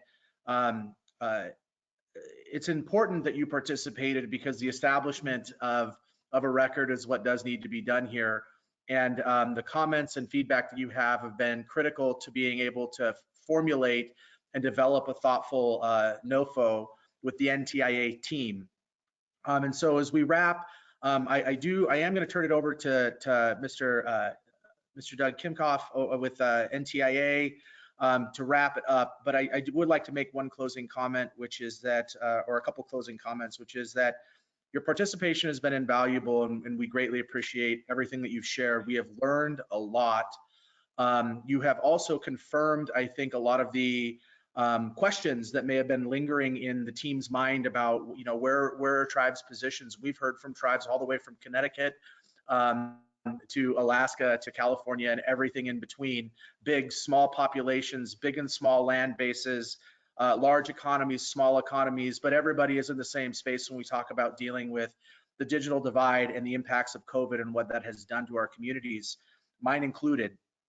And so I want to thank you for the time and recognize that that you have a lot of things on your plate, and to spend the amount of time that you have on this issue means that it's a priority, and it's a priority to us, and we value what you have contributed today.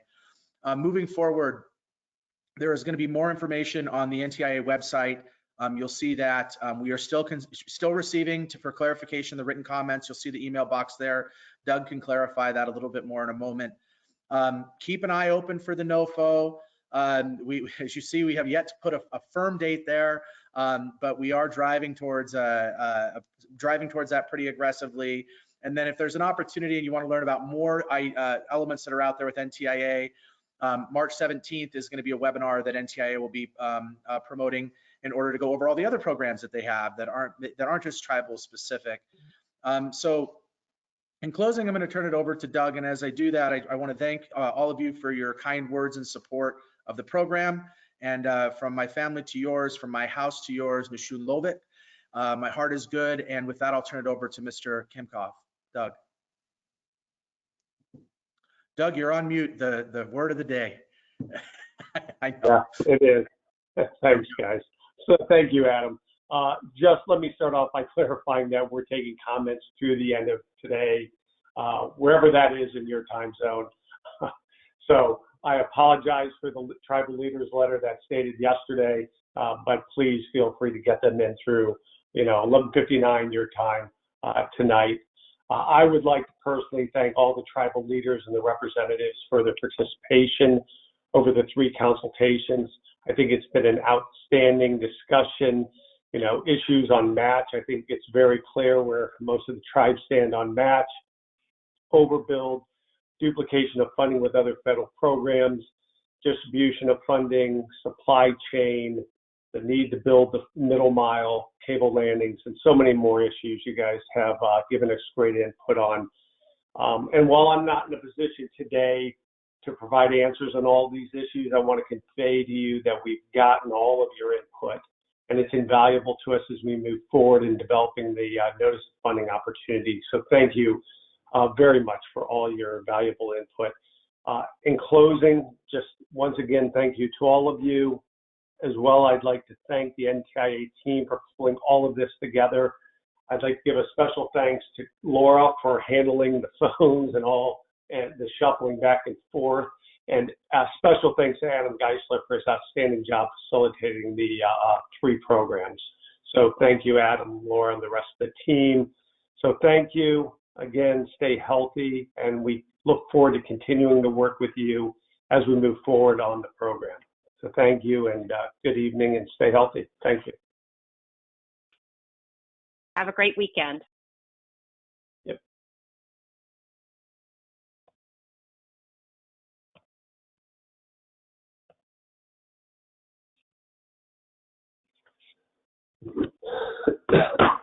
Wow.